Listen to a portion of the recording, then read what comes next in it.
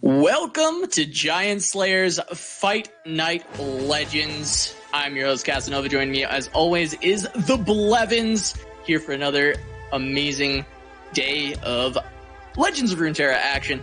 Blevins, how you doing, buddy? I'm doing well, Casa. How are you doing? Not too bad myself, man. I'm excited to get into it. You know, first of all, as always, we got to jump into that format. Let the people know what we're going to be doing today, Blev. Oh, yeah. We're playing a double elimination bracket, and we've invited 8 of the best players in the world to play. Every match is going to be a best of 3, and the players have brought 2 decks with no region overlap. And to win the match, they've got to win with both decks. And, of course, the players are playing for their share of the $200 prize pool tonight. And speaking of those 8 players, Casa, let's take a look at the bracket and see who's going to be playing tonight.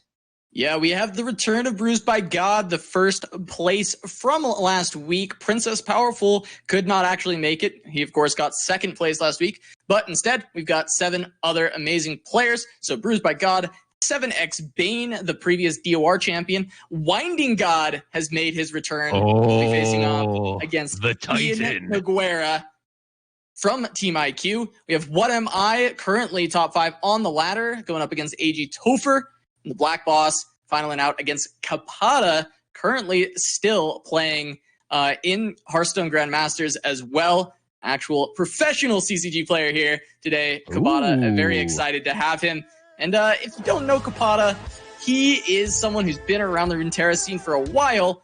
If you hate Heimerdinger decks, and you really hated how they were involved with Ionia, you can blame Capada, as he was the first player to really take that Heimerdonia archetype. He took it to master in the open beta. So Capada, very, very strong player. Excited to have him back in the game, and excited to see how he does in Fight Night.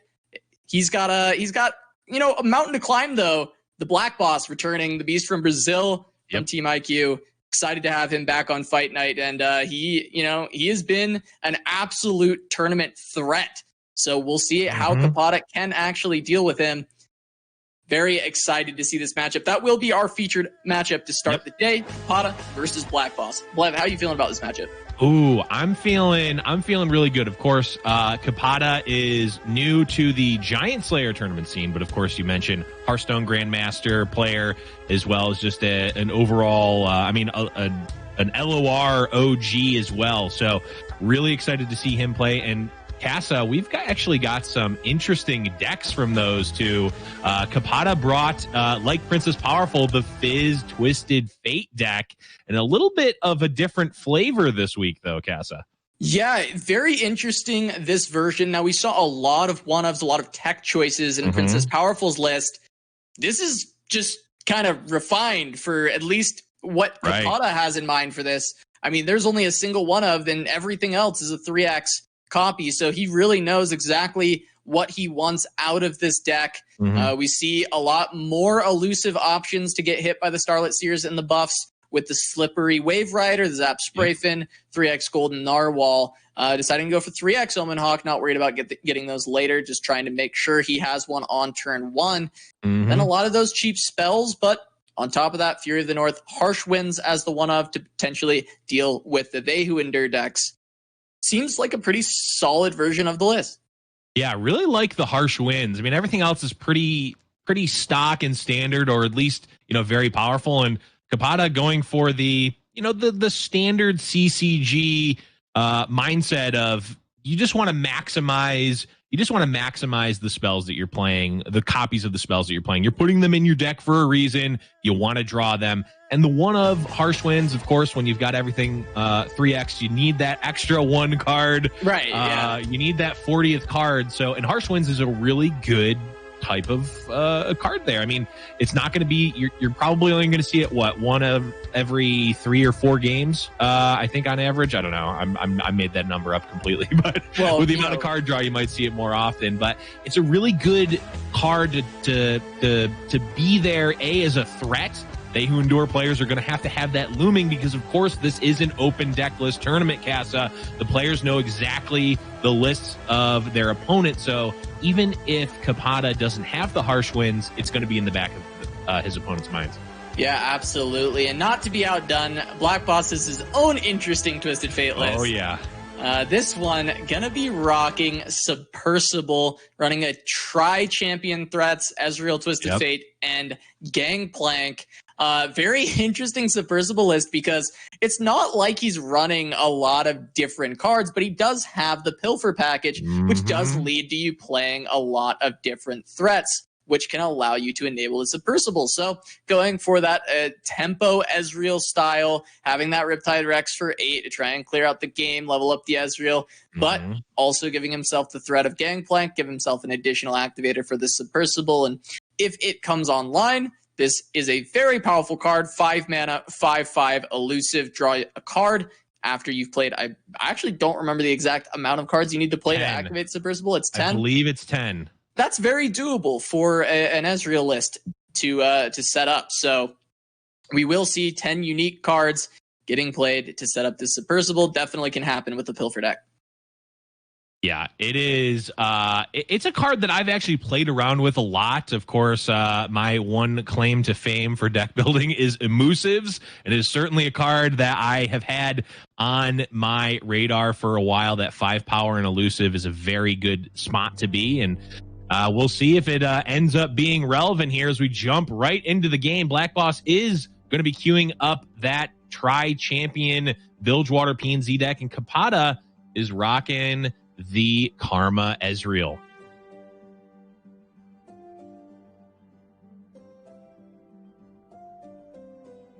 So we'll start with Kapata's POV here.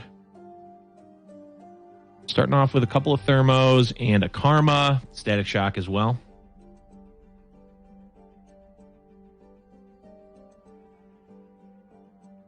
Pretty standard opener here for Kapata.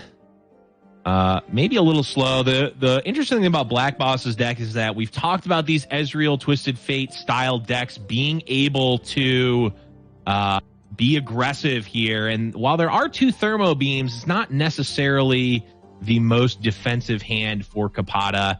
The Will of Ionia is a little bit clunky. Of course, he ends up with the Palm here. Could slow things down a little bit at least.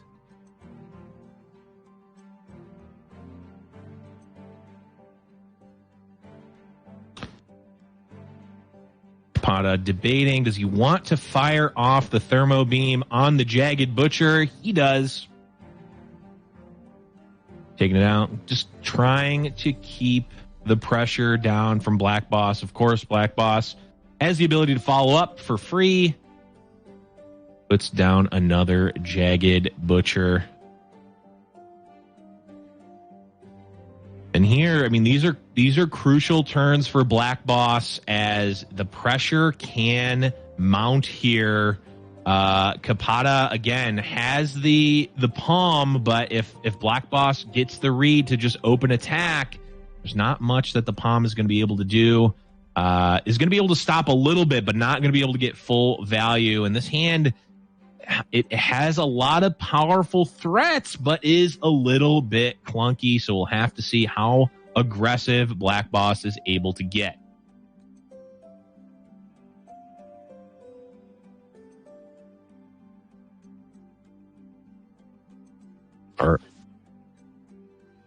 And you may be wondering in chat why I'm talking to myself. Casa has dropped internet here. We're going to be working on the back end to get that. But until then, you're just going to have to deal with the solo Blev cast. I know everyone is leaving in droves, but if you can deal with it, I'll be doing my best here.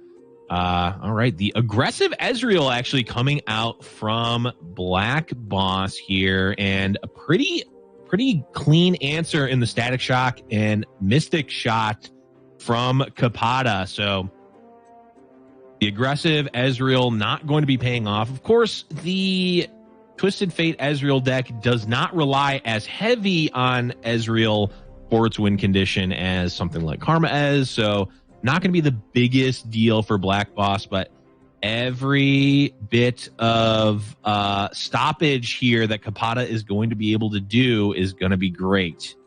So a relatively healthy 16 here. Kapata taking the pass. Back over to BlackBoss. Still, of course, going to be able to use the Mystic Shot at fast speed. And Big Daddy Gangplank coming out. How is Kapata going to be able to deal with that? He has the Will of Ionia to stop it. Thermo Beam can come out, but that will put him in a pretty precarious spot. He could do something like Mystic Shot. The problem for Kapata is he can't really line up these spells super nicely with the Thermo Beam, but he's going to opt for the Palm here to stop the Gangplank. It's a pretty good stop here. He's actually getting value out of the Palm. Going to be able to block here as well as Mystic Shot the Ezreal. So crisis averted for Kapata, but that Gangplank is still looming, and he's going to have to try to find a time to get this Thermo Beam off and not leave himself too vulnerable at the same time.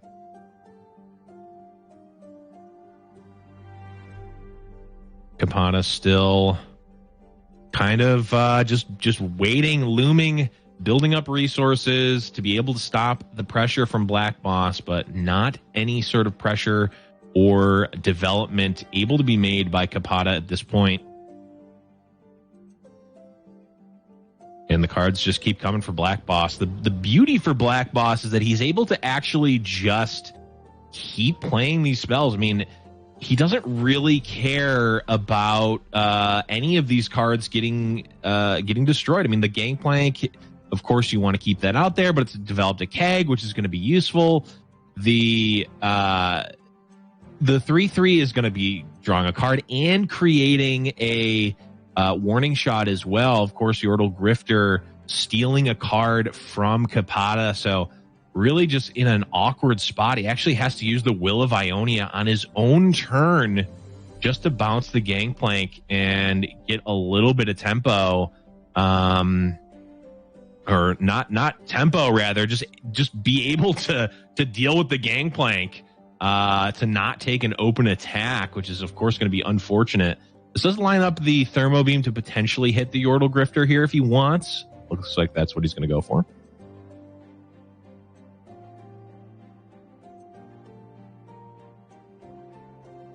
And I'm getting word that we're going to be getting in Sero as a guest caster in just a couple of minutes. So the nightmare of the solo Blev cast will be over soon, chat. Don't worry.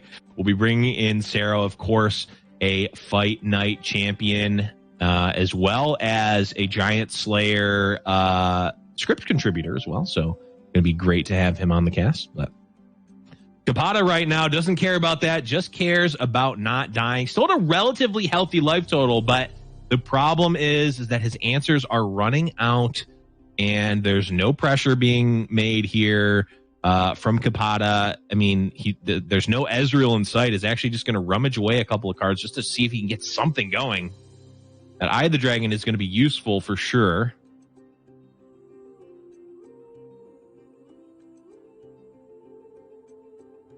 I'm debating he could go something like Eye of the Dragon into Thermo Beam. He could run out the Karma, though I don't think he wants to. I'm just going to start with the Eye of the Dragon. It'd be great if BlackBoss had enough mana to play the Gangplank. He'd have a perfect 5 mana Thermo on the Gangplank, but unfortunately, BlackBoss is only at 4 mana here.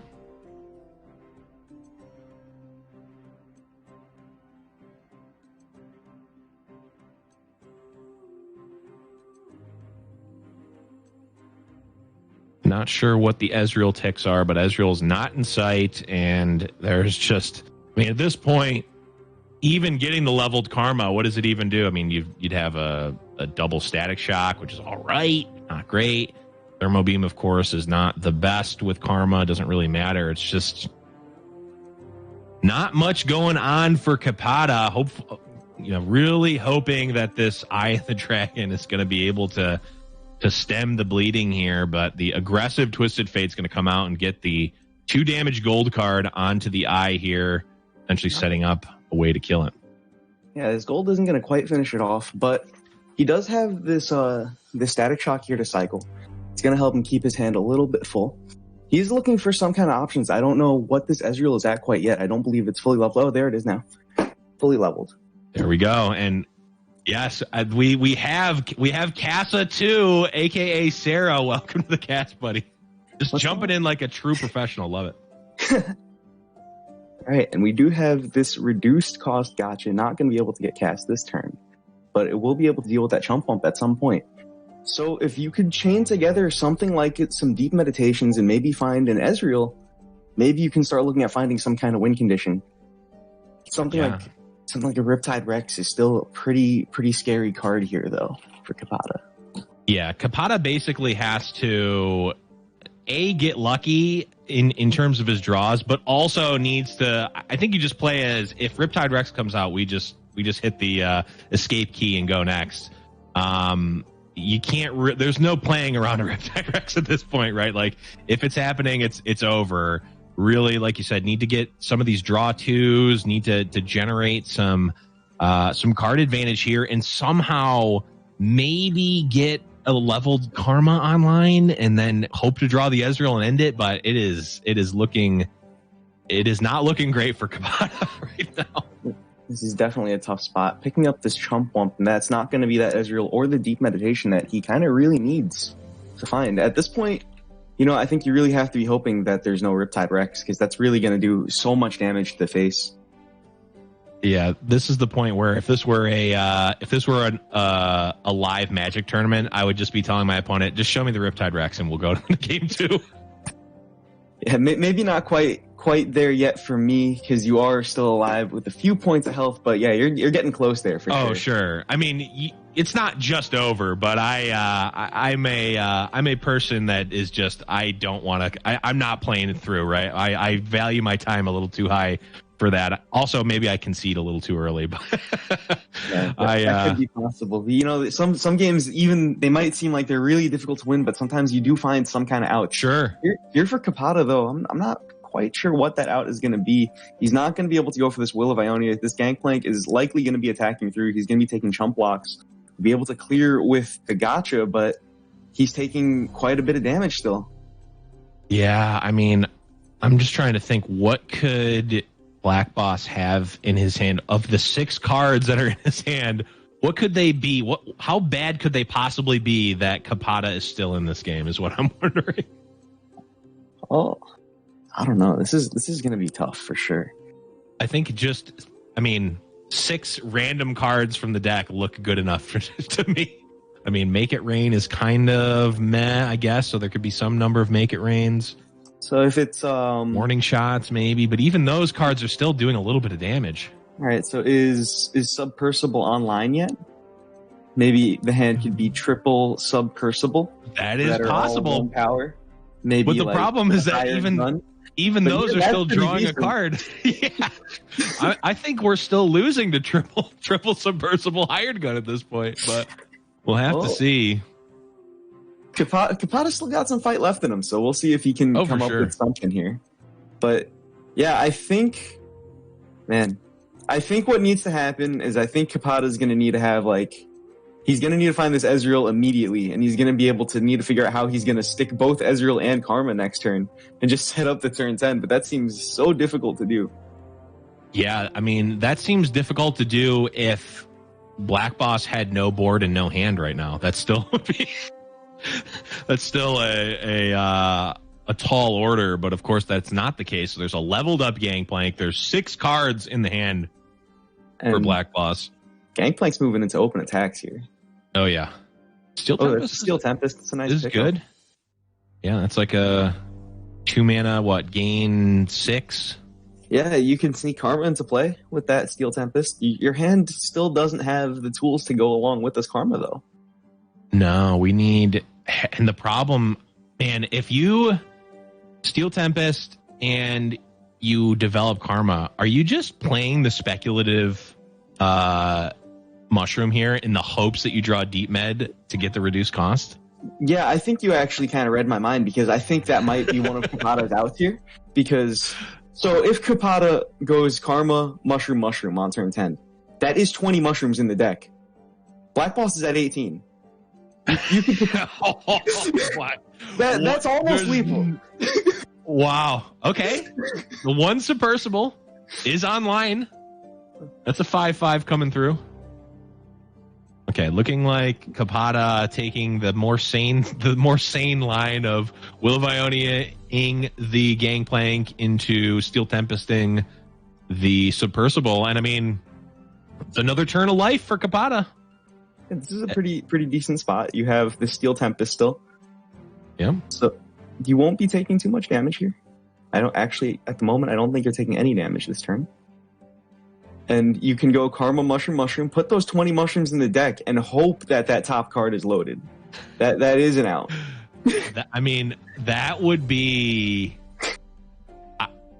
I mean, we don't really have trolled-in videos in LOR, at least not that I know of, but that would certainly make the cut. That's kind of insane. That's definitely... That's a tough win condition to find, but you never know. This is interesting. This way he's actually going to be pushing 2 damage. And that is interesting. This doesn't tempt the Steel Tempest as much either, right? You don't really want to be Steel Tempesting here. No, I think you just let this happen. I'm wondering. I just can't. I mean, yeah, I think this attack makes the most sense. I was wondering, like, I guess you can put damage on the Chumpwump, but that doesn't really matter. And then killing the Chumpwump, I also don't think matters either. I guess it kind of protects your Keg, technically. All right, and Thermo Beam is going to come down and clean up this Chumpwump. All right. He's got a Karma, 2 Mushrooms, and a Dream. So, what comes off the top here? Okay. Mystic Shot. Okay, so now we only need 16 mushrooms on this. 14 mushrooms. You double 14, up that Mystic Shot. You're getting there. That's right. You know, Capata might have already won this game, and BlackBoss just doesn't know it. Looking like Capata might not know it either. Oh, yeah. He's saying, I've got more outs. Or just waiting. That makes sense, too. You want BlackBoss to spend some more mana before you do it. I mean, you got to go for it, right? There's no... Yeah, I think your outs here are very slim. Your outs here are very, very slim. I think this is the double mushroom. Maybe you find a deep med. Oh, but that's not even... That Thermo Beam is kind of rough. For sure. I mean, you still got to go for it, right? You double mushroom, Mystic Shot upstairs, and just hope, right? Maybe he draws 14 mushrooms. You're not winning if you're Mystic Shotting. No. If you're there, there's no way. And what does this even do? Taking the Mystic Shot on the Gangplank. Gangplank is still going to be attacking for a ton of damage next turn. Yeah, Gangplank isn't even dead with the Mystic Shot. No mushrooms are put in the deck, so Capata has not taken his only out in this game. And BlackBoss is going to be picking up game 1 here. I don't get that. I don't get that at all. But that's fine. It was the odds were very slim regardless for Capata there. Just kind of an awkward draw for Karma Ezreal. And yeah, that's the nature of that deck. Yeah, definitely a tough game there for Karma Ez. I think the deck list there from BlackBoss was really spicy, having those 3 subversibles. This isn't the first time we've seen BlackBoss bring a subversible deck either. I seem to remember a few weeks ago, I don't remember which fight night it was, but there was a fight night that he did quite well, potentially even picking up first. I don't remember, but I remember he did quite well. I think he might have gotten second with the subversible deck. Yeah, subversible is a card that I think is kind of, I was going to say flown under the radar, but really sort of dove under the water radar here. Get it? Because it's a sub. I'm so funny.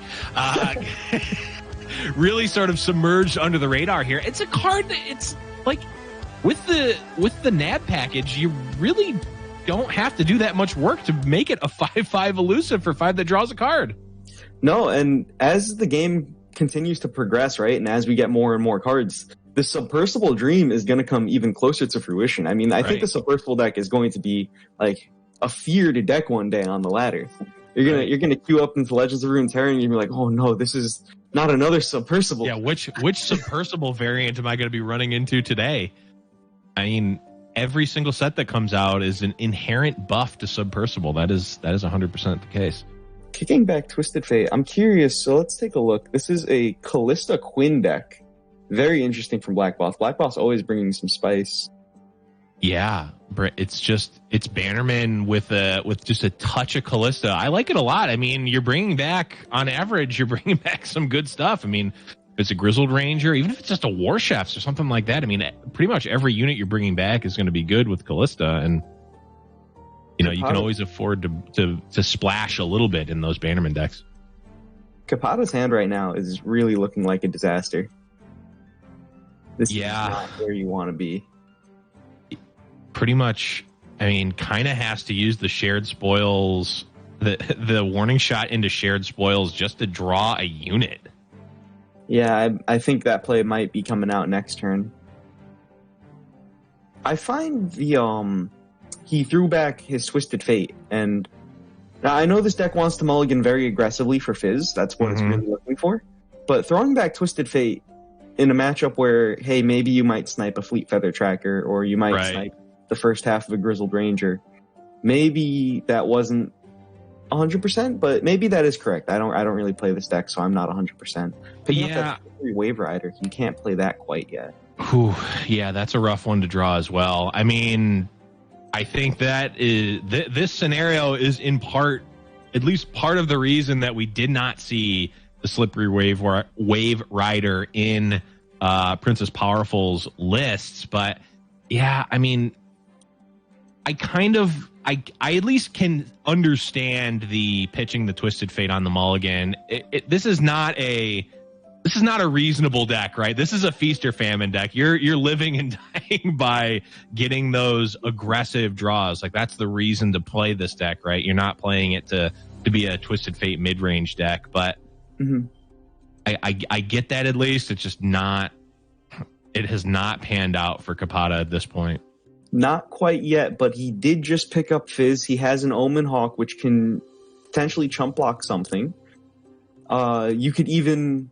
Now, I don't think this is quite what you want to do. Oh, don't play this Fizz. Please don't play this Fizz. Oh. Don't play the Fizz into the Fleet Feather Tracker. Play your 1/1. Oh, no. Well, right. He does have Brittle Steel. He has this Elixir of Iron. Yeah, he's got options for sure to save the Fizz, but they're basically just going to be thrown away. And I guess he kind of has to. He kind of has to play the Fizz. I feel like we could have waited at least one attack, right? I mean, the Fizz is basically just gaining 2 life, right? Yeah, you could have definitely played the Omen Hawk there and then played Fizz afterwards. Now, you do still have this Elixir of Iron. Elixir of Iron is going to protect Fizz this turn. But you are, like you mentioned, you are just down a spell now. It's going to be a little bit harder. But next turn, you have the Elusive Boys. They're going to be able to be coming down and putting out a lot of pressure, right? You do have that Slippery Wave Rider. You do have this Fizz. The Wave Rider, I believe, is a 5/5. This Fizz is a 3/2 that's pushing 8 damage. So this is representing a 2-turn lethal with that Fury of the North. That is true. I mean, at the end of the day, you just need to get those 2 turns. The problem, of course, being that BlackBoss might have something to say about that with his gigantic board. But, I mean, the answers are there for Capata. He does still have the Brittle Steel. He has the Elixir of Iron to potentially save the Fizz. And a Narwhal. I think he's better off playing this Slippery still. Yeah, and he's going to agree. Getting that attune is so helpful here. That extra mana lets you play both the Brittle Steel and the Elixir of Iron if you need to this turn. Yeah, I think it's a little unfortunate that he is going to have to commit one of them essentially without value here. Because he kind of wants both on defense here. But he does obviously have to commit one to, turn on the Fizz. I don't know what the mana count was. Okay, yeah, he might have actually been able to play something like Salvage into the Narwhal, though the math might not line up well enough. I think you had exactly enough mana to do both of those plays last turn. I think you went with 1 spell mana and you had 5. Mm-hmm. Yeah, I think he had enough mana. It's just I don't know. I guess he'd be at 13 now. Probably was off on damage. I don't think he had enough damage. But now, I mean, Capata just needs if he and his units can survive this turn, he has lethal with the Fury of the North. And this Brittle Steel, I think, is going to be very important. I think for this next turn, like you do have the Fury of the North. You can go +4/+4, protect one of your units. I mean, even just the Slippery Wave Rider with that +4/+4, that's 2 points off lethal. You're so close. You just need to find a little bit more. If you get through this turn with this Fizz and the Slippery, I don't know if BlackBoss has an out. Let's see. Does he have? He has relentless pursuits, which can definitely set up a lethal on this turn. I was going to say this attack makes me think that. I mean, why would you pull the 5/5 if not? I mean, if you're only attacking once here, why wouldn't you pull the Fizz to try to kill it? I guess it has to block, right? 5, 8, 9, 10, 11, 12, 13, 14. Yeah, he has to block. Yeah, he's really making the most out of this barrier this turn as well. This might be a forced Fury of the North, potentially. Defensive one. Yeah, this just smells like a Relentless Pursuit to me. Yeah, if it's a Relentless, you can go Fury of the North. I mean, this kind of sucks because this the Challenger unit is going to live, but you can Fury of the North your Fizz, block Callista, potentially Brittle Steel something. You can actually Brittle Steel the Challenger unit, and then the Challenger unit can't kill your Fizz. Oh, that's true. Yeah, that's actually pretty huge. But that's pushing through lethal damage. So you might have to Brittle Steel one of these things that's actually attacking you here. Yeah, looks like he is. Well, he could. Man, he. I don't know if Capata is beating the Relentless Pursuit here. Either way, Callista is dying, which is obviously going to make that a little bit closer. Yeah, he's got 3 blockers to these 4 attackers now. Yeah, so is it Relentless Pursuit? Okay, so the Relentless Pursuit is there. Is there another unit to follow up with is the question. Looking like no. Yeah, maybe the hand is something like a Ranger's Resolve, or maybe something big like Swiftwing Lancer or Cytherea the Bold, something like that. Right. Pada succeeding, but he's not there yet. Not able to click the button, and now he does it. That's close. That's gonna be a swift 2-0 for BlackBoss there. Unfortunately, man, Capata just had clunky draws there. Just did not line up to his game plan in either of those matches. Yeah, that Fizz deck, it's a very finicky deck. I feel like yeah, it really is a finicky deck, and it's kind of feast or famine, like we were saying. But we are going to jump to a quick break here and try to get some of our technical set up on the back end. But we'll be right back. Some more Fight Night Legends. Stay tuned.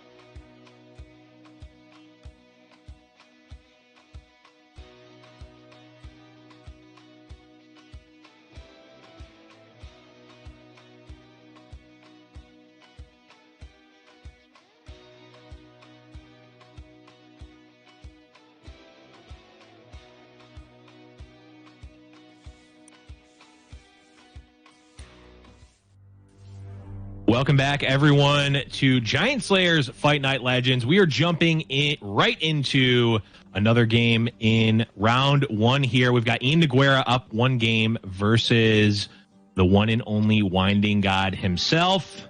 And Winding God's looking kind of dead. Yeah, sometimes this does sometimes happen when we jump into these games right away. We don't tell the players to stop or anything because that wouldn't make sense. So sometimes we see the tail end of a game.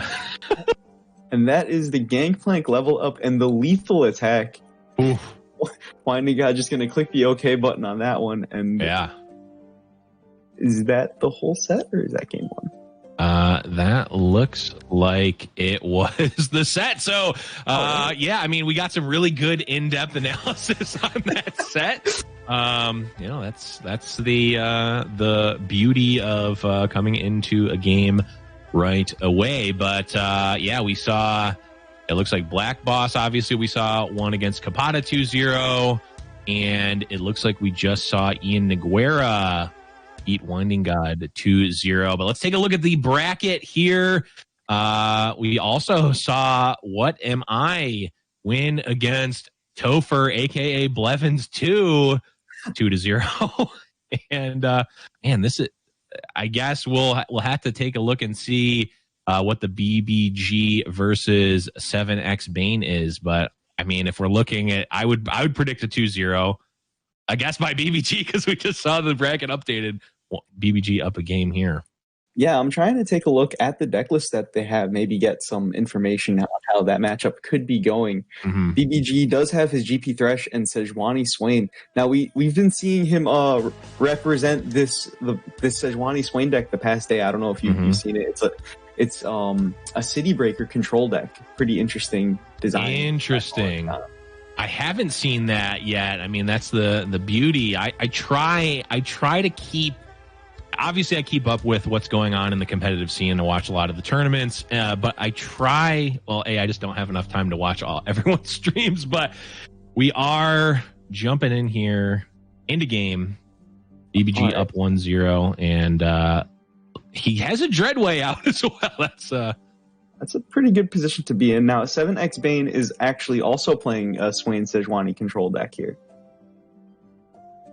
His build is going to be a little bit different than BBG's, though. His other list is a Garen solo Bannerman that if 7 Bane is going to win this game, he's going to have to win with that Bannerman as well. Mm-hmm. Yeah, and BBG was once a king of the Bannerman, but has really been bringing a lot of these like mid-rangey, I don't want to say clunky, but the mid-range like top-end decks that generally, unless they get really aggressively beaten down by a Bannerman, are usually pretty good against that style of deck. Yeah, he's been taking a lot of these kind of slower, more mid-range decks that are relatively aggressive at the same time. They do have some aggressive game plans going on to them. Is the Monkey Idol gonna come down, start generating more Powder Monkeys? And now when these Powder Monkeys explode because of this Dreadway, they're gonna be dealing 2 damage. They're gonna be doing double. Yep, they absolutely are. I you know, when I first saw Powder Monkey, I thought it was a complete meme, but we've actually been seeing it play out pretty competitively, actually. Monkey Idol is quite a powerful card. It works for Thresh combos. It works for just triggering your champions that want to see damage every turn. It triggers your Plunder. It does a lot of things. And it gives you 3 chump blockers. Mm-hmm. Yeah, Monkey Idol has actually been that is a card I think I misevaluated almost entirely. One thing that I got to call out for this style of deck, because I've seen this happen before, but you're playing Bilgewater SI, you're playing a copy of the Dreadway. How do you not run at least a 1X Ledros? I mean, come on, you got to have that combo in there. Oh, the thing is that the 1x Ledros is going to be breaking your hand a lot, and the 1x Ledros you're only going to want to play the 1x Ledros once you've already developed your 9-mana Dreadway. And at that point, you have your 9-mana Dreadway. Just play a Gangplank and wipe your opponent's board. It's going to be about the same thing. There's no glory in that game plan. This is if we were in the Yu-Gi-Oh anime, which I of course role play my entire life as. we would be running this combo and we'd be talking out all of our plays. That's the world I want to live in. But that's a really good world. I can't take that away from you. Have you seen the new emote spoiled today? The Kaiba Nocturne. When Kaiba is getting OTK'd by Exodia, and I sure did, and I could not put that in S tier faster. Yeah, that's really good. I don't even need to see what it looks like to know it's a great emote. Yeah, absolutely. I was very thrilled to see that when they revealed it today. Looking here like a pretty harsh winds is not what you want to see if you're BBG on this attack. That's a very strong harsh winds here. His Gangplank is going to go down for free here, but he does have this Rekindler. It's going to get him another Gangplank, so I don't think he's all too upset. No, that's still going to be a pretty all right position for BBG here. This Dreadway just hanging out, being a nuisance. Yeah, I mean, it's not an easy card to deal with. I mean, it's got the 4 attack, so it dodges the Culling Strike. It's got 8 health, which is really not going to die to much, especially if he doesn't throw it in combat. And okay, I was actually not sure about that interaction. If the Powder Monkey would actually appear. There's at least one card that doesn't work the way I think it will in terms of board space. Like when you use things like Vile Feast while units are attacking, but you have like 3 on the attacking bench and 3 behind the behind bench, and some are going to die. You'd think maybe I'll get to keep my spider, but in that situation, you don't get to keep your spider. Yeah, that I think is exactly what I was thinking about, and I mean, I just want clarity, really, but it's something that Riot is working on, so I'm not gonna harp too much on it. But there are a lot of words on these cards, and it's hard to make them all consistent sometimes. It is, but also there's a lot of words on Magic cards as well, and those are very rare. They may be complicated, but they're very rarely ambiguous. That is true, but they have an entire you can read an entire multiple long books of just rules text, you're lawyer documents. Not wrong. Of how it works. You're not wrong, and you can't get that for Runeterra. Yeah, maybe one day we'll get right. If you're looking for a rule master, I've got a presentation about why I should be that person, ready to go. So just email me. But I actually don't, and I don't even think I would want to do that. But we are seeing the Gangplank level up for BBG here, and Gangplank Bilgewater has arrived. Yes, and has turned into a level 1 Anivia in the process, but the Keg is going to make him a level 2 Anivia. And this is going to do tons of damage. And my friend, there is also this Dreadway. It's going to be doing 4 damage on this attack. Oh, that is true. That's what we in the business like to call a spicy meatball. This attack might be what we might call lights out, potentially. I don't think it's killing him quite yet, but we're getting very, very close here.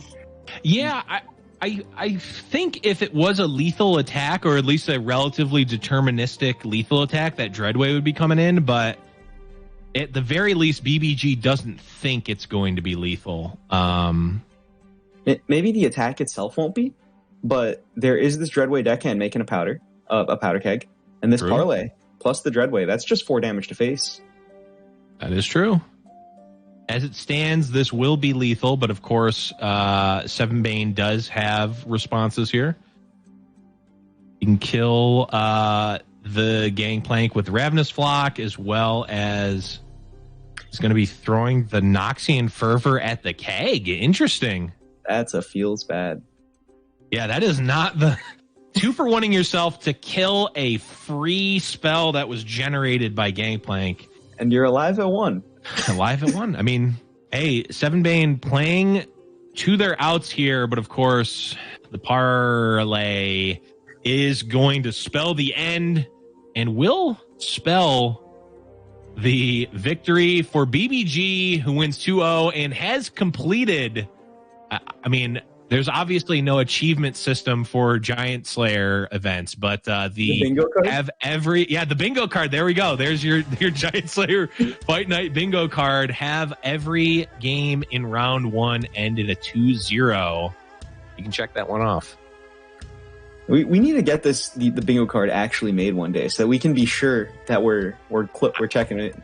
I don't want to put anything on anyone's plate, but I do believe that Morp in chat did commit to making the bingo card, and we'll also be distributing them to everyone in chat.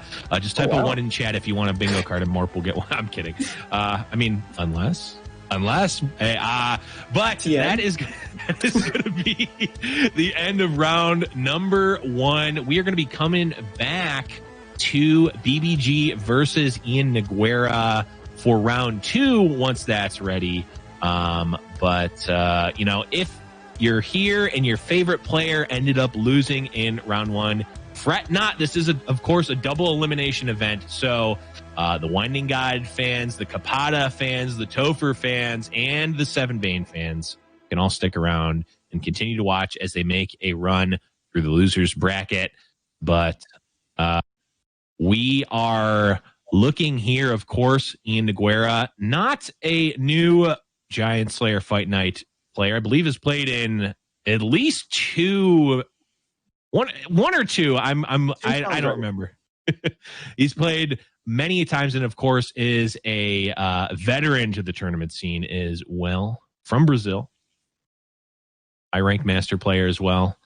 And of course, he's going to be playing against the one and only BBG, our reigning Fight Night champion, and is one of, I mean, maybe not the biggest streamer in LOR right now, but is certainly top 3, top 2, maybe. Definitely one of the highest known names as far as the streaming world goes in Runeterra. I think top 2 or 3 is definitely a safe place to put him. Yeah, definitely. And of course, not only a big streamer and content creator, but one of the most decorated tournament players for Legends of Runeterra. I mean, we were talking about it last week. He finally got his Giant Slayer trophies, had many a Jam Fest, I believe a couple, at least DORs, and maybe even some other random one-off events as well. But just one of the best players in tournament play for LOR that we've seen so far. Yeah, and one thing that he's largely known for is the different decks that he will build. He builds a lot of different types of archetypes. Usually you'll see a new type of deck from him like every other week, and this year we see actually a City Breaker control build, and this is a Swain Sejuani deck. It's able to lock down your opponents in the late game. This is actually I'm a big fan of this deck. Actually, when the Rising Tides first came out, Swain Sejuani was what I used to get to Masters. I played the 3 times as well. So I'm a big fan. This list is a little different from mine, but I love where he's going. He's got the Legion Grenadiers. I used to play Grenadier as a 2-of when it was a 3-1. I think now that it's a 3-2 for this deck, it's even better. I think this is a super solid deck that he's rocking this week. Yeah, this deck, I mean, City Breaker and then plus Sejuani or Swain leveled up. It's such a oh, this is like when you're reading the spoilers, like, ooh, this is going to be really good. And then it ends up not being good. Well, it's come full circle now, Sarah. We're actually seeing it played. And of course, it won last round. So really, I'm very interested to see how this one performs and if it becomes more meta. But of course, he is going up against iannogueira, who, has brought some strong decks as well. And of course, we'll be getting to look at those once we get into that match. I'm really excited to see this the City Breaker deck in action. One thing that I love about City Breaker, I mean, you look at that card and you're like, wow, it's a 4-mana 0/5. This isn't actually going to do anything. But it sits there and it looks so harmless the entire game. But it just every turn it's just ding you for 1, ding you for 1, and then you're like, oh wow, this has hit me like 3 times. Sejuani's like about a level right now. That's not good. And then the Sejuani's in play, and you're like, oh, that's not good. And then the next turn, it's like ding you for 1, and now your whole board's frozen. You're like, wow, that's really not good. How am I going to deal with this? Right, man, I really wish I was able to do something about this. But yeah, it's really underestimated the value of that direct damage that doesn't have to be generated by an attack. You don't need the attack token. It's going to happen every turn, and it's the type of card that at least I misevaluate when I first see it, because unlike Magic the Gathering, which is of course my background, you're getting that effectively twice as much as you would in a game of Magic, because it happens on both your attacking turn and your opponent's. But we're jumping in right now, BBG versus Ian Nogueira, and we already are seeing the City Breaker. Yeah, and he knows he needs to keep the City Breaker, and 2 City Breakers, I think that's where you really want to be. Nowadays, if you look at these Karma Ezreal decks, how are they going to remove your City Breaker? They're gonna concussive palm it. Okay, that's a good joke. You're gonna Will of Ionia it. Okay, it's a good joke. You really only have Thermo Beam. So yeah. And if you're using a Thermo Beam on a City Breaker, well, what are you gonna do about Swain, dude? You're super happy if your BBG if City Breaker is eating a Thermo Beam. I mean, how could you be any happier? I mean, what more could you ask for? Yeah, City Breaker. It's just such a. It seems so insane in this matchup. I actually can't believe it. It's actually a nightmare card for Karma Ezreal. And BBG, I think, lined it up perfectly. I mean, in this matchup, of course, in the mirror match, it's going to be a little bit worse because of Calling Strike. But Ian Nogueira's not running he's running a Gangplank Sejuani deck. So there's actually City Breakers just going unchecked here, Saro, in both of these matches. And I may be bad luck. I may be the Black Widow of co-casters here, but it looks like Saro may have dropped.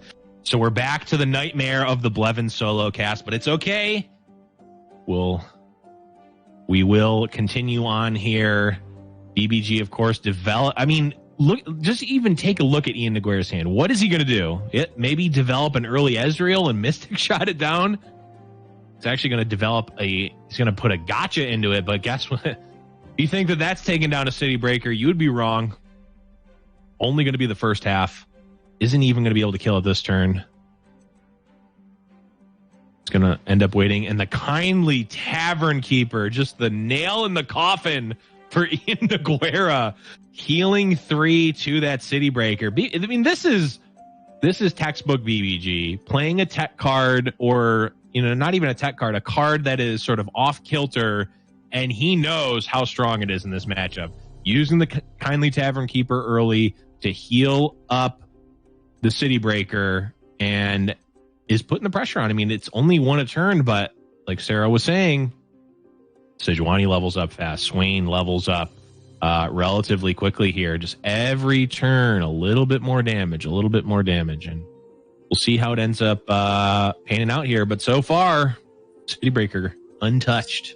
This City Breaker is going to be putting in work, and the second one isn't even in play yet. And let's think about it for a little bit, right? Karma wants to make it until at least turn 10, right? So the City Breaker alone is going to be pushing 4 more points of damage. Yep. Maybe this other City Breaker comes down now. Maybe I fail. It's certainly possible. I was wondering, Sarah, if the City Breaker was actually aimed at your internet connection and took it out. There's no playing around it. Yeah, dude. I actually heard the rocks take out the back half of my house, dude. It's not good. Luckily, you had the Calling Strike to respond, though, so that was good. No, I'm gonna have to patch up the hole in the wall after this, but it's fine. Just Kindly Tavern Keeper your back room, and you'll be okay. It'll heal for 3. I think that's how that works, right? I wish I had a Kindly Tavern Keeper. Oh, yep. But so far, I mean, it's going just like you said, Sarah. There's Ian Nogueira and there it is, the Thermo Beam. This City Breaker has eaten a gotcha, a 4-mana Thermo Beam, and half of a Static Shock. And Ian Nogueira just has nothing but pulling out the Karina emote. Yeah, the swoon emote. Because what more can you do but swoon over the City Breaker? But this is still only 3 damage has been dealt. True. Karma is in the hand. I'm not quite sure what this Ezreal's at the moment. It is probably 3, 4, probably 5 or 6. Maybe 5. It's somewhere between 4 and 6. I would imagine. Yeah, so BBG is actually under quite a bit of pressure. He doesn't have... He's still multiple turns off of ending the game. Mhm. If he were to try to drop this Leviathan next turn, it's getting Will of Ioniad, so he's Sure. not going to be able to actually get much damage in with it. And you don't have much burn. You have 3 points with the Grenadier and the 2 Mhm. Death's Hands. Yep. But that's not lethal. True. That's far from lethal, in fact. Yeah, and notably, the sort of City Breaker Sejuani combo is actually not effective against the Karma Ezreal deck. So while City Breaker is doing its work and chunking away and potentially even leveling up Sedge relatively early, it just might not matter. It just doesn't. Your whole board being frozen doesn't. Ezreal just doesn't care. He can't freeze Mystic Shots. Well, BBG still has 2 turns to mess around before turn 10, right? So he does Sure. have a little bit of breathing room. It might be that the play this turn isn't the Leviathan because there are these 2 wills, but Mhm. maybe he can set up a go wide strategy with these Babbling Bjergs. I really would have liked to see the Death's Hand come out from BBG last turn to remove that 3/2 because he ended up floating 1 mana. He had 4 mana ending that last turn, and he could have banked it to set up for a Ravenous Flock moving forward because I think we're going to see this Death's Hand come out on this 3/2 at some point anyway. Yep. Ooh. BBG actually just willed. going for the Leviathan. I mean, it's not terrible. It's always going to be bad to have this Leviathan willed. I can kind of see BBG's thinking here. It's like this Leviathan is always going to get willed if it's there. So let's just get it out now when it's, I guess, a little bit awkward. It's not allowing Ian to develop too much. And then if he doesn't have it, I'm just in a really good spot. So I kind of like it. I think I would have preferred your line, Sarah, with just kind of going wide there. But this also allows him to develop Swain this turn, which is going to be pretty good. Yeah, and he's actually really holding on to these 3 points of mana for dear life here. He's not spending it. Now, Swain is not leveled, I don't believe. Yeah, I believe Nope. he was at 8 out of 12 there.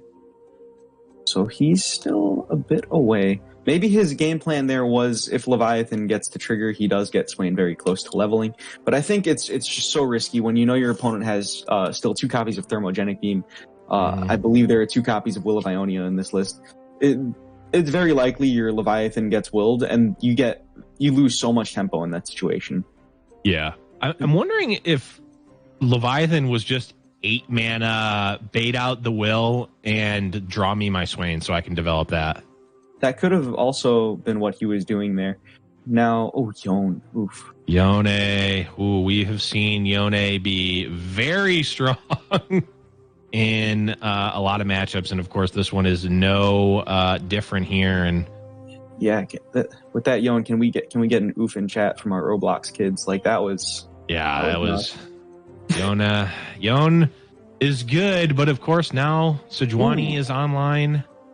Okay, that's a critical draw, that Calling Strike. Yes. Now, the Karma and the Ezreal are the only champions right now that Ian has. So if BBG can remove both Karma, which he does have, I think he should be slamming. I think he should be using the double here, maybe. Yeah, I feel because now Ian can play Ezreal and then get a bunch of damage off if he wants. Maybe BBG thinks that's fine and he just wants to bait out the Ezreal. He's I guess taking so much damage. This is interesting. Yeah, I think because if the fear is something like a deny, then your opponent is tapped out, right? And they still have They still have 3 mana to actually play Ezreal, so they can still get the Ezreal in play. But you can calling the Ezreal when they're tapped out is the thing. So now he's going to be able to. There's going to be a flurry of spells that can come in here, and they're all going to be burst speed. Mm-hmm.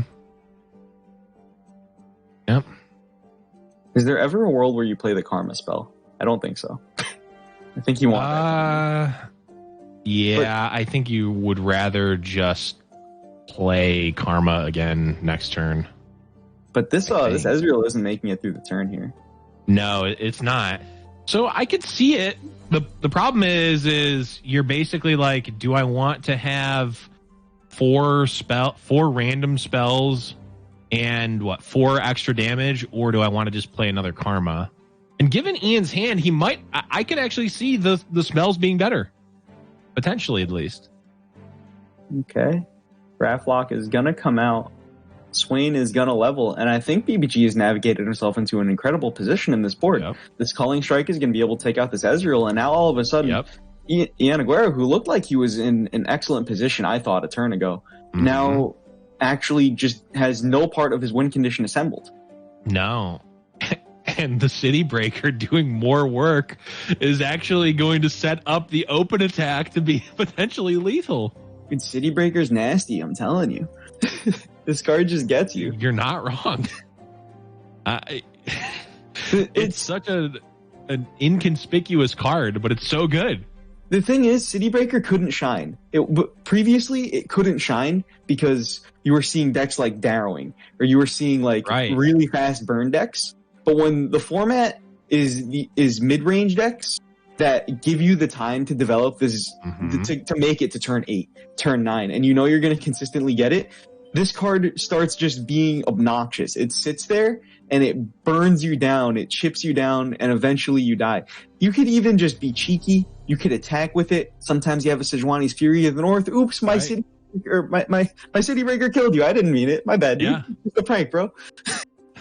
Oh, I think you absolutely mean it when you're attacking with the City Breaker. You got to send that message. But Ian has Will of Ionia and Concussive Palm, so this is going to give him another turn of life here, I believe.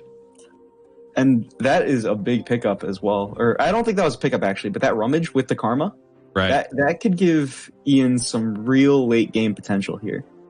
He could potentially he finds 4 cards with an extra card draw. He's finding 5 more cards. If one of those is an Ezreal, BBG's only at 6. Yeah, I think actually the Karma Rummage is actually just puts iannogueira at solidly favored at this point.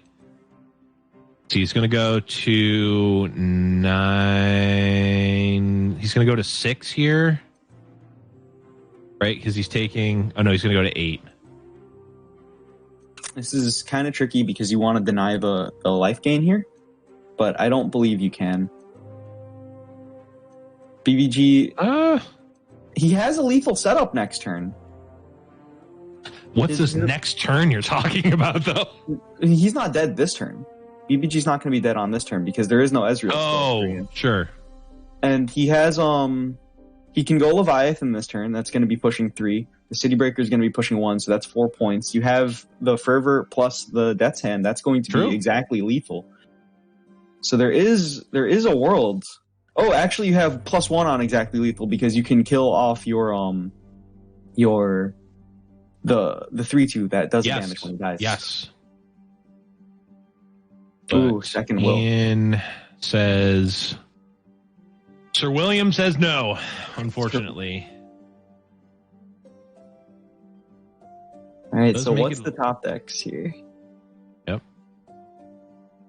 Hard one for Ian is Ezreal. And that's does not bode well. But one thing, so it's interesting still because while this Ezreal is here, Ezreal is going to be coming down, and while there is the Rummage, there's only the 1 card in hand to rummage away because you don't want to be getting rid of the Ezreal. Oh, true. So only 2 cards are going to be drawn, but also 4 damage is going to be dealt. So let's see, he's got 7. He's going to spend 4. So can he get a single spell in 2 cards that costs under 4 mana? Of course, we already saw. It's likely all of the wills. Not guaranteed. I don't know if Deep Med is going to be online or not. There was a Concussive Palm last turn. Concussive Palm and what else? Concussive Palm and Will, right? Yeah, he willed the Leviathan. So yeah, so it would be Deep Med would be an out here. BBG thinking, does he just want to go upstairs here? And I think he is correct with his decision here. I think this is a pretty good play. Yeah, it sets him up to win on the open attack, right? It stops Ezreal from attacking. Just the... Oh, true. Yeah, but I don't think the Ezreal attack... Deny's not castable. It is castable. Is... Oh, no, it's not. You're right. I thought there was 4 mana there. I thought there was going to be 4 mana too. I just miscounted. Boomer math. That's it. Yeah, that's just it, right? Deny or gotcha. Yeah, there's nothing. If there was, if the Ezreal was stunned or something like that. Yep, just not going to be able to do it. And just playing out, is there a card that can beat me here? And the answer is no. And he's going for the City Breaker. Oh, no. Oh, the disrespect. That poor City Breaker. Oh. Wait. Oh, no, the City Breaker wasn't damaged, right? I was thinking, is there a way that you could have double flocked your own? But there is no way to Can you flock your own unit? I have no idea. I believe you can block your own unit. I think I actually might have lost the game to that yesterday. Yeah, it is just to any unit. So, but man, that's actually kind of crazy though, Sarah, because we were talking about City Breaker control should be at least kind of favored against the Karma Ezreal deck, and we see Ian Nogueira end up taking it down in game 1. So certainly a good pickup. We talked about how the raw power of the City Breaker, but the rest of the deck just wasn't able to pull through. Really, what happened there was City Breaker really being held back by his older brother Leviathan getting willed.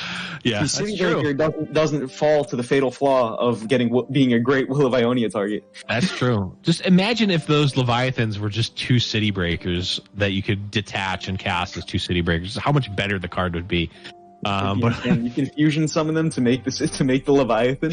Yeah, you need the polymerization, of course, and you need to put the Leviathan in your side deck. But shout outs to the Yu-Gi-Oh players out there. But we're jumping into game number 2. BBG running it back with the Swain Sejuani deck. Ian only has the Gangplank Sedge left, and I think this should theoretically be a better favor, or should be a better match for BBG. These Riptide Rexes might make things a little tricky, potentially. Riptide Rex does do a lot of work against the boards that BBG's deck can produce. It can deal with, not always, but it can somewhat reliably deal with 2 champions on the board at the same time. Once there's a City Breaker in play, though, City Breaker absorbs. I was going to say, there's 5 points of health that the City Breaker is gonna. That's what 3 shots that the City Breaker can absorb, and can really just continue carrying the deck. I mean, just not even close. The card is low key a unit. There's nothing more to say about it. It is low key playable, and we're seeing it here in this second round. BBG down a game here, but we've seen BBG completely unfazed by game losses or even being down in the event. He's made runs through the losers bracket as well. So just a true tournament professional, unfazed by early game losses. Look at this Kindly Tavern Keeper. What an absolute unit this Earthen Ring Farseer is. It's such a good card. Do you know what the name of the tavern that Kindly Tavern Keeper The Tipsy Owl. You are correct. It is the Tipsy Owl. Love it. Warm hearts and hot soup. You of course know that the babbling Bjerg is in the artwork in the background. Yeah, his hand is just bursting through the door. Yep. Teeth as big as tombstones. I always gotta take my time to do the voice of the cards, even when it's on cast. Okay. You gotta believe me. That's one thing. That was probably my favorite thing about Hearthstone was the fact that the cards had voices. Like that was my favorite thing. Riot just went above and beyond. Multiple.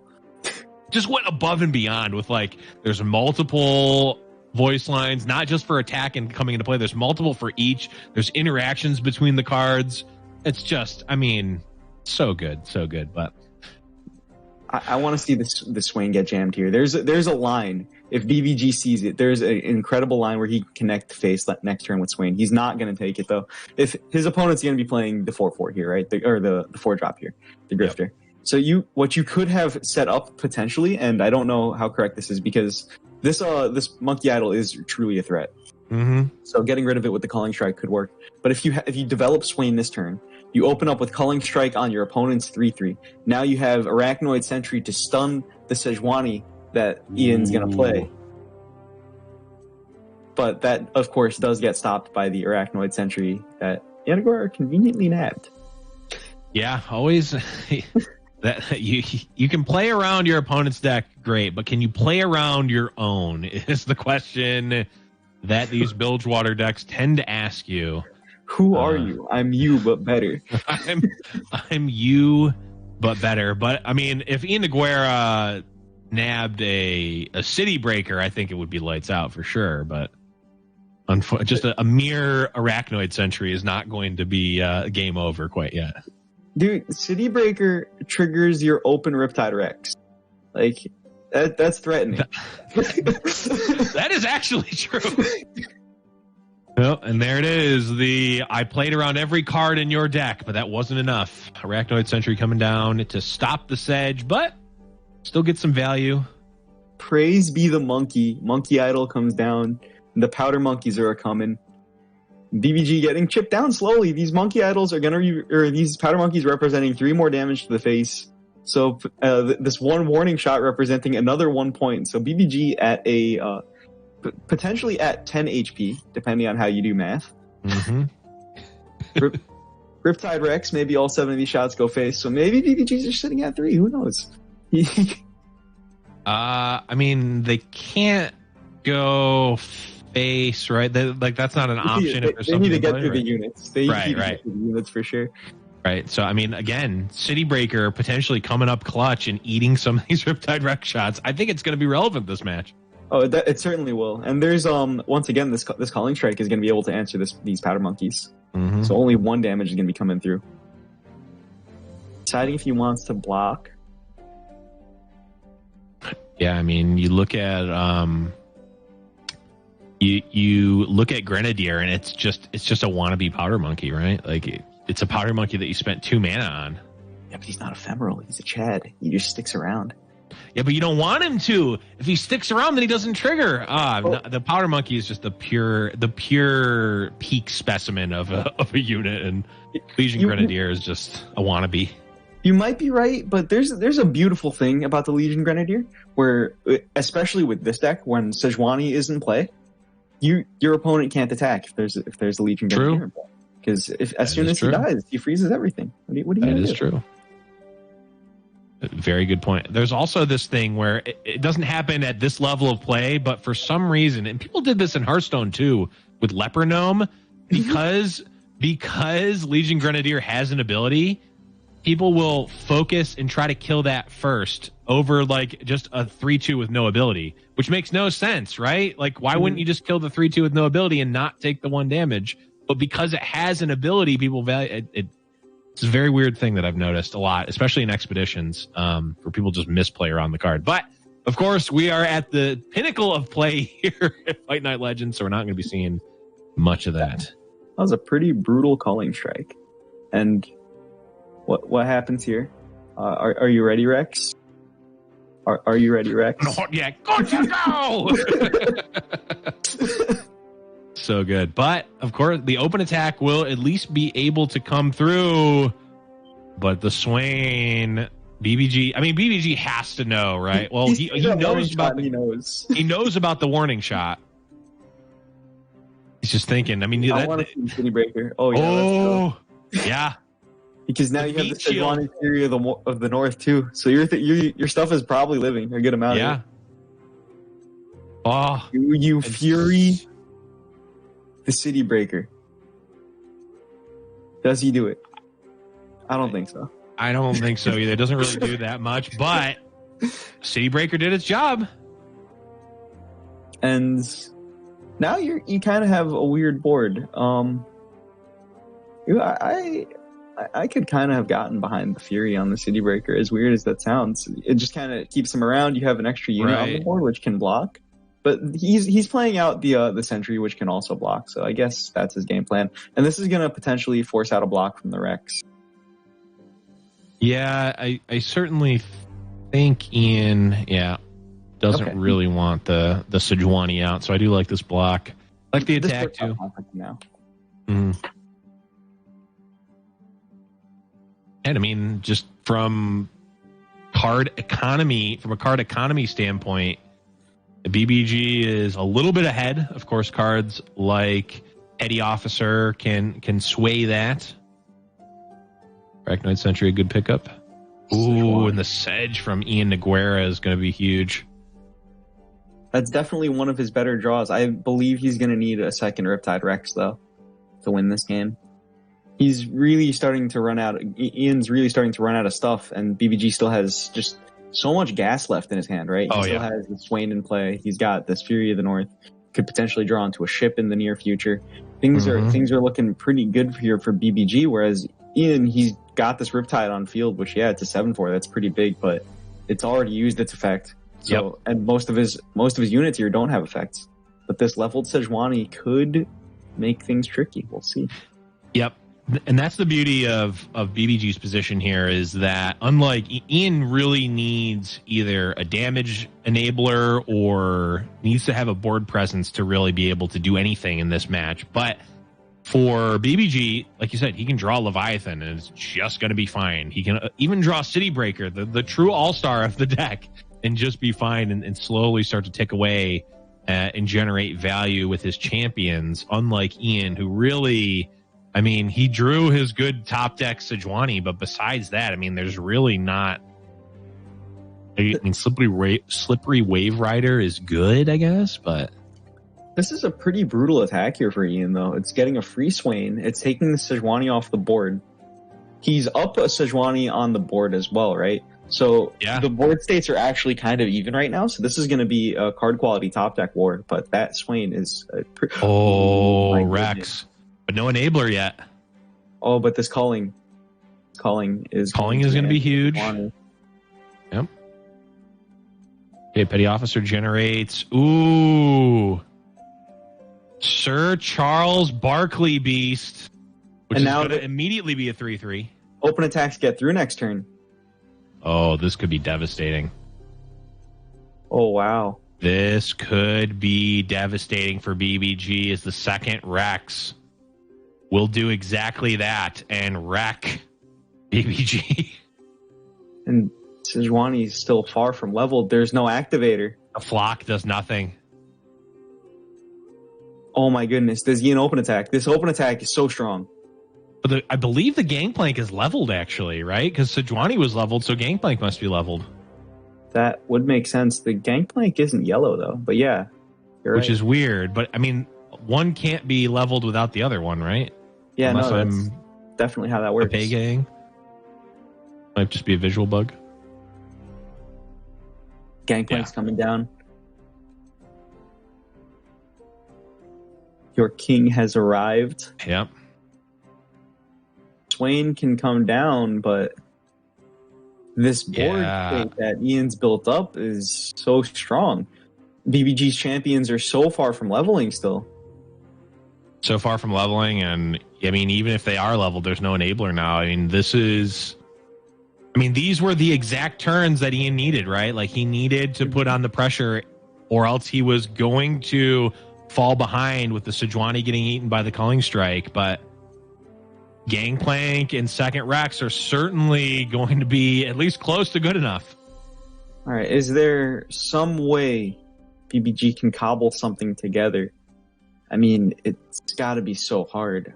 I mean, this Rex is in the hands. You can remove this board, but what one top deck does it for you here?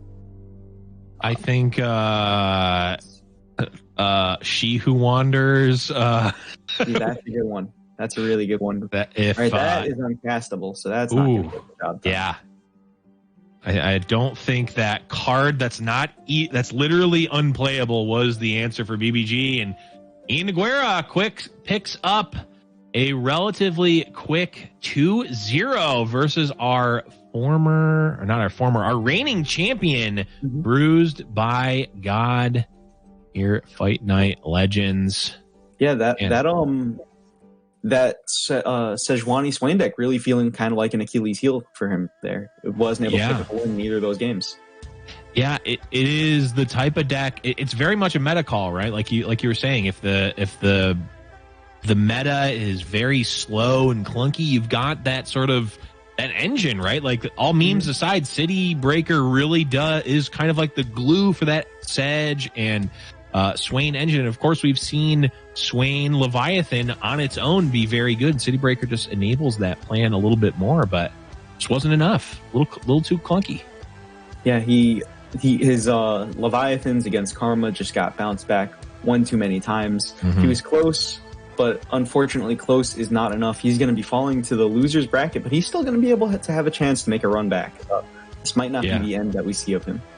Absolutely. We can still certainly see more BBG as he makes a run through the loser's bracket, but that is going to be it for round number 2 here at Fight Night Legends. We'll be back with our winners finals, which is actually going to be Ian Nogueira versus the Black Boss. After a quick break, stay tuned here with Giant Slayer's Fight Night Legends.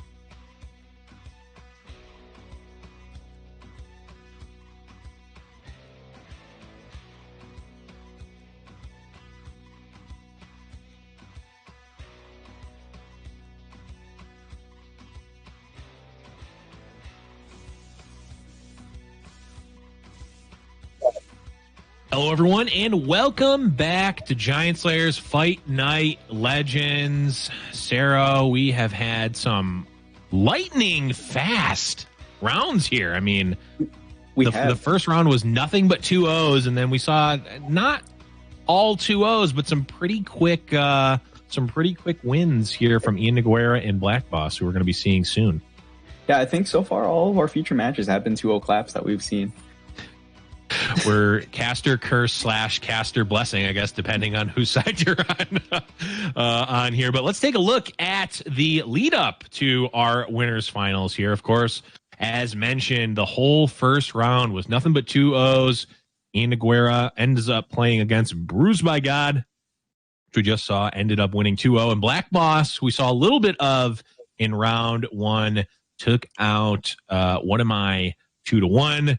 So we're going to be going into our winners finals, iannogueira versus BlackBoss. And this is a Brazil battle that I think we've seen a number of times, whether in fight nights or in other events. And of course, we're taking a look at Ian here. You know what's really got me really excited about this lineup that we see from BlackBoss is that we could potentially be seeing, once again, Submersibles in the finals. True. I mean, we haven't seen it lose yet, right? I still think that it is such an underrated card. Of course, BlackBoss playing it in his Ezreal Twisted Fate Gangplank deck, which in and of itself, Sarah, is kind of an off-kilter thing to do, running two of three separate champions. Yeah, it's not always the way you see a lot of champions. Oftentimes, you just see the 3-3 split. But, you know, I mean, you kids are talking about your elusives. You take your moose, you slap elusive on it. Submersible just comes with the elusive and a free card. I will say that my first iteration of elusives sure did have submersibles in it. It's just it didn't have you needed to play too many bad cards to make it good. But I mean, Sarah, like you mentioned before, new set comes out. That's more cards, and more cards means more triggers for submersible. To potentially get it online, but we of course, go ahead. It's the cards that give you double spells too. As we get more of those, so like your Grifter that gives you a free a warning shot, and it gives you a free card from your opponent's deck. That's giving you 3 cards, right? That's insane. For 1 card, you're getting 3. You have something not that this sees play in the Submersible deck right now, but retreat return, getting 2 cards for 3 mana. That's bargain, man. And if you retreat your Submersible, you're drawing another card too. I mean, that's almost City Breaker levels of value. That's busted. Absolutely. But, you know, on the opposite side of the spectrum, Sarah, is I don't want to say the bad guy in the format, but it's kind of been the bad guy for a while. The Ezreal Karma deck, the tried and true, the deck that so many folks hate and others love. We're seeing it here from iannogueira. Kind of a stock list. We saw Will of Ionia be pretty good, actually, against BBG last round.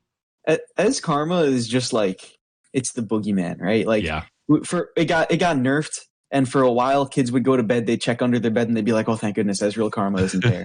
But now people are showing up to these tournaments, and this is what, 4th week in a row? I think this is the 4th week in a row that since the nerfs have gone through that we're still seeing Ezreal Karma, and it's performing. It's not just existing; it's performing. This week, I think this week alone, there are 3 people on Ezreal Karma, and we have a Spooky Karma as well. I thought Karma was gone, right? I thought we all thought Karma was gone, but evidently not going anywhere. Karma is clearly here to stay. It's clearly a very strong deck, even despite the nerfs to Will of Ionia, despite the nerfs to Shadow Assassin. It stays strong. Yeah, I have a feeling, and it's kind of a depressing feeling, Sarah, that when Call of the Mountain comes out, we're going to see all these new vibrant decks. There's going to be all these different archetypes. There's going to be so much. And I'll say 2 weeks later, we're going to see Ezreal Karma come back, and it's going to be even stronger than everything. It's just going to wipe out all of those fun decks. I just have that sad, that feeling in the pit of my stomach that Ezreal Karma is going to be even better than it was before. You don't think we're going to be seeing a Targon Ezreal deck? I'm not saying that we're not going to see it. I just think you need to put forth a very strong argument for me to cut either Karma Ezreal from this deck and go the Ezreal Targon route, cut Karma from it and go the Targon route, or cut Ezreal and go Karma something else. But we still have another week before that is the case, Sarah. And for now, we're going to be jumping into this match. Our winners finals, BlackBoss versus iannogueira. This is an excellent curve for BlackBoss here. He's got his 1-drop, he's got his 2-drop, he's got his turn 3 champion. All he's looking for is a 4-drop to go along with this Quinn. Absolutely. Now, are you on the open attack here? Just get your 2 in, or are you war chefing? It really depends on the list. I think War Chefs here is pretty good. Your opponent's best answer that they have, as far as I know, is this hired gun. Hired gun isn't going to fully stop what's going on here. True. Cytherea is going to be pushing for a healthy 3 points of damage here. Well, healthy for BlackBoss. not very healthy for iannogueira. But he can stand to take some. He's going to be dishing it out as well. He's got a pair of monkey idols. Now, this is the open attack that matters a lot, because if you don't take this open attack, you give Callista that opportunity to hit the board, and look at that. Look at that Bannerman. Oh, this is it was just a small straight. Now it is a full straight. We got the 4. We got the glue that puts our straight together. Oh yeah, with the Bannerman. Pair of queens for turn 5 and 6. True. Looking pretty good. Yeah, it is. It is looking really good. And this monkey idol is certainly strong, but I think it's the chump blocking aspect of monkey idol, I guess, can't be underestimated, right? Though, you can't really chump block Callista now, can you? That is true. Let's take this open attack. I want to see this open attack here. Attack with Callista. He might just go for Bannerman. Oh, he's attacking with all of it. Yeah, that I was going to say that is a tough decision to make. I don't know if I can ever pass up my Bannerman. I'm too greedy. I like it opening with Callista and then going for the Bannerman. I don't mind the Protege here either. I mean, the worst play... It's not like there's like sentries or anything like that that's really going to punish, I think, a development here too much. So now I guess the idea here is War Chefs is going to be taking down this monkey idol. War Chefs with the Protege combined. Mm-hmm. Now Callista really doesn't have a great attack anymore. Which is why I like that open attack there. You just get your 3 points of damage. But this is BlackBoss clearly taking a different line than what I would think. And BlackBoss is an excellent player, so I don't doubt this. Yeah. I mean, we could see Protege pull the petty officer potentially. Oh, actually, yeah. And there's actually a lot. There's actually a lot of different iterations that this attack could go through. Yeah, that are reasonable. Protege could pull monkey idol or could pull petty officer. Callista can attack with buffs. This was not one that I saw going through though. This one makes sense because now you don't lose your War Chefs to this monkey. Sure. And there's only going to be one more turn, so you deny one turn of the monkeys. That's true. That is a good point.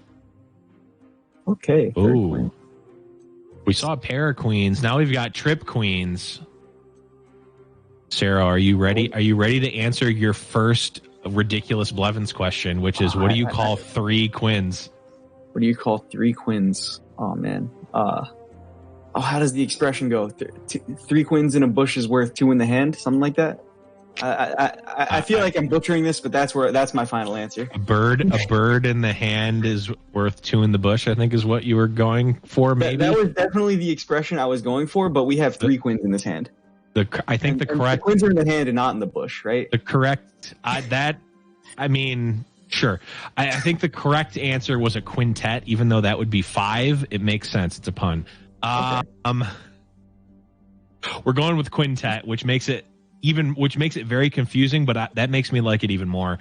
Regardless, the Quinn coming out here is going to be pretty strong. It's going to set up a very nice open attack, or we could just see the Bannerman come out and start doing work. Well, we have even better. You can do your scout attacks, Bannerman, and then you can do the attack with everything. Very true. You also see, of course, Grizzled Ranger. Casanova may have fallen off the cast, but he's still here in spirit for the Grizzled Ranger. The Scrum Lord himself. The Scrum Lord himself. And there's a Bannerman? Now there's a 1 in X chance of missing. Doesn't miss. Okay. I was actively trying to cast her curse there for no reason other than I wanted to see it. That's a little rude, dude. Yeah. Every time I see that Bannerman come down, there's always that one moment of like panic when I'm not sure if the Allegiance hit or not. Yep. Yeah. You know what the best is? When you get the Bannerman off of a Swiftwing Lancer and your deck has like no actual Demacia cards and you're like, you know what, let's see. Let's just try.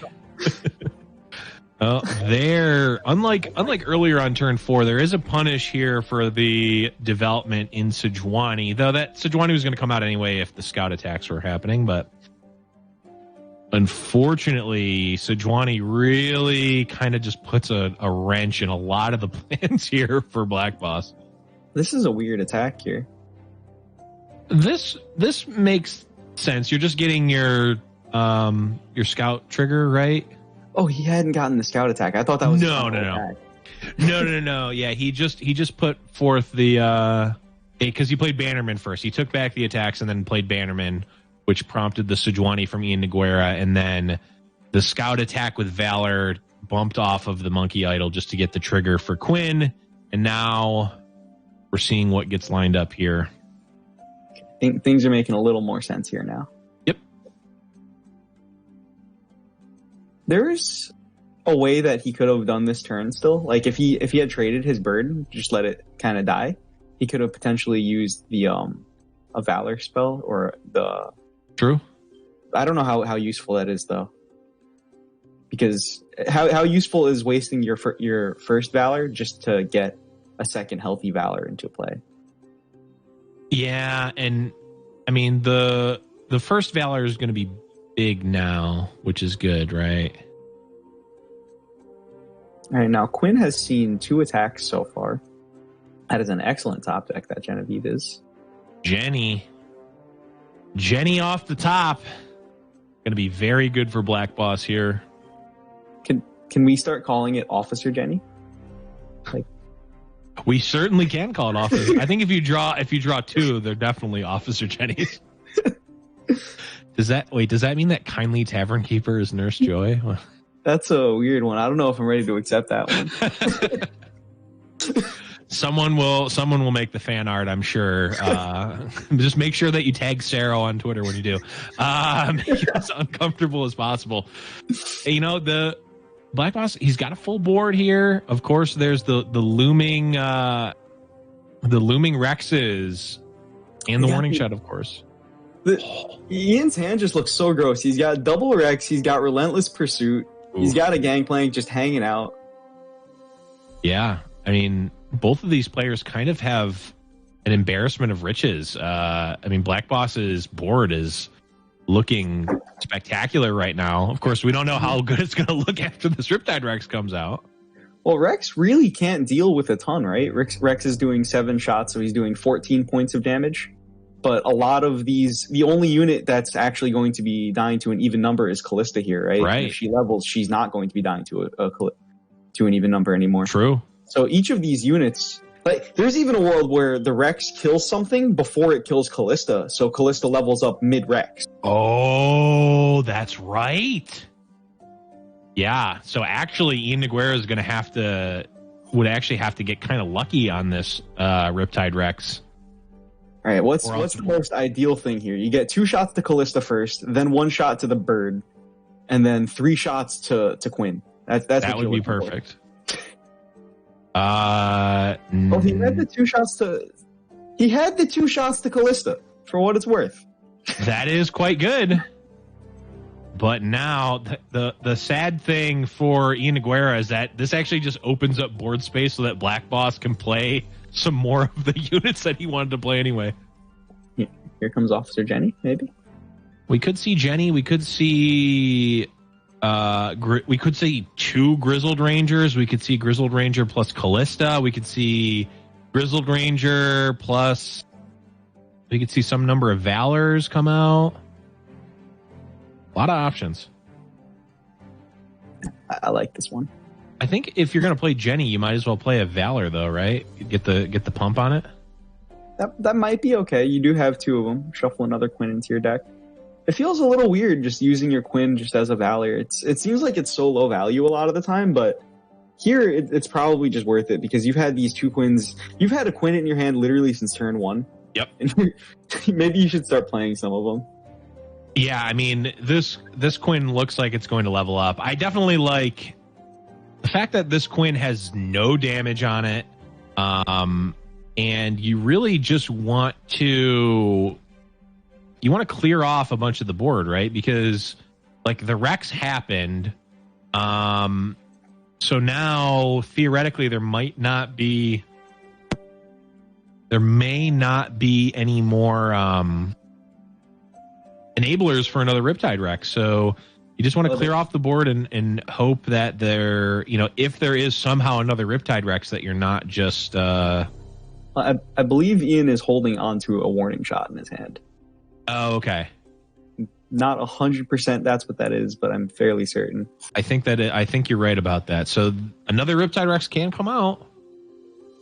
And as always, Riptide Rex can be devastating, potentially at least. So what do you call a Riptide Rex that doesn't trigger Plunder? Oh, that's the Riptide Go Next. Oh, the Riptide Go Next, not the Riptide Flex? The Riptide Rex that isn't triggered by Plunder? Yeah, you don't think that's the Riptide Flex? If you go on to win that game, is that not the Riptide Flex? You're just Riptide flexing on them because you just don't even care that it's not triggered. That might be the definition of the Riptide Flex if you win, but I think a lot of the times it's just a Riptide Go Next. I like Riptide Go Next. That works too. And this is a Quinn level up, yoinking that Sejuani all the way to the right. This is a clean attack for 7. And once Quinn gets leveled, things get really tricky. Yeah. That's a tough card to deal with. That's like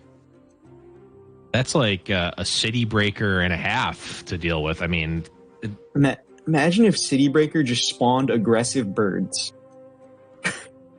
That would be horrifying. That's what Swain does, actually. True. That is true. I don't understand why Ian used his warning shot there. I think it was a misclick, considering the sad Poro that happened afterwards. I think so, too. Well, I think it was either a thought to level up Sejuani but forgot that the Riptide Rex damage had happened this turn, or thought it was his turn and was going to play Riptide Rex. That's my guess. That is quite tragic. I think Ian is really in a bad position now. I think he really needed that Rex. But wait. Are we going to emusives here? Oh, that's 14. It's 16. It's 16, right? Oh, yeah, you're right. I can't do math. You Fury. Can Ian Nogueira make the emusives play here? There's nothing to stop it. Nothing from BlackBoss. Nothing to stop it. Where's he? Wait. Here's the big slippy boy. Big Slippy coming through for 8, and again, BlackBoss may be able to play around his cards, but can he play around? Maybe able to play around. He might be able to play around Ian Nogueira's cards, but can he play around his own? And he can't here. Blevins, do you remember Slippy from Star Fox? I sure do. This is him now. Be careful who you bully in high school. Right. Right. Wow. And just like that, the elusive strategy comes out, making a giant elusive creature or elusive unit and rallying, even though he doesn't have rallies in his deck. That is incredible. I really thought that Ian was in a lot of trouble after he didn't get that warning shot in, but it didn't matter. He had it all planned out. That was the true Riptide flex. Not only did the Riptide Rex did it not trigger Plunder, he didn't even have to play it. That's a still had all these moment. You just show it after the match. Like, yeah, so I had the Riptide Rex and the Plunder. I just didn't even want to play it. Didn't even care. A Riptide in hand is worth 2 in the bush. You can keep trying to make that work, but I don't think it's going to happen. I'm trying here. I'm trying. I don't think so either. I applaud you for trying, but we do see Ian Nogueira, I think, kind of just steal that out of nowhere, right? Like, there's no way. And I'm looking at the list now, Sarah. The Slippery Wave Rider's a one-of in the deck. Oh my god, it just got him, dude.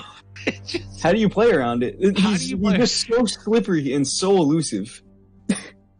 He's so elusive, but not for Ian Nogueira, as he takes the win off the stolen Relentless Pursuit. Absolutely massive play there. And also Fury of the North's a 2-of, so making that play even less likely. But now Ian Nogueira suits up the boogeyman himself, Ezreal Karma, versus the Callista Bannerman deck. Could you imagine if Ezreal Karma actually played suit up and they like had jury rigs and they start shooting up their jury rigs? Ooh, I mean, that's that's almost like, it's obviously way worse, but that's almost kind of how the Ezreal Twisted Fate deck works. It's like kind of an aggro deck sometimes. I love the Ezreal Twisted Fate deck. It's so cool. I think it's really good. I just like it did not jive with me. I couldn't do it. I love playing an aggro deck that's also a control deck that's also a combo deck. It just feels so nice. I mean, I've got a deck for you, Sarah. It's called Elusives, because that's exactly what, except it's never a control deck. It's only a combo deck and sometimes an aggro deck. It's a one-track minded deck. It's just trying to get that moose in play, and he's trying to give him elusive. The builds that I have are like that, where it's just like, yeah, you could play stuff like Fleet Feather Tracker, but also I'm just going to play more moose. Do you ever set up the one-turn kill where you just 20 your opponent with the moose? Does that ever happen? I almost exclusively do. No, it's harder to do that. You do want to try to get 5 points in at some point so you can 15 them with the moose, but that's usually not out of the question. But yes, you definitely can do it. You can't suit up your moose. Riposte isn't getting you there. It's not doing the 20. You can't go double might because it's a different color. Right. Unless you're running shampoo. Ooh. I don't know how you put shampoo in a deck. Wouldn't that make it? It would be bad. There's ways that you can do it, and it's just like all sticky. I can't imagine putting shampoo. Oh, I see what you did there. I don't know. It's the Noxus version. I have not tried yet, but I'll certainly be trying Targon when the set comes out. But here, BlackBoss getting the Quinn back up, and we have been that Quinn came out on turn 5 last game as well, and this turn also, I believe, yes, on turn 5, and just unanswered Quinn is so strong. Wait, why doesn't he stun the Quinn at the start of the turn? He could have protected himself 3 HP. You know, Sarah, that is a great question. I'm not a math magician, but that seems a little strange to me. Now, I don't disagree. You have this Cythria, and you have this Ranger's Resolve. Even if Ian had the Thermo Beam to deal with the Cythria, which he doesn't, it's gonna live. It's gonna live. This feels like a really nice Cythria. This is just gonna pressure super hard. You even have the Scout attack going into next turn. I really like the Cythria, especially since if Thermo Beam comes out, it's just turn gone for Ian. Mm-hmm. I kind of want a Relentless Pursuit here. Ooh, I could kind of get behind that. It's actually kind of gross. You want a Relentless Pursuit on your opponent's turn or on your non-native attack turn with Scout, because it will give you it effectively gives you another attack, right? Whereas if you're just, or it gives you 2 attacks, right? If you're just using the Relentless Pursuit after your normal attack, you don't get an additional Scout trigger, so it's only giving you 1 extra attack. Yeah, that makes a lot of sense. And what I like about this too is this the Quinn has not attacked yet, right? So it would force out the concussive palm on Quinn. Otherwise, she's threatening to just be leveled up on next turn on her open attack. Right. He's thinking. Yeah, I mean, yeah, he's doing the math now. because you get to have the Laurent yoink the Ezreal. Right. Not going to take it. I think that might have been a slightly missed opportunity. The concussive palm was there to make things a little tricky, though. Yeah, he is going to get the value though by doing the little trick where you open attack with your scout, and because of Relentless Pursuit, you are going to be able to scout attack afterwards. So that is good. He'll be able to build a board after this and get a pretty strong Relentless if he wants to next turn. His Cytheria is stunned down though this turn, so maybe he's just going to decide to hold up maybe for next turn. We'll see what happens. Yeah, I feel like, and you can play another Protege and a Bannerman, or a Callista and a Bannerman, and still Pursuit. I mean, I feel like you have to. It also levels up Quinn. I mean, it's too juicy. How can you not? Getting the Quinn level up feels really good, I think. Yeah, especially since, I mean, is that just threatening lethal? This is, I mean, it's got to be, right? Or rather, Ian's at 11. He's very low. If he just Relentless Pursuited now without the Bannerman, it would be threatening lethal. I still think even with the Chump Wump, it still threatens lethal. He's taking the Protege so that he can yoink something. Now, this is going to mean no blockers. Yeah, this, I believe, is just a lethal attack here.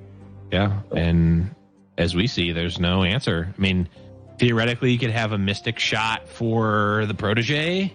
Nope. Or a Steel Tempest, but it doesn't have it. Ranger's Resolve says no. Ranger's Resolve says you cannot Mystic Shot my 3-2, actually. True. And I believe this is still going to... This is just going to flip Quinn now, right? Yeah, and that is going to be a lethal attack here. Yep. All right, BlackBoss bringing this back to a 1-1 situation. All right.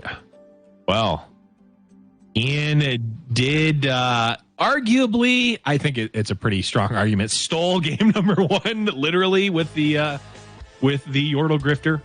He slipped his way into victory. Slipped his way into an elusive victory.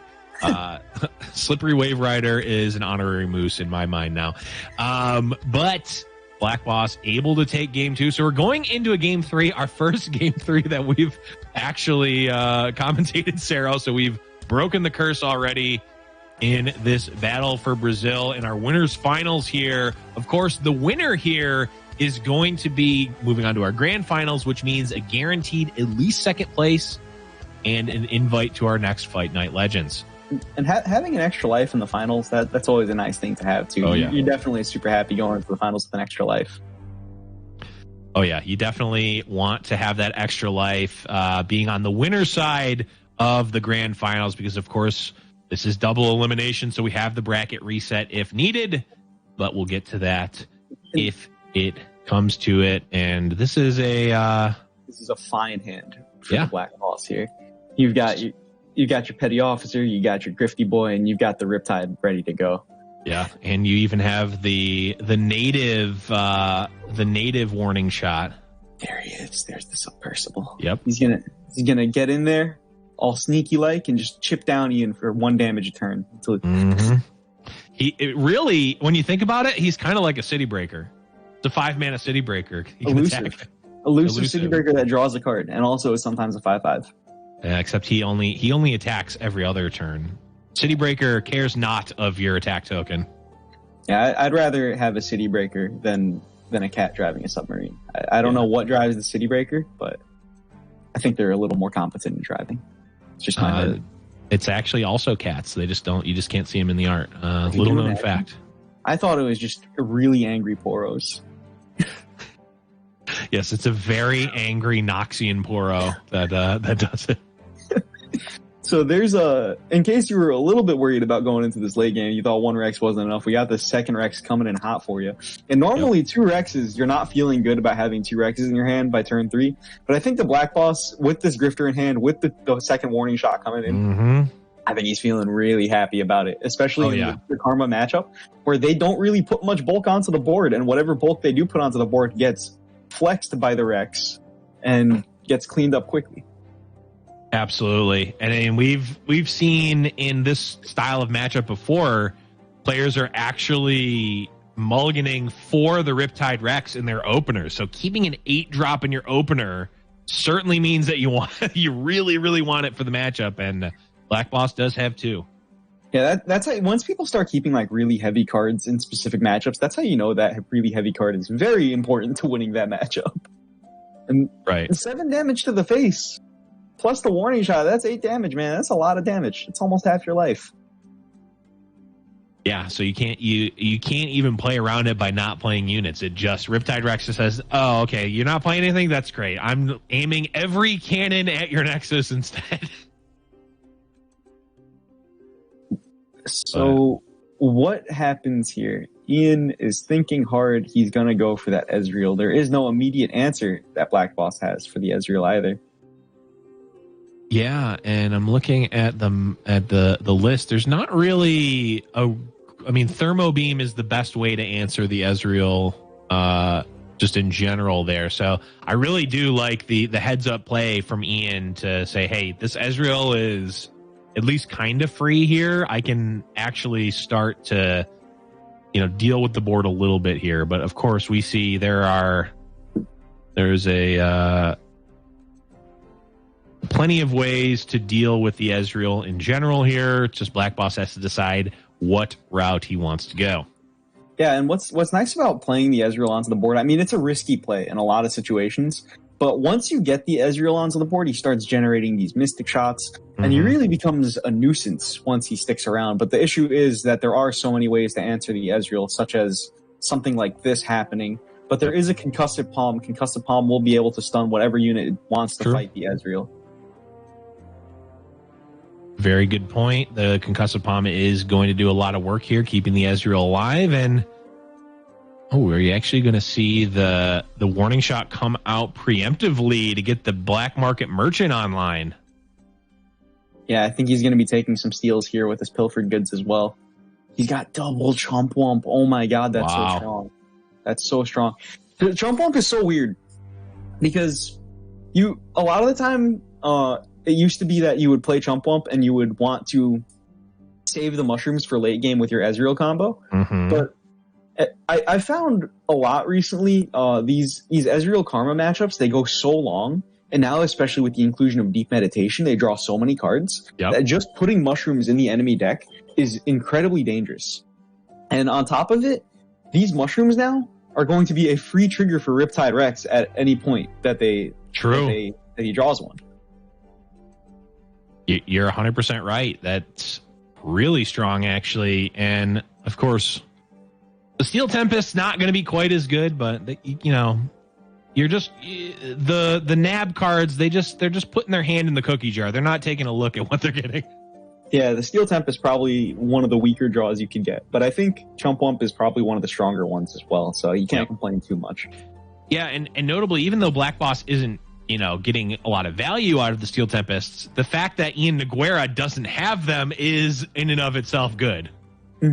Yeah, no way to stop the Riptide Rex attack, no way to stop the Submersible attack. And of course, as I say that, BlackBoss is immediately getting value off of both of the Steel Tempests. And he's just going to say, no, Ezreal, you cannot attack me. Also, you little Dragonling, you will not be healing this turn. I mean, the Steel Tempest, in a sense, is kind of like Mystic Shot here, right? Like, it is preventing 2 healing, which is kind of like dealing 2 damage, right? Kind of, maybe. I don't know. Something like that. Not really sure. I wonder if we just see the pseudo.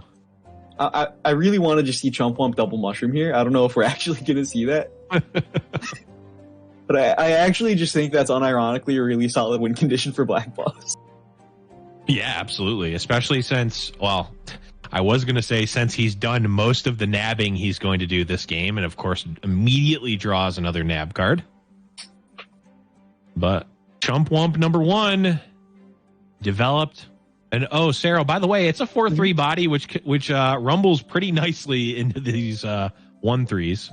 Yeah, it does pretty well into those 1/3s. It doesn't do as well into this 3/2, but he's not going to have to worry about that because he's stunned this turn. So he's got that going for him. Maybe we see a red card, but red card really doesn't clear anything. Gold card could take care of the 3/2 if you so desire, but that seems a little little weak. Let's go. Let's get these mushrooms in play. Yeah. Gets the mushrooms in the deck and also, uses it as a soft pass, the burst pass as we call it. All right, now let's get this other mushroom in play and the chump wump, and then we're just gonna go to town. Part one. You might as well, right? This should have happened last turn, man. Attacks had already happened. I want these mushrooms in the deck right now. I want Ian to start drawing them immediately. True. And I'm looking at Ian's deck. He just has the Eyes of the Dragon for healing. So no health potions, nothing else besides the eyes to actually gain health. So if BlackBoss is able to deal with the Dragonlings well enough, the damage dealt is the damage dealt, and there's no coming back from it. Of course, Ian does have 2 of those eyes in play, so... There's a Mystic Shot coming down, so I think BlackBoss is going to take that as that's the green light. I can play my other Chump Wump now. He certainly could. Oh, right, and Ezreal just still has vulnerable. He wants to set up the red card potentially here, so this might debate out the other Mystic Shot here. Yeah, I think red card is already going to be pretty good anyway because of the Dragonlings that are going to come out. So if you can get a little bit more value, it also seems pretty good. Now, how close is Ezreal to leveling here? Levels up right now. There's your answer. Yeah, so I think I'm starting to think about this a little bit more. That the decision to use the Steel Tempest on the Dragonling might really come back to bite BlackBoss here. Mm-hmm. Because now he doesn't have the ability to stun down this Ezreal this turn, so he'll be able to generate a Mystic Shot. And that's going to be dealing 6 damage to the face. Yeah, and I feel like there's really, in a second, get excited. There's really no reason for Ian not to open attack here, right? So, we're not even going to be able to see the Rex pre-combat. Yeah, especially with what the rest of Ian's hand looks like. You might as well take this attack. Looks pretty good. Right. The attack already looks good, and it's playing around the ever-looming Riptide Rex. Yeah, and I think you have to take this block with the Twisted Fate. It doesn't feel great, but right now you're under quite a bit of pressure. Riptide Rex is not guaranteed to kill Ezreal here. So you need to just do whatever you can to stem the bleeding here. There are 2 Get Exciteds, 2 Mystic Shots. That is so much damage. That's is that lethal? That is lethal. That is just lethal damage if Ezreal... Even if Ezreal dies here, there's enough mana to cast this all, right? Just happens at fast speed, and the Ezreal doesn't even die. Yeah, Ezreal needed to die there. So BlackBoss could have lived. Because if all the bullets, or at least 2 of the bullets go to Ezreal, there are 7 cards on the stack, and Ian Guerra actually can't max out on his spells. You're right. But Ezreal, not only a champion at missing his own skill shots, a champion at dodging enemy skill shots. True. And this is it. Yeah, that's just going to be over. We're just going to see it. There's not even mana to represent anything from BlackBoss, and iannogueira is going to be our first grand finalist this week. Fight Night Rising. He's going to have that extra life. Fight Night Rising is TFT. Jeez. And that Chump Wump just never saw play. I think I could be very wrong about this, but I really think that turn before he played the first Chump Wump, I think rather than taking the Steel Tempests, rather than taking both Steel Tempests, he needed to just take the one. I think he needed to develop the Chump Wump on that turn, and he needed to just start throwing as many mushrooms into the deck as possible to get that clock really started. Yeah, that certainly is a win condition, and the other issue, or the other good thing about that plan is, of course, the Chump Wump is in play. Ezreal does still have vulnerable, so instead of having to pull the Ezreal with the 2-1 that got Mystic Shot, he could have pulled it with a hardier Chump Wump instead. He got both of those Chump Wumps. developed, but unfortunately that was not the case. And Ian here just playing it a little bit safe. Of course, does not want to leave himself open to getting blown out by anything when he has the win in hand. Yeah, what spell really stops this here? If you just rip it now. Potentially a Will of Ionia stolen from the enemy. True. I mean, that's the type of thing that in this case, I guess you kind of have to think. Although, yeah, because that chump bump is one unknown, right? That's the one unknown. Now, if there were more mushrooms in the deck, there were more mushrooms in the deck, there could have been the possibility of a top deck mushroom this turn, which could have been the possibility of an open black market merchant into Pilfered to find that Will of Ionia. True, very true. Wait, this is Sarah. What's going on here? Why is this game? Oh, okay. He's gonna draw the card. Elaborate BN.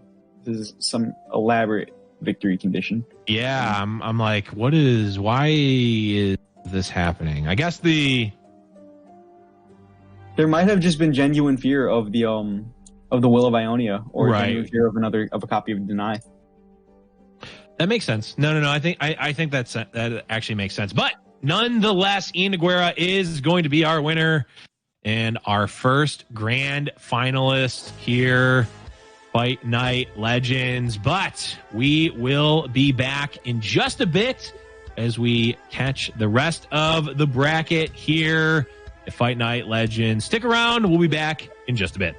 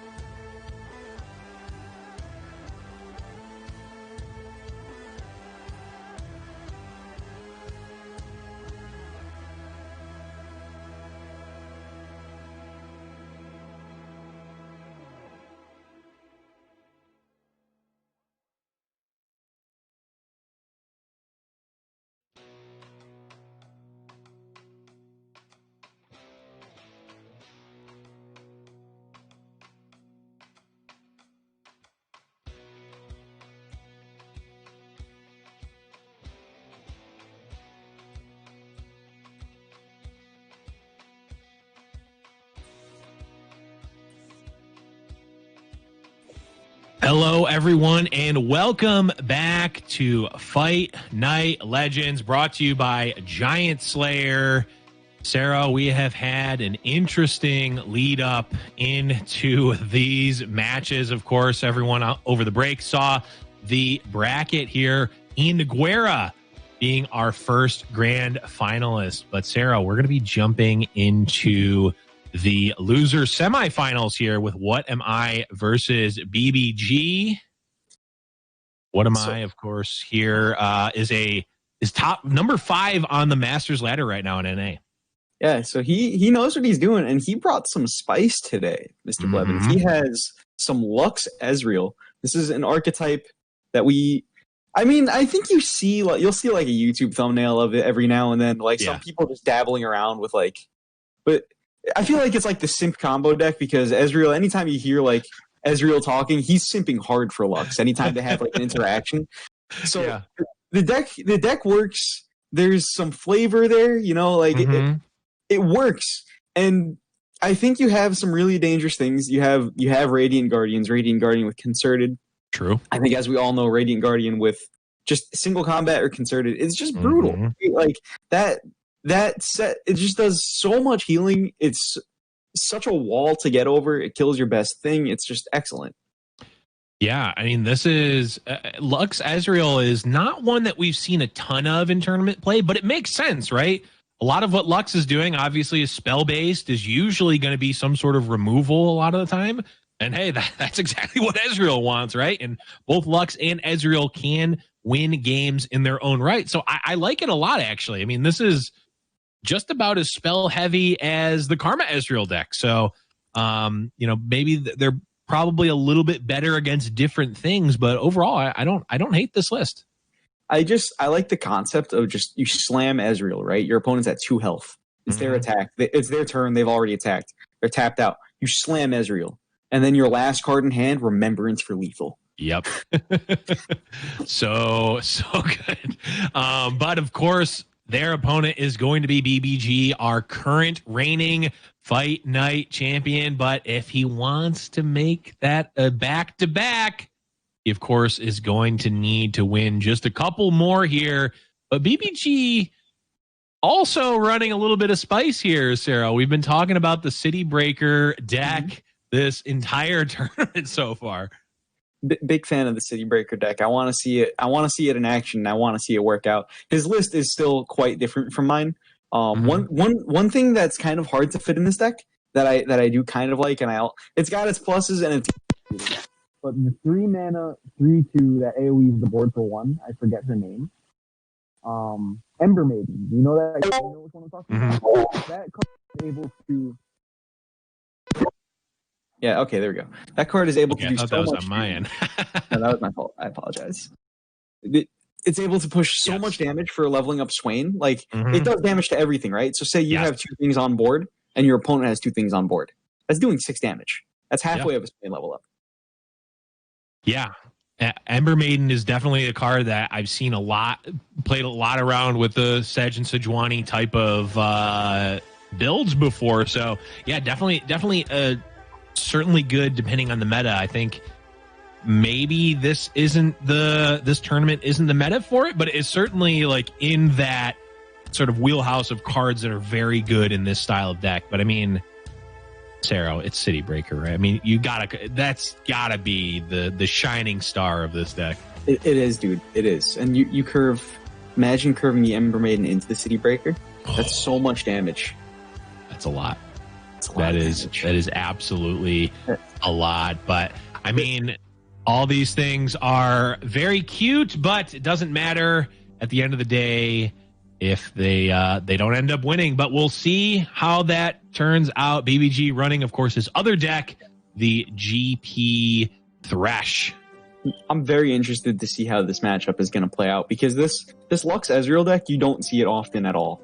It's if you pay a lot of attention to all the deck lists that you see on Mobalytics and on decks of Runeterra, you'll occasionally stumble into a Lux Ezreal deck, but not often at all. And you have to do your homework to find them. And these lists they're weird, but they're strong. These Demacia control decks. Ooh. You don't see them often, but this is already a nice start here. The Swiftwing Lancer is going to free farm this Monkey Idol. Yeah, I mean, turn 3, 5-4 Challenger. Yeah, I'll take that.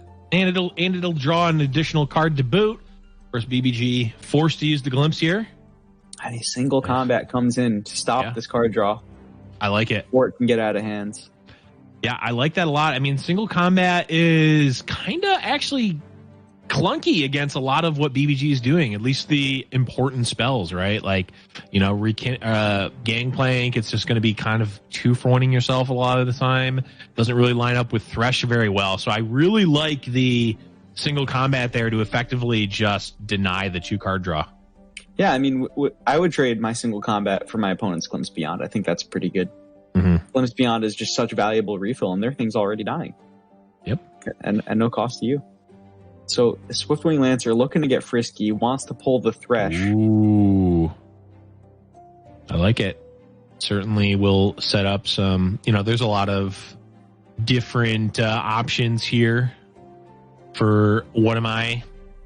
Of course, Static Shock, probably the cleanest one. It could be a number of other things as well. The pair of Zap Spray Friends coming down, doing their best impression of Shadow Assassins here. Yeah. Yep, and Make It Rain coming out. Gonna potentially deal with the Lancer. Maybe another single combat. Nope. Gotcha is gonna come out. And BBG says, no, this time I'm drawing my cards. You stop that. Yeah. Which is fine. And double Rekindler. That is going to be refill if I've ever seen it. The question is, does BBG want to get back another Thresh, or does he want to wait and potentially get back a Gangplank after it's died? It looks like it's hard to say what it's going to be this turn. A lot of options seem pretty good. Just spending all of your mana and just using the Rekindler now, to me, seems kind of tempting, but you might just feel obligated to Vengeance this Lux here. Maybe not. Might be too soon. Yeah, I mean, it's tough. I mean, it's going into your opponent's attacking turn, right? So you can be a little greedy with it. Maybe get your opponent after they cast a spell to try to level up Lux. But things become a little dicey if your opponent levels it through burst speed spells. That would be the case, but as it stands, there are no. I guess Progress Day would be the punish. That is the punish for one of my. That is the unless he's casting. No, he can't even cast something like 3 Purifies. What a mad lad play! Triple Purify, level my Lux. Hey, if you purify the keg, it can block. Just remember that. Wait, that's crazy. It doesn't have vulnerable anymore. True. Yeah, you can. It won't have vulnerable, but it will also be able to attack, as far as I know, unless that's some sort of like inherent ability to it. But I don't think it is. That's actually crazy tech. I want to live in a world where people start playing Purifies just to answer powder kegs. I mean, I want to. I'm preemptively making the Call of the Mountain Fight Night bingo card where someone attacks for lethal by whimsying their own keg. Okay, that's an interesting one to get in for one. I want to see that happen, but we're gonna have to wait. We might be waiting a while for that one. Yeah, that one might take a bit. That sounds like a difficult one. Although, if you're playing Tarek, Tarek Playful Trickster might run a copy of Whimsy and maybe is running something like Petty Officers. It could happen.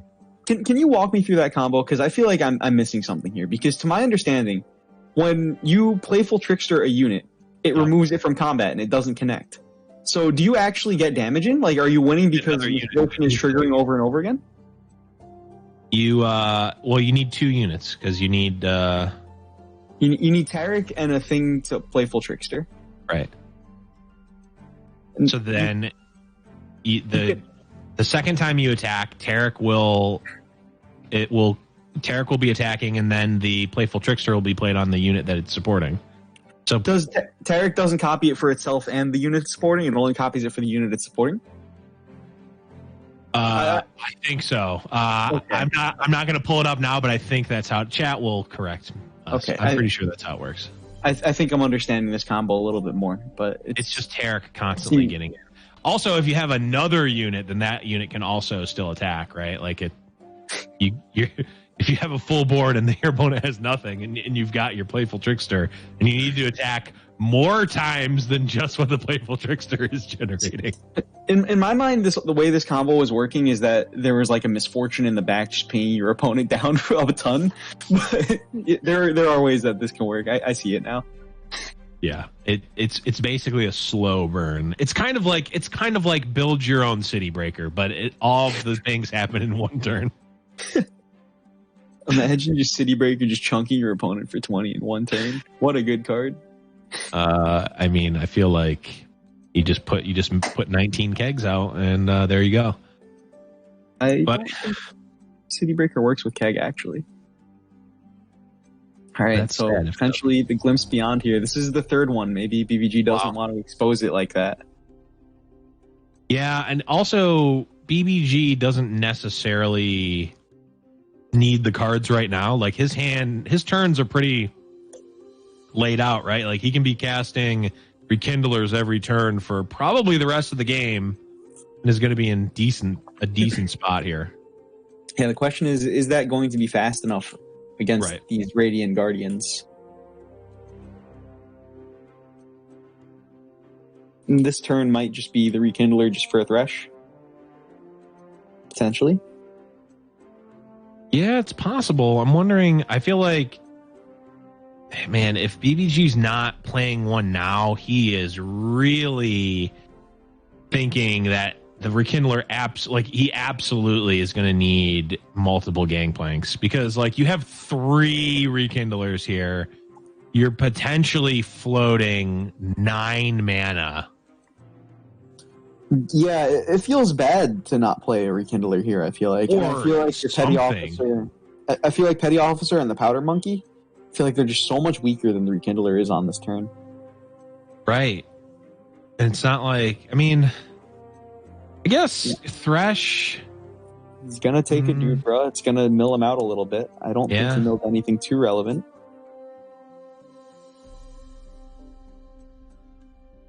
There comes Ezreal. There is a chump blocker for him. True. Thermo didn't go to the zap, so there's still a chump blocker. Yep. The GP finally finding his fated moment where he can die. Right. These Rekindlers are going to make some stuff happen very soon. The question is, are they going to make enough stuff happen? Right. I guess I don't hate, and he even draws another GP. I don't hate, BBG like valuing the Gangplank needing to be in the death pool for a Rekindler. I don't hate it because it's so strong, right? Like, especially since GP is leveled up, Thresh is just kind of very medium at this point, and now like Gangplank is threatening to do quite a bit here. So interesting way that those attacks went through. And I was thinking maybe you want to send the lifelink unit into the powder keg, but the problem with that is the powder keg can blow up and you don't get your lifesteal. Right. Yep. You don't even need the lifesteal here, really. Concerted Strike gonna just stop GP in his tracks here. Yep. And Ezreal is getting closer. Ezreal getting very close to leveling up. Maybe not very close. I think that might be 4. Yeah, I think so. I think the first arrow just showed up. But BBG able to refill again, another Gangplank, and now there's notably 2 kegs. Yeah, so this is going to be hitting for 3 and another Concerted Strike. Oh, but this Vile Feast is massive. Oh, right, because of the kegs. 3 damage Vile Feast. Oh, wow. This is what BBG's been trying to set up. Does it work? What am I is looking at a spell, thinking about casting it. Right. What could it be? Maybe a Mystic Shot, Static Shock, something like that. Yeah, there's a lot of answers here for sure. At least potentially. Another Concerted Strike. Concerted Strike 2 Electric Boogaloo, and that's going to be really good here. But the issue is, well, there are a couple issues. One issue is there are still all of these 4/4s in play. And then there's another 2 Gangplanks just chilling, waiting to come. Yeah, and BBG is just going to refill the entire board again. Now, does he go for a keg? No, there's no well, actually, a keg isn't necessarily terrible. Yeah, but the dude, oh my god, you get the elusive as well. And Ezreal can't even block it. That's impressive. Wow. Oh, attack with it. Does he see it? Does he see it? Oh, he does. Wow. Cutthroat actually being relevant here. Look at this. Ezreal blocking this lowly 1/1 when he wants to be blocking this 1/1 elusive. Yep. Yeah, and I mean, to say that What Am I is on the back foot would be an understatement here. I mean, not only are the cards down, there's just this for Demacia, this embarrassment of a card in his hand this whole time. Progress Day can get you out of a lot of champs, though. Yeah, it's a good one. But can it deal with this? Now, there is no Demacian removal that can just answer the 6/6 like that. Right. I'm curious that he plays the Gangplank from the hand instead of the Rekindler. I guess the idea is you play the Gangplank now, and on a future turn you can rekindle and have 2 Gangplanks in play. Yeah. That's my thought, at least. I don't know that he cares about having the parlay, Gangplank's parlay in his hand. Probably just wants the beat downs. Parlay to me, Parlay is a good spell, right? Sure. Parlay is fine. It gets the job done. But to me, Gangplank is this beefy 5-mana unit, and this weak little 1-mana spell seems like such a disappointment of the spell you could be getting off of him. Yeah. When that came out, when Gangplank originally came out, I was wondering if that was part of the balancing behind Gangplank. Was like, we're gonna print an aggressive champ. I was probably overvaluing Gangplank in general, but we're gonna print a pretty aggressive champ, but we're gonna make his champ spell like kind of weak as part of the balancing, not even just like thematically or whatever. But we'll see. Yeah, it certainly is kind of interesting the way that they balance a lot of champions around their champion spells too. And right. I feel like there will be some champions that have like kind of bad champion spells that'll still see play, but I feel like a very important thing is, does your champion actually have a good champion spell? Mm-hmm. That has a lot to do with how playable they are. Like having a Make It Rain off of Misfortune, that's a pretty helpful spell. Having a Fury of the North off of Sejuani or a Flash Freeze off of Ashe, those are all really helpful spells. Like, imagine if Callista's spell was Vile Feast. Like, how insane would that be? Imagine if it was Vengeance. Did you know that Callista had... Callista had quotes when Vengeance is played? I didn't know that until yesterday. Somebody got a Callista and a Vengeance on board, and when you cast the Vengeance, she says something about her having her Vengeance. Oh wow! I didn't know that. Well, I didn't know that either. And it made perfect sense because the animation of Vengeance is a spear coming out and going right through the unit. Right. Huh. I wonder if that's what it once was. But looks kind of like BBG's doing cleanup duty here. Of course. Couple of souls for the Lantern. Yeah, if something like if Lux came out here and leveled, you could start to see some damage be dealt to this board, but even so, it's still not like there needs to be another okay. Unless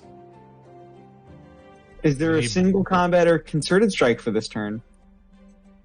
If there's a concerted strike, I think this might be doable. For Demacia itself is going to level the Lux at least, and is actually going to be able to get in. Yeah, now single combat on Radiant Guardian is going to be healing a ton of life. You have an attack coming through with Radiant Guardian. That's a full heal. You can go back to 20 this turn. Right. Yeah, I mean, this Radiant... And as it stands, this Radiant Guardian is... Unless BBG can somehow prevent the healing and can, pull the Radiant Guardian to the right, it's going to be really hard for him to deal with this. And knock knock, says the Radiant Guardian. Yeah. We need Guess what? you need the single combat here. The single combat for the Gangplank is so important, though. I feel like Sure. thermal beam. That's not it. But you can still double laser Gangplank. Oh, okay. That is true. Yeah, you can double laser that Gangplank, but what about the what is this, the fifth Gangplank? Fifth Gangplank that BBG has played, potentially? I don't know, but there have been quite a few GPs already. I'm pretty sure there was one original and then 3 rekindled now. I don't know. And then there was another one. There's another raw one played. So this is 5th. He's definitely played all 3 rekindlers for a GP. Yes. And And he obviously actually the original one. And then he played the second one from hand too. Mhm. So that's 5. Only 1 GP left in the deck. Wow. This is an intense game, but this is Yeah. this is such a tight game here. But without that single combat coming down last turn, oh my gosh, it's a lot. The 6th Gangplank. Yar hard tiddly being a pirate is all right with me. Do what you want because a pirate is free. Yep, we got there. You are a pirate. Well, unfortunately, BBG is the pirate here, and What Am I is walking the plank as it stands, though killing these kegs is pretty good. BBG looking to steal this game the way pirates do. True. But as it stands, yeah, oh, that's right. The Radiant Guardian is no longer buffed, obviously. All right, but he's at 6. He's at 6. Is there another Radiant Guardian? There's only one more in the deck. Is it Remembrance? Is it a Radiant Guardian? No. But it's a laser. It's a laser. That's okay. But this is these double powder kegs, man, or double monkeys. Those are pushing 6 damage. That's true. That's a lot of damage. Tons of damage, That's like almost City Breakers levels of damage. dude. If you think City Breaker is nuts, Monkey Idol actually power creep City Breaker because Monkey True. Idol makes trump blockers. Wait, did that just come off So the top? it had to have, right? There's no way that. But didn't he have the Radiant Guardian in play this turn though? Right, but he didn't. The Radiant Guardian wasn't pumped up from For Demacia this turn. That was last turn. So the single combat wasn't as good on it, right? I don't think. I guess not. I mean, he could have gained 5 more life and killed, I guess, a Rekindler. But I guess he wanted to wait. BBG with a calm bullet to the face. Yep. Just, I am going to murder that bird. Yeah, and this is just this is not going to be enough. Vengeance is going to come out. Yep. And it was a hard fought game for What Am I, but it looks like BBG is going to be coming out victorious in just the pass of a turn here. Yeah, that's the okay. We got out of this weird board stall, the lean back. Static Shock is another card draw. Gets a laser. And another laser. He's at 2 mana, and there's a Gangplank. There is certainly a Gangplank in play. There is, but the Gangplank is only going to get 1. It kills Rekindler. Gameplank's only going to get 1 attack in. But but he has Overwhelm. But he has Overwhelm. The powder keg that it makes along with the attack is just going to be I think too much to overcome. Yep. We'll see. So what's his game plan here? His game plan, like, what could you top deck? Oh, I guess it's not a top deck. Gotcha. Okay. He's dead to open attacks. You are correct. Wait, no, he's not. Oh yeah. He blocks with Valor. He's a blocker. Wait, unless Look at BBG's face now. Vengeance is not do it. Yeah, BBG kind of dumbfounded right now. Vanguard Sergeant, that's a blocker. Sithri of the Bold. That's a good one. Okay, but BBG has the Vengeance. Hapless isn't cutting it here. Hapless is not what BBG wants to see here. That's 2 chump blocks, but there are no great cards left in BBG's deck, right? Right. He's played 6 Gangplanks. I think there might be 1 Thresh left. Yeah, but Thresh isn't winning you the game here. There's maybe a parlay or 2, which with some powder kegs could maybe go get lethal, but maybe 1 parlay left. And there's a lot of air, I think. So close. Oh my god, that's a good draw. Dreadway is very good, but doesn't even draw the Gangplank because he's already played 6. You don't need Gangplank. Look at this. This is a 4/8 fearsome. True. He's going to deal with this. Lux needs to come down. That last card needs to be Progress Day. Or Lux needs to be coming down. I mean, there's still 2 left in the deck. Oh, it's a pass. That's heartbreaking. Now, okay, Aristocrat, not good, not better. Oh, that's the sad Radiant. Yeah, that is the dull Guardian. Yeah, this is the lethal here. This attack should just do it because those 2/1/1s, they're pushing for 2 damage each. But here's the thing. BBG, if there is an answer to one of these 1/1s, like the Dreadway just is dead, right? Like a single combat? Like a single combat or a Mystic Shot or... Well, I think Mystic Shot doesn't deal with the Dreadway, right? No, it doesn't deal with the Dreadway. The Radiant Guardian just blocks the Dreadway. Yeah, they both die though. Right. They would both... Oh, right, because the Dreadway doubles the damage. Okay, no, you're right. You're right. But there could be another Mystic Shot. Yeah, there needs to be some kind of... Or not Mystic Shot, sorry. Static Shock. Although there's only 2 in the deck, so I think they're both gone. Yeah, there does need to be something exciting, for sure. Yeah, BBG decides... I like playing this out here. Yeah. Now here's an instance... I was going to say, here's an instance, Sarah, where BBG had Whimsy. Whimsy is Keg to make it another lethal attacker. While that is true, I don't know if you've heard BBG talk about Whimsy. I think he is going to be one of the last people doing that with his Whimsy. I'm pretty close to BBG's level of excitement for Whimsy, but that's just me. And apparently BBG. I don't think Whimsy's terrible. I don't think it's terrible. I don't think it's like warping like a lot of people are saying, but what am I is done. The thing is that I feel like the hero spells a lot of the time can't be like that ridiculous. Right. And Whimsy is like a really solid level for a hero spell. Like if you already have your Lulu in play. Right. Because that deck is kind of looking to beat up on the board, right? Yes. So your opponent puts like a big thing in play to block, and now all of a sudden you Whimsy it. Now their big thing is actually a small thing, and now you're winning combat. Like if they try to block with like a Radiant Guardian and you Whimsy it, or like a 6/6, or like there are a lot of pretty decent sized units in this one. Whimsy's pretty good. Yeah, there's definitely spots where it is certainly fine, and of course it is the champ spell, but.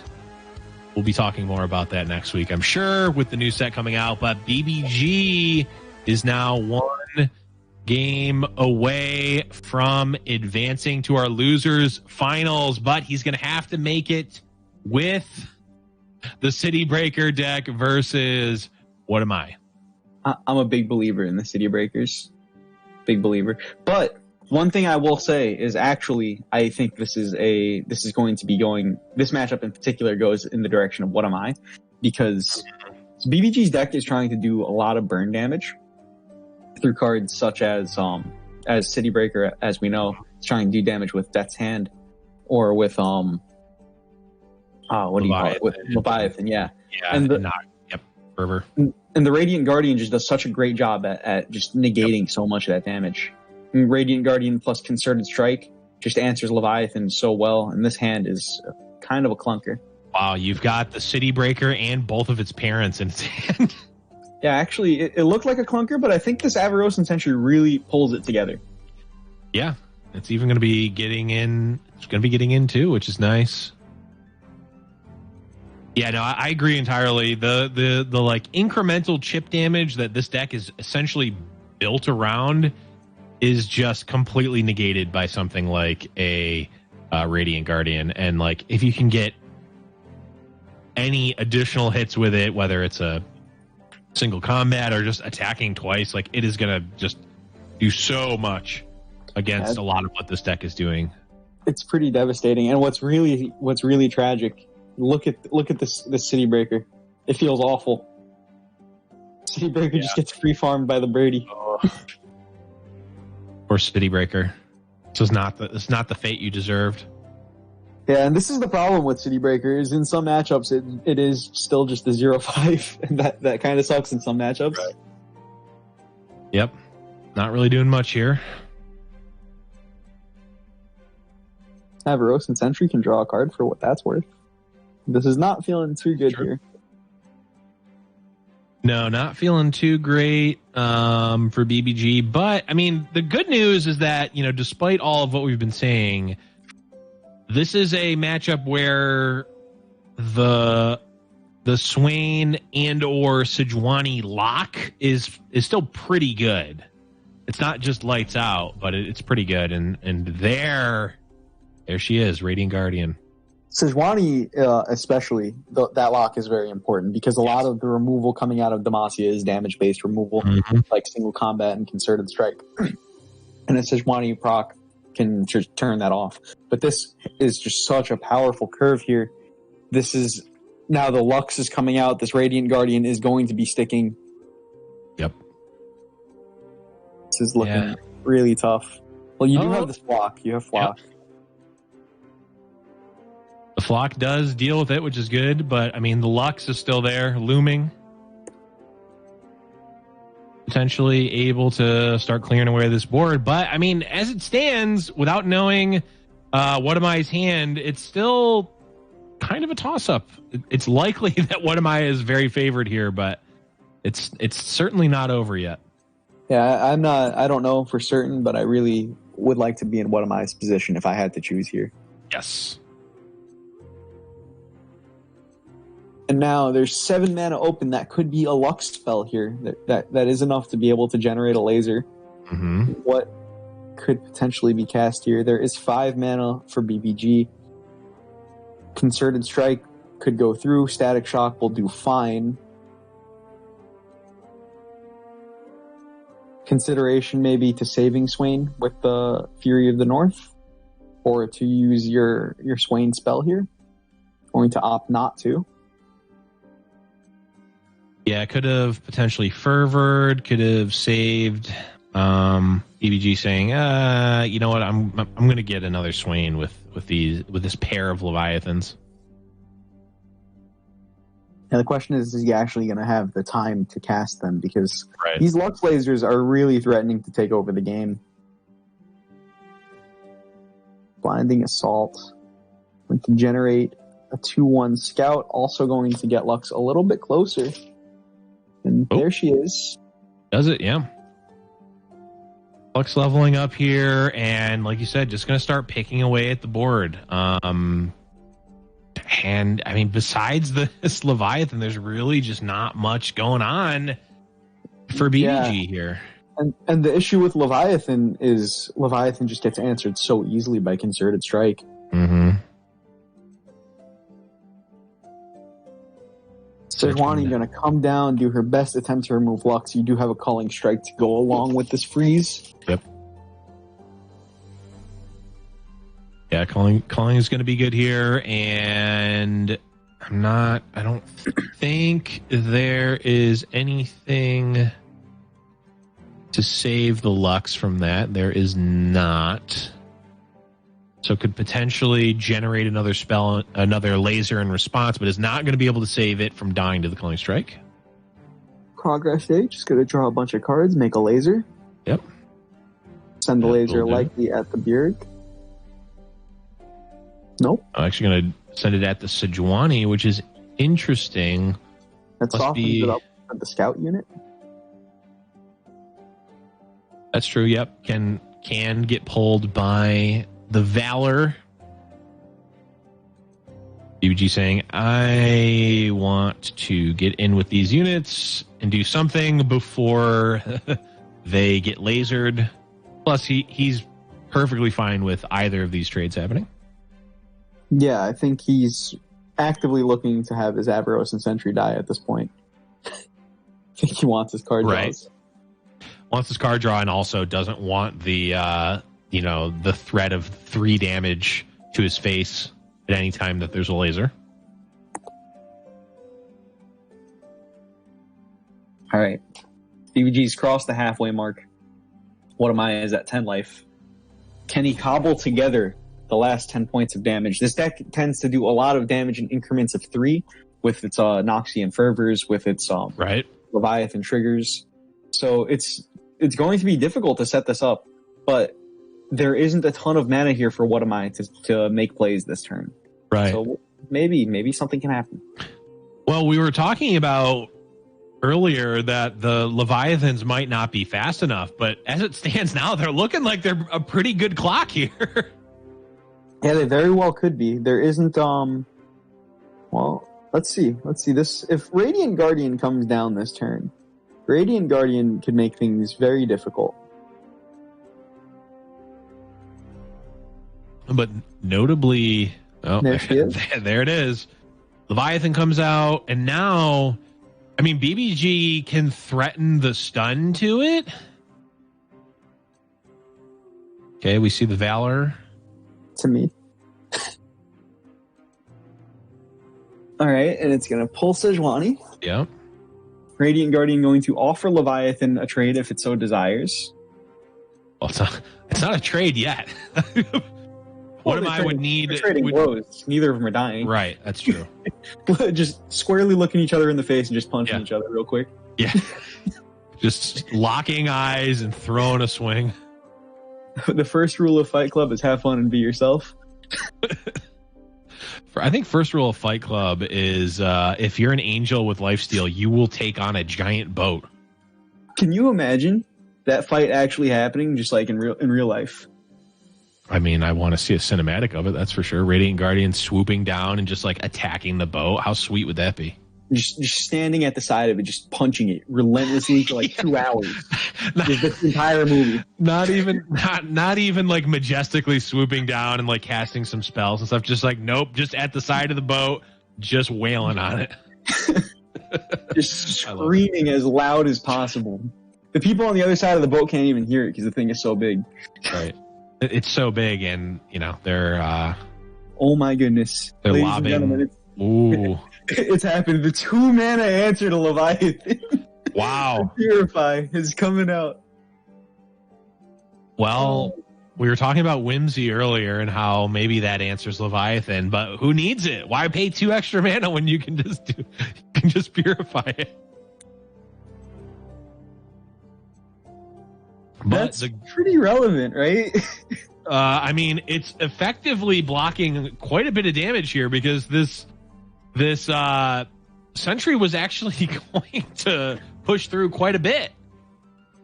It was going to be a free attack with Leviathan, and there was going to be overwhelm damage that is now not going to happen, and then there was going to be 3 additional that was going to be pushed with the ability. Now that's just not happening. And now the Leviathan's just going to take the sad attack. He's just like, man, this sucks. I'm a 5/8. I don't even have overwhelm anymore. All the city breakers that were on the Leviathan are just gone now. It's now just a boat. You know, the beauty of it is even though Leviathan lost its overwhelm, it still had overwhelm on this attack. True. It had overwhelm versus the nothing that was put in front of it. But this is kind of looking like a lock to me. Both of these bad boys. If a concerted strike comes out sooner, I don't know when the concerted strike is supposed to come out, but you know it's there, right? The question is just how do you play around, just make sure you don't fall to the boat. Yeah, I think one of these is threatening to die here. The problem is that without that spell, there's no guarantee that these Radiant Guardians are sticking around here. That's the problem. Like, yes, he gets to go back up to 17, but like Leviathan lock can theoretically do more than that, right? Like, yeah, the Leviathan lock can be tricky. There's still 2 Swains left in the deck, I believe, right? I think there is 1 left, unless he cast a Swain's Ravenous Flock. I think. Could be wrong. Right. Well, almost a Radiant Guardian coming down here. Almost a Radiant Guardian. Rather, the Vanguard Cavalry's got the top. Yeah, but the most relevant part of Radiant Guardian is not there.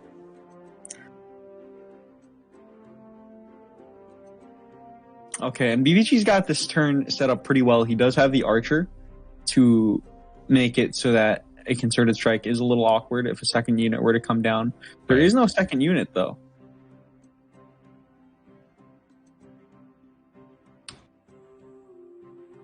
And here... Purify number 2? Nope. It's going Gigundo Thermo Beam. Now, there is still 1 Leviathan left for BBG. There's 1 Leviathan left, but I think at this point, what am I might have stabilized here. There's really not much damage left in the deck for BBG at this point. He's dealt with a lot of his champions have been dealt with. I believe there's 1 Swain left in his deck still. I believe there's 1 Sejuani, 1 Leviathan. Well, and 2 City Breakers. Let's not forget those bad boys. Oh, that was supposed to come down on turn 4. It's looking. Well, unfortunately, it did come down on turn 4, and it got eaten by a 5/4 challenger. The early bird gets the City Breaker. All right, I'm liking that bird pun better than than the other. I like it. We're leveling up here. We're evolving. Sarah, level up. I've made 2 bird puns, I guess.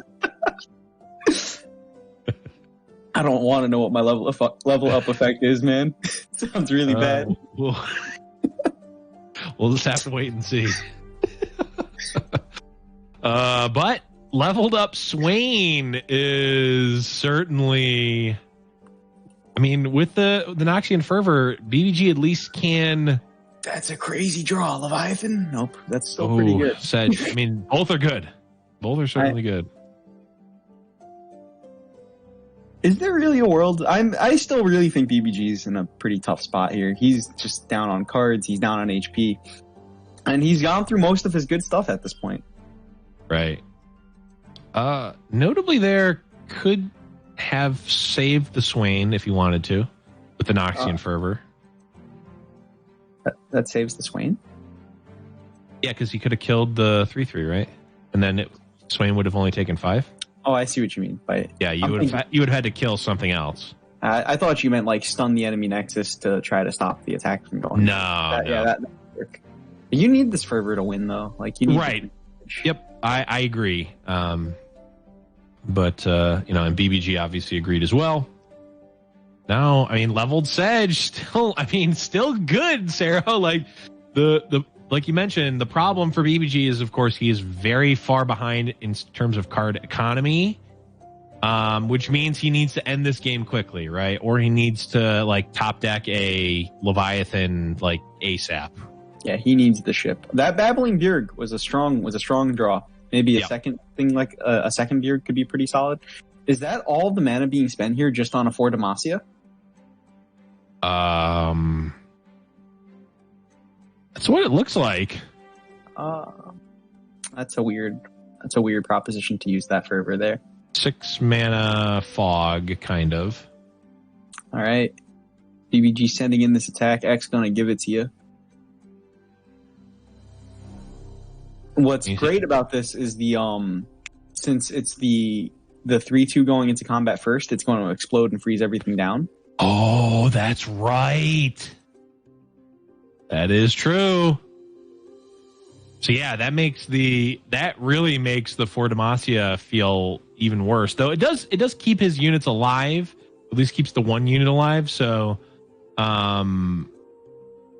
that really reads as a weak hand for What Am I to me. He hasn't played a Lux yet this whole game. I imagine he's sitting on like some more combat effects. He had a Lux earlier, I think, or maybe that was last game. These games are blurring to me now.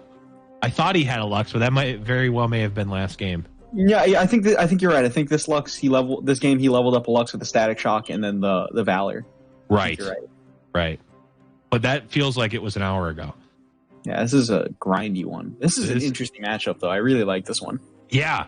And it's not one that I think we've seen at all. I mean, I really have not seen much of this Ezreal Lux deck. Now, I don't think we've seen any Ezreals. So those potentially could come out and end the game rather quickly. This is setting up for a somewhat decent open attack here for BBG next turn. The question is, he's still... Ooh. That's so much damage, dude. Wait, but yeah, the BBG just has the freeze here. You mentioned this earlier. The Sedge has the built-in protection to be able to freeze the whole board. All right. And this is a crazy open attack. And again, he top decked a Grenadier last turn. So Grenadier is going to be able to pop once again next turn, making this attack very, very dangerous. Yeah. I mean, all of that was just another wasted. Grenadier. Wow. These Grenadiers are going to chip down for lethal. There's 3 points of health left. This one's going to pop, do 1 damage. The other one will pop, do 1 more damage. Can the 3 points be found in this game? So many of the Radiant Guardians have already been played by What Am I? I mean, the name of it is Grenadier, but to me, it's more like a Grenamoose because this is insanely strong.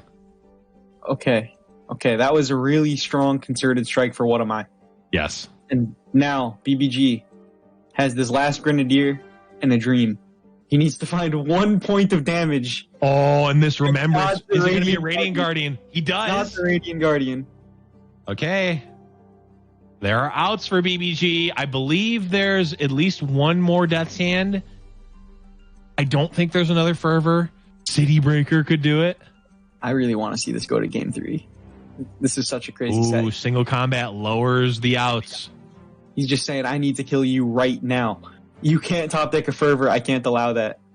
I can't. Culling Strike is not going to do it. Blank. Culling Strike is there a 5/5? There isn't. He doesn't play another 5/5. So not dead. One more draw step.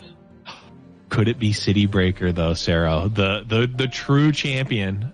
Oh, Mystic Shot. Oh, he ends it. Wow. God, I want to see that last card so bad. I want to know what it was.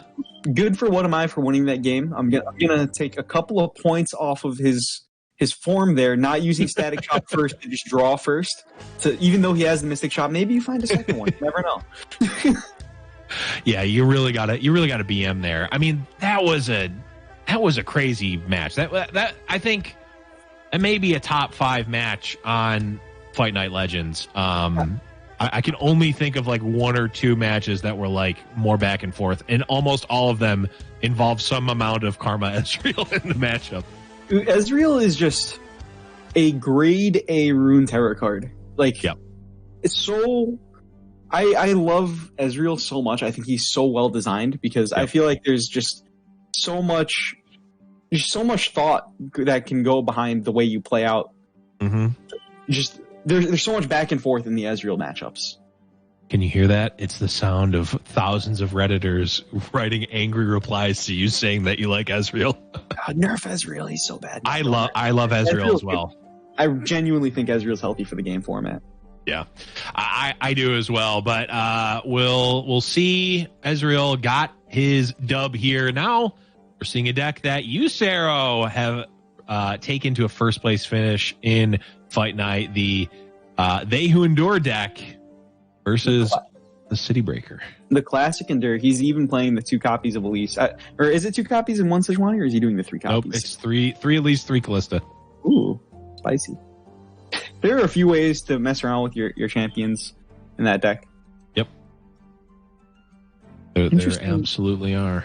Interesting that he goes for the 3 Elise. I've been on the fence if I like Elise more or if I like the Sejuani more. I'm not 100% because there's the dream that you can freeze your opponent's stuff down with Sejuani with the Neverglade Collector. Mm-hmm. realistically, I've only done that in like 3 games with all the games I played on Ender. So Right. I don't think that actually comes up too often, but it's a nice dream to have. And having the extra bulk on Sejuani and the extra overwhelm is pretty nice as well. Yeah, it seems like it's the type of decision that you just make after having played the different versions like hundreds of times, right? Just like knowing like what you want for each meta. But what am I going the traditional route with the Elise and Callistas here?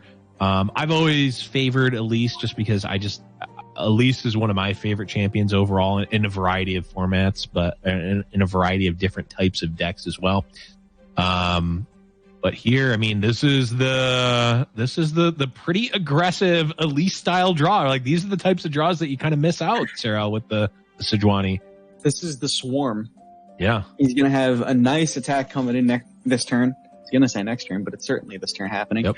But the nice thing about this for BBG is he's got this Tavern Keeper on board, which is going to be able to block Elise very well. Yep. And there is a second surprise Tavern Keeper just looming, waiting to show his head. Yeah, I mean the tipsy owl cannot be left untended, right? There's got to be a backup tavern keeper, in case one has to show somebody the door, right? Right. Well, in case of spider infestation, have backup tavern keeper. What kind of soup or stew do you think the kindly Tavern Keeper is cooking? I mean, because in the artwork it looks delicious. I mean, the only creatures I know that are native to the Freljord region are Elnuks. So, ooh, a nice Elnuk stew. A nice hearty Elnuk stew is what I'm guessing. That sounds pretty good. I could go for some Elnuk stew. I can go for some Elnuk stew as well, or Poros, but I don't think people. I can't put myself to eat a Poro. That's like eating a bunny. I can't do it. Oh, I would. Ooh, don't even get me started on some jerk hair. Oh God, it was so good. But now I'm talking about food, which I don't want to be doing because I'm very hungry. I'm always hungry. But BBG, I mean, he played our boy. The City Breaker got the clock is a ticking. The second ping has come in clutch, and there is the third backup bouncer. Yeah. Right. It's like, man, I'm going to infiltrate this bar. Nope. Not happening. Yeah, you are not getting into the Tipsy Owl without your name being on the list. Oh my God, the Battle Fury? Sarah, did that come off of that must... Was there a mage... Is that in the deck, or was there a Mage Seeker Persuader that came off Sarah, of one of the ones? I will say there is not one Battle Fury in What Am I's deck. All right, there are 3. Oh, wow. Okay. There is not one. There is 3 in the deck. I missed that one, dude. I did not even notice. That is insane. There's triple Atrocity? Dude, I'm playing this deck. Triple Atrocity, triple Battle Fury. I'm playing this in DOR this weekend. This looks nuts. I'm loving it. But you know what's good against all of that, Zero? Triple Tavern Keeper. Yeah, Tavern Keeper. Bleeding. It can stem the bleeding, but can it stop the 3 atrocities? And if it can it stop the 3 endures? Right. Well, that is a very good point. The whole problem with this is that the lowly City Breaker is just, it's honest work, right? He's doing honest work, which is not what BBG needs to be doing against this deck. I mean, this is not an honest deck. Dude, I am all about these triple Battle Furies. Oh, I love Battle Fury. One of my favorite cards. Battle Fury Fizz is still one of my favorite things, period. That combo gets people, dude. It's so uninteractive. You just die. Yeah. Oh, now that I'm looking at this list, it's actually pretty... We were calling it the classic. It's actually very far from that. There's no Neverglades. There's no Fury of the Norths. It's Battle Fury, Atrocity, Glimpse Beyond as the spells. And there's 2x Chronicler of Ruin. And then, of course, the They Who Endures. And the rest of it is pretty standard, but no Neverglades. only 2 Bark Beast, which I find a little curious about that. Yeah, that is an interesting. I don't know if I'd ever want. It's interesting. I'm really liking the back and forth or the build of this one. It's interestingly aggressive here. Yeah, I think I'm going to be dabbling with this one over the next couple days. I like this. I like it, but BBG did find a way to not die to this 10-10 They Who Endure, but if there is an atrocity as it stands now, there is no answer to it. Oh, yeah, that's the level up for Sejuani. Wait, does that mean there's a handful of answers to an atrocity right now? Right. Now, even though the wording makes you think that it shouldn't work like that, Sejuani can trigger her frostbite effect this turn. I really don't like attacking with Sejuani here. As weird as it sounds, I really, really don't like it because you're opening up your Sejuani to being blocked by anything with a Battle Fury. Oh, true. The old defensive Battle Fury. Dude, if there's a defensive Battle Fury, this blows BBG out. Although, no, it doesn't because the freeze is going to happen, right? Yeah, no, the freeze is going to happen off of the... oh, yeah, there's no way to stack Grenadier. The Grenadier. Right. There's no way to attack it. Yeah, no, this is... I mean, Sejuani is kind of the lock, right? Not a guaranteed lock, but it's a pretty good one for sure. Well, what it says Sejuani can only trigger once per turn. Right. So there could be another Battle Fury on this. There could be there could be a Battle Fury. Just another They Who Endure that comes down after this Demolisher or after the City Breaker triggers. True. The City Breaker. Oh god. Yeah, actually the fact that the City Breaker just automatically uses up the Frostbite at the start of the turn is actually kind of awkward for BBG. It could stop him here. Yeah, this is the window. All right, so where is the big Chungus? That's a they. It's not him. That's Sir Charles. Not getting there. Glimpsing to draw 3 cards and pump up the bark. Is this? Do you ever fervor here? He does. I like the fervor here. You don't necessarily need the face damage. You're going to get there anyway, and you can't use it to proc Sedge again because the City Breaker already uses that. And that Leviathan is pop a win condition if BBG can find a chance to slide it down. Looks like you're just going to slam it here. Yeah, he might as well. There's really no difference in terms of what he can react with, whether he plays this or City Breaker. He's got a loaded up board, so he can block all the units. A Battle Fury unit won't be getting through. Nope. But this They Who Endure is still pretty big. It can be. Boon, Death's Hand. Yeah, I think. Yep. And What Am I is actually just gonna end it. And BBG with the pop off. I feel like we don't usually see the pop off from BBG. You can tell that Sarah, that set. Not even just the last game. That entire set was. It was tense start to finish. Yeah, that I think if we're ever making a best of fight night, that one is an instant classic right there. That was. I think so. That was a crazy. And what's even crazier is that was just the loser semifinal, but BBG moves on and will be playing against the TheBlackBoss in the losers final, the winner of which will play against Ian Nogueira in the grand final and will be invited back for the next Fight Night Legends. But we'll be seeing that match when we come back from a quick break. Stick around. We'll be right back with some more Giant Slayer Fight Night Legends. See y'all in a bit.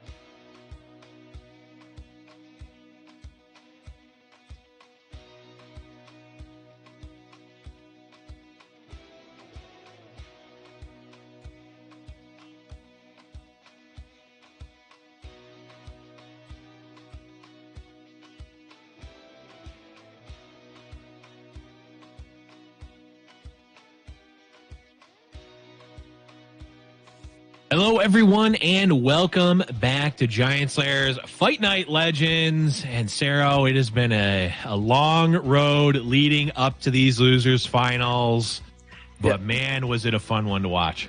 We started off today with some very blazing fast games, right? Like we saw 2 decisive 2-0 victories, and then we came to a complete halt, having 2 grindy best of 3s. Last one with BBG versus what am I doing? Is that What right? am I? What am I? That set was nuts. Yeah, that was a classic. Definitely make sure you check out the VOD tomorrow or whenever it goes up. But Sarah, let's take a look at the format for anyone who has come in the middle of this and take a look and see what we're playing for here. Of course, the Fight Night format is double elimination with 8 players that we have invited. Every match is going to be best of 3, and the players are bringing 2 decks with no region overlap. To win, players, of course, must win with both of their decks, and the players today are playing for their share of the $200 prize pool. And Sarah, as you can see at that bottom, there's a little highlighted portion there that says if the grand finals, if the losers bracket player wins the first set, there will be a bracket reset, and there will be an additional best of 3 match played in the finals. You do get to keep that extra life for making it through the winner's bracket. So these players are fighting for a first place prize of 100, second of 50, 35, and 15. But most importantly, what they are fighting for is the honor of being the Fight Night Legends champion, holding that belt for 1 week, potentially 2. Correct me if I'm wrong, but has anybody actually made it to 2 weeks in a row, or is BBG going to be our first contender to make that happen potentially? BBG, aka BruisedByGod, would not even be the first god to have made it to 2 in a row. Winding God, I believe, definitely was in the first 3 or 4 and won, I believe, 2 in a row. I believe you're right about that. I seem to remember that now. Or unless he won, and then we'll need to get the Fight Night historian on here, and I don't know who that is, but if anyone wants to be the Fight Night historian, we can definitely confirm that. But Sarah, before we look into the past, we need to be looking into the present, because we've got BruisedByGod versus TheBlackBoss in the losers final. BruisedByGod, like you mentioned, is the defending champion here.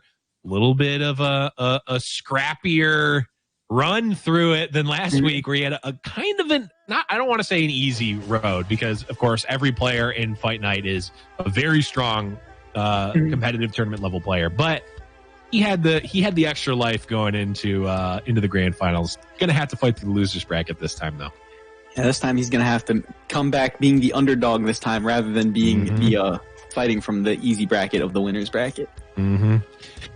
Absolutely. But BBG playing against BlackBoss here, and we have not seen this matchup yet, but we have seen both of these players play out today. BlackBoss, of course, with that Ezreal Twisted Fate Gangplank deck, very sort of crazy deck there with the Submersible, as well as the Callista Quinn. And BBG, I mean, we just saw pretty much every card in both of his decks over the last 2 games. With the Gangplank Thresh sort of keg control and the Swain Sejuani City Breaker special. Yeah, and this GP Thresh keg control has been like, I feel like for a while, it's been a deck people have known about, kind of sitting like at a B tier kind of deck, where nobody's really going out of their way to play it, except for the people who just like enjoy the archetype. And BBG's been kind of messing around with the archetype for quite some time. He was originally trying to push it very early on, then it took a step back, and for some reason he's decided now that Thresh is pretty good. I'm thinking because of the recent popularity of They Who Endure, Thresh really gets to see a lot of deaths in those types of decks. Yeah, definitely a very interesting meta call for sure. I feel like BBG likes to... He really likes the Thresh. When the meta is very board centric, of course, you're going to want a Thresh in there if you can. But we're jumping in here. BBG bringing that keg control deck versus the triple champ TNZ Bilgewater deck of TheBlackBoss.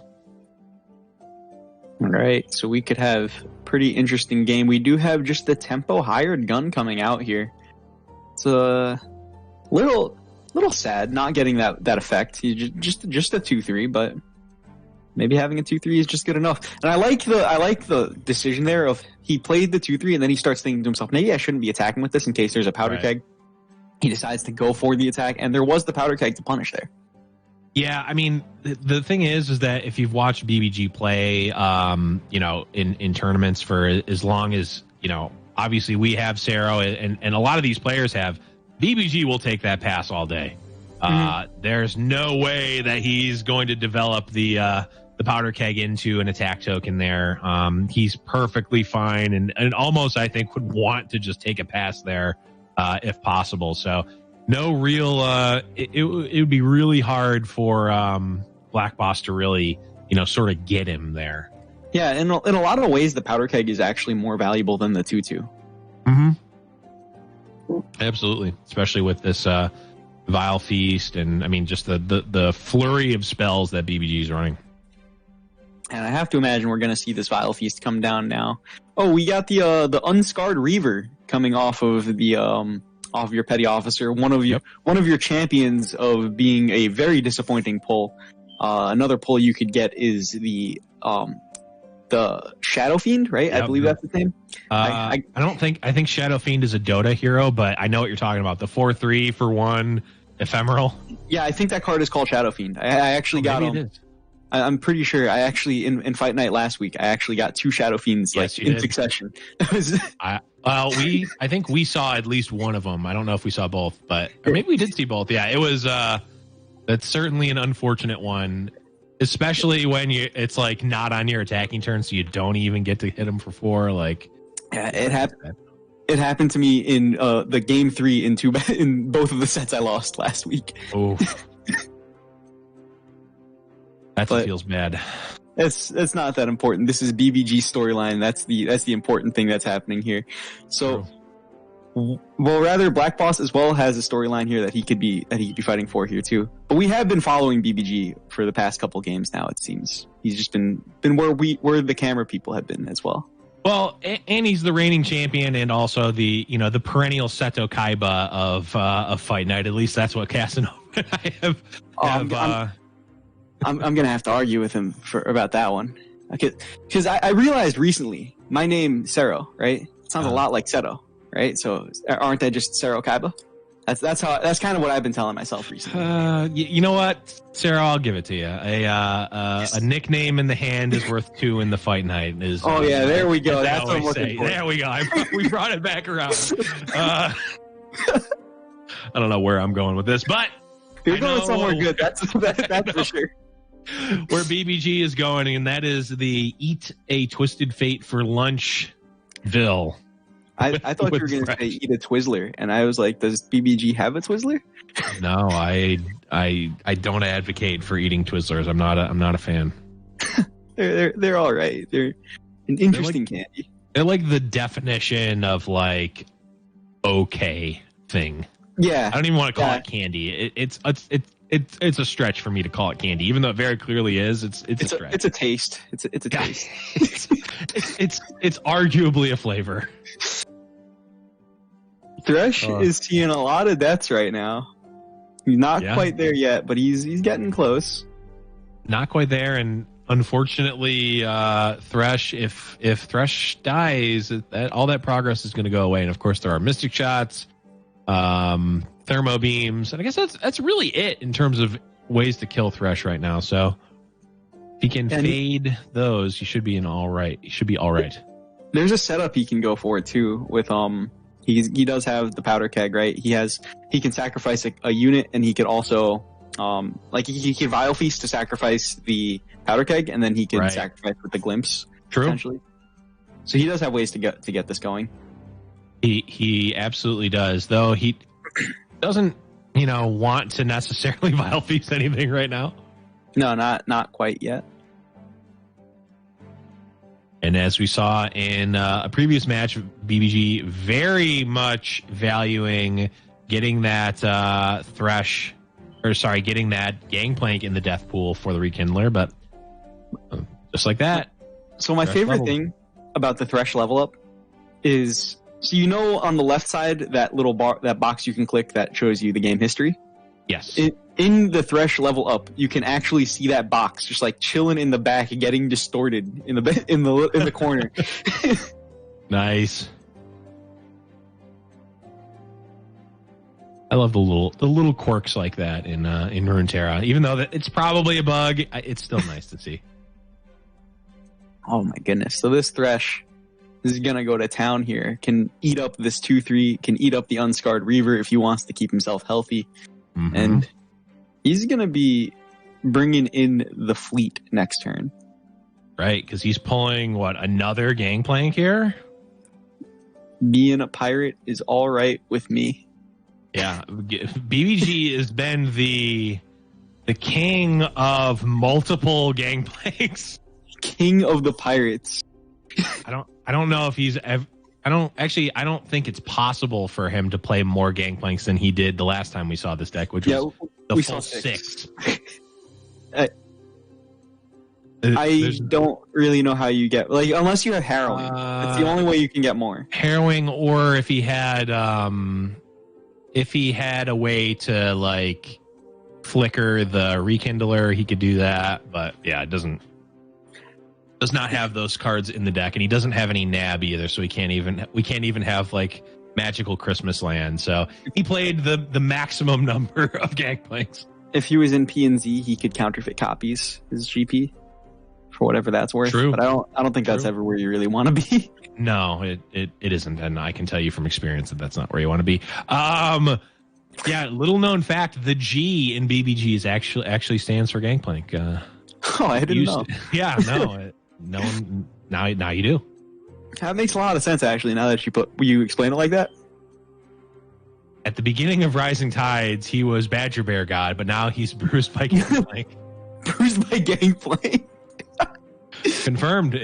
I mean, when you play a game and you play 6 Gangplanks, yeah, the G in your name stands for Gangplank now. But was he the one bruised by the Gangplanks? He had 6 of them.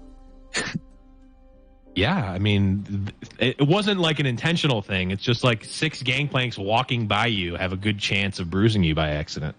Yeah, I guess so. They like Gangplanks walking by accidentally drop some oranges. I imagine he's got a lot of oranges. Yeah, he's a 5/5 overwhelm. He's not really paying attention to what's going on. And speaking of what's going on, that's a Riptide Rex. That's a Riptide flex, because that is an entire board gone. All right, so he's gonna draw some cards. Gonna say, Gangplank, you know what? I don't need you. You're actually dying right now. Yeah, it's not a question of whether he needs him or not. It's he's dead anyway. So try to get something. You can't kill my Gangplank. I'll kill my Gangplank. Right. Okay, so that the Make It Rain is actually kind of relevant, because with the box, he can actually kill the Rex here. Well, Thresh is dead now, so there is no longer a box. Oh, good call, good call. But Make It Rain is still pretty decent, right? Because you can make it... Well, it doesn't look like he's going to go for it, actually. But one thing you could do is you can go make a powder keg, and then you could make it... Oh, well, you still make the powder keg, right? Yep. GP is a big powder keg. Yes. Yeah, this is good. This is real good. This works, yeah. Just fade down. Yep, this is working out nice. And the Riptide Rex really can't attack because it'll just get eaten, or well, it'll trade with the Rekindler, so crisis kind of averted, actually. Does a Riptide LOL or does a Riptide Keck? It's a Riptide, it's definitely Riptide Kex. That's Okay. for sure. Okay, just making sure. Although So I think it's more the little guy that's with Riptide Rex that is Keck Wing than Riptide Rex himself. I don't think Riptide Rex himself really knows what's going on a lot of the times. He's just like launching a lot of things in various directions. Yeah, he's just kind of there. How many retweets do we need to get Riptide Rex put into actual League of Legends? I will main League of Legends and be a nonstop Riptide Rex player if he gets put in the game. I'm just putting it out there. I'm afraid of that ultimate, personally. It sounds really dangerous. I actually think that I think that in the lore, it's Riptide Rex that's actually shooting off Gangplank's ultimate. I think that might be true. I feel like Because I heard that somewhere one time. I remember reading one of the flavor texts saying when you need somebody to blow something up, you call Riptide Rex. Yeah. I forget whose flavor text that is, but that is definitely flavor text in the game. Yeah. I just want more Riptide Rex in the game in some capacity. I mean, it's everything that you could ever want. I mean, he's a literal street shark. And only boomers remember that show. But I mean, after all that, the BBG in a pretty good position. Though the Submersible actually putting on a pretty big threat here. Yeah, it's pushing for half his health, half of BBG's health. Right. Is there a way to deal with it, though? You do have GP leveling up. He's going to be making a keg for next turn. And he's going to be doing a damage on attack. You also have the Thresh to yoink. Yeah, Thresh can pull. Yeah, I mean, actually, is this just lethal? If it's not lethal, it's very close with the Make It Rain. Right. Yeah. Yeah, because that'll be another 2. So, I mean, right now it is threatening lethal, right? Like it'll be. Yeah, Thresh is going to pull another Gangplank. If there's another one in the deck, which I think there is. And yeah, that's as it stands, it's more than enough. Yeah, and now does BlackBoss have a way to get out of this for 3 mana? He's going to. He does. No. It's called Escape Concede. He got out of it. One of the strongest buttons in the game. One of the most powerful cards in the deck is the Concede button, but Zero BBG is now 1 game away from a repeat performance into the grand finals of Fight Night, which would, of course, secure his invite to the next Fight Night Legends. He wants it. He wants it. Mm-hmm. And he's close. He just has to, at the very least, to come back one more week. He just needs this one last victory. Yeah, huge game here for BBG, but BlackBoss is certainly going to have something to say about it. BBG needs to get the W with his City Breaker deck. Can the BlackBoss overcome the dominance that is City Breaker? Will he find a way to get through it? Will BBG find the City Breaker? Find out next time on an episode of Fight Night Legends. Or this time, because you have the Giant Slayer Fight Night with no ads, because we're here and we're not going to commercial break. We're jumping right into the game. BBG, no City Breaker yet, but still has a couple of turns to draw it. And Legion Grenadier coming in hot. I can't miss that one up. Can't pass that up. Legion Grenadier coming in hot.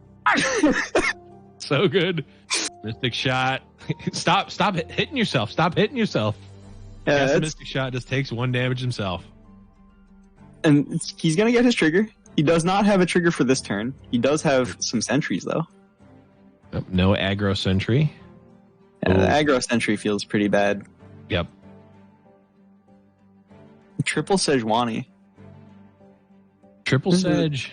Yeah. Second time today we're seeing triple queens in hand. True. Cero. What do you call 3 Sejuanis? What's a triplicate of Sejuani? Oh man.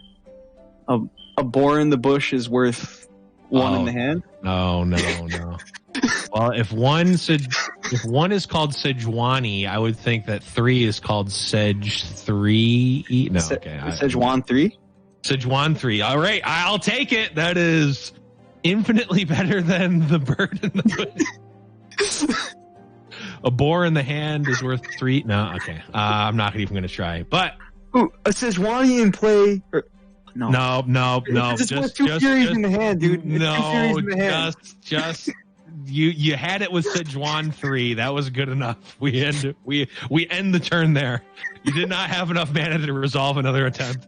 But the BlackBoss is now resolving Gangplank versus Bruised by Gangplank. So GP turning on his master.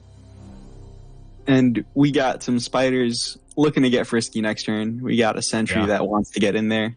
And we got triple Sejuani. Yeah. That's got to be the Ooh. dream. That does have to be something close to the dream, and now a Gangplank actually used the gang. That was a Gangplank's parlay. Notably there are no main deck parlays anyhow, so it couldn't have been a main deck. And now the Sedge gets to come out and threaten to kill this Gangplank. And Fury of the North could put in a lot of work as well. Big thermo. Big thermo, bigger oof. Yeah. And now all of a sudden you can't deal with the Gangplank. Yeah, Gangplank goes unanswered now. And Swain has to be very far from leveling this game. There hasn't been really any spells that have been cast that are noteworthy. He hasn't seen any kind of anything, really. No City Breakers yet. Still a turn away from the Leviathan turn, and BBG doesn't even have the Leviathan in hand. What's he going to do? He's going to steal some cards. Gonna start robbing him. Okay, Iceveil Archer plus Calling Strike can deal with GP here. Yeah, a little sad to use your Calling Strike on something that's already so damaged. True. I wonder. I guess this is a little bit stronger. Yeah, you get to weave in the Swain too. I was wondering if you just wanted to use the Sejuani Calling Strike, but I do like this play a little bit better. Sejuani, of course, can get more value from the vulnerable. I was actually just not even going to bother with the Calling Strike. Okay. The issue is that, well, now you do have spell mana, right? You have this Sejuani's Fury of the North, but the issue is there are so many 3/3s in play that Swain can't actually get through to connect. Right. Yeah, just kind of still a pretty good attack from BBG. He can play a little loosey-goosey with the Sejuani because he has the Fury if he wants, or can just replay a third Sejuani. What's really important here is this Babbling Bjerg, which could potentially find him the Leviathan. Mm-hmm. Oh, but there's one fewer Leviathan in BBG's deck. BlackBoss says, "Nice ship, bro. Mind if I borrow it?" Yeah. And BBG's face, I feel like, said it all there. just like, what? Really? Really? Come on. How do you take these attacks? Looks like he's just sending in Sejuani. Yeah, unless he wanted to effectively just trade the Sentry for a card here. Not really any other attacks that make too much sense. I guess, yeah, you can't even attack with Swain to kill the Leviathan with Fury. It doesn't even kill it. No, the only way he gets the Leviathan this turn is if a Sejuani gets blocked by Leviathan, which is a possibility. Okay, this attack makes sense. Yeah, now he's opening up that option. Otherwise, like, yeah, any block here on Sejuani seems fine for BBG. And that's it. Like he's pretty happy. BBG's rubbing his hands here. Oh. BBG's like, wait, unless. BBG saying, "BlackBoss, you tease. I thought I was going to get the block." I was going to get that juicy block. That's one where that situation right there is one of the main reasons why I'm really glad that Runeterra doesn't have hand hover, like the ability for your opponent to see hand hover like you can in Hearthstone or in MTG Arena. Because like when that block is represented, immediately your mouse is going over to that Fury of the North, right? Like you want to queue that up, and if you're BlackBoss, that's extra information, right? Like you can see, oh, my opponent is potentially going to be playing something. So he's going to be taking the Fury of the North here, which is a little interesting. Okay. And what's interesting about this is now you're shuffling a Sejuani back into your deck. Yep. So this is nice because you're pushing damage, but since you're shuffling a Sejuani back into your deck, your Bjerg is now a little bit less likely to pull you the Leviathan once again. True. But that is 3 damage. It's also possible that he doesn't mind getting another Sejuani. Maybe, I think another Sedge is kind of fine. Like, theoretically, that pushes more damage than Leviathan, maybe? No, not really. Yeah. Well, the Leviathan can't come down this turn, even if he had, even if he gets it off of Bjerg. Right. This is a little bit of a like this for Black Boss. This is an awkward attack. You can't really take it because you don't want to let the 2-1 get a chance to kill himself. Mm-hmm. That's true. Is Submersible online yet? Submersible a 5-5 quite yet? I think he's still a little bit away. Oh, the Riptide Flex. Oh. But things live. Things live. A lot of things live. And the 2-1 dies. So BBG gets the card draw before anything, and that is such a good draw. Wow. Oh, but he doesn't even play it? And the Babbling Bjerg has disappeared off the face of the planet. He's scared of the Riptide Rex is hiding behind Sejuani. BBG decided that he wanted to play Yu-Gi-Oh! And not Runeterra. He used polymerization to get, I don't even know what you call this. The Angry Boar Lady and the Soup Man combined to one card. Well, I mean, Babbling Bjerg is very afraid of the Yeti that he just saw, so he's hiding behind the War Mother. I don't get why BBG just slammed the Bjerg there. Yeah, I think the thought is probably that he wants to use the Sentry on offense, I'm guessing. Possibly. That could make sense. Okay, Sedge taking the fall here. All the damage, though. I think he needed to stun that Leviathan here. Oh, is he going for the kill on the Leviathan? Looks like it might be happening. Yeah, this... I feel like I kind of agree with you, Sarah. That Sentry, I don't know how much better it's getting. That Sentry was representing over 5 points of healing that turn. I guess the thought was he just wants to kill the Leviathan. Doesn't care about taking a little bit of damage. Like, I guess Black Boss, man, Black Boss absolutely can go over the top for sure. How far is Swain from leveling? Well, he just did 6. He can't be far. Maybe he might be at like 11. I think it's somewhere between 8 and 11. I think it looked like it was double digits. I'm not 100%, but I think it looked like doubles. Very close. Which means it's a tense game. And these are right now BBG has the very enviable position of just being able to press OK and the game will end in his favor if Black Boss doesn't do anything. Well, is that true? If BBG just clicks the pass button this turn, so yeah, Black Boss's stuff gets stunned down, but there could be a Riptide Rex in Black Boss's hand. He does have that warning shot we know of. True. There's an interesting attack BBG could potentially take here, depending on what happens. City Breaker coming down to just chump block 5 damage. Another one of the key uses of City Breaker. It's an excellent blocker. When the meta was very burn heavy, I would find myself sometimes being saved by a City Breaker, being able to block a Legion the Grenadier so that he doesn't actually do damage. Wow. Oh, that is hilarious. Yeah, you can effectively block the Grenadier without actually dying. Yeah, this threatens lethal. Did BBG find a way to steal it? Fury of the North? He can't have a Fury of the North unless he has another stolen card. That doesn't do anything. Double flock. Would need to have stolen 2 flocks.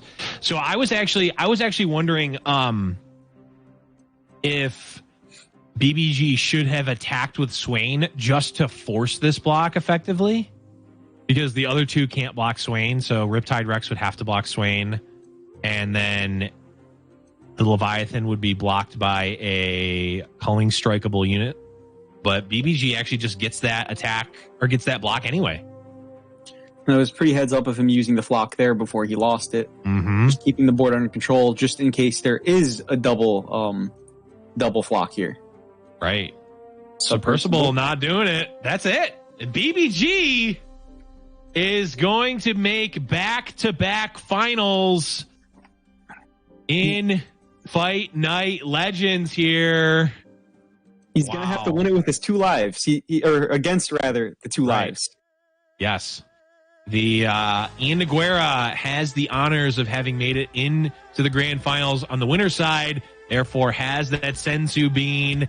And if he falls in the first set, it will be a bracket reset, and it will just be a straight-up best-of-3. But if Ian Nogueira wins, he will be our champion. But we'll be getting into that set, Saro, after a quick break. Don't go anywhere. We're going to be back with the grand finals here on Giant Slayer's Fight Night Legends.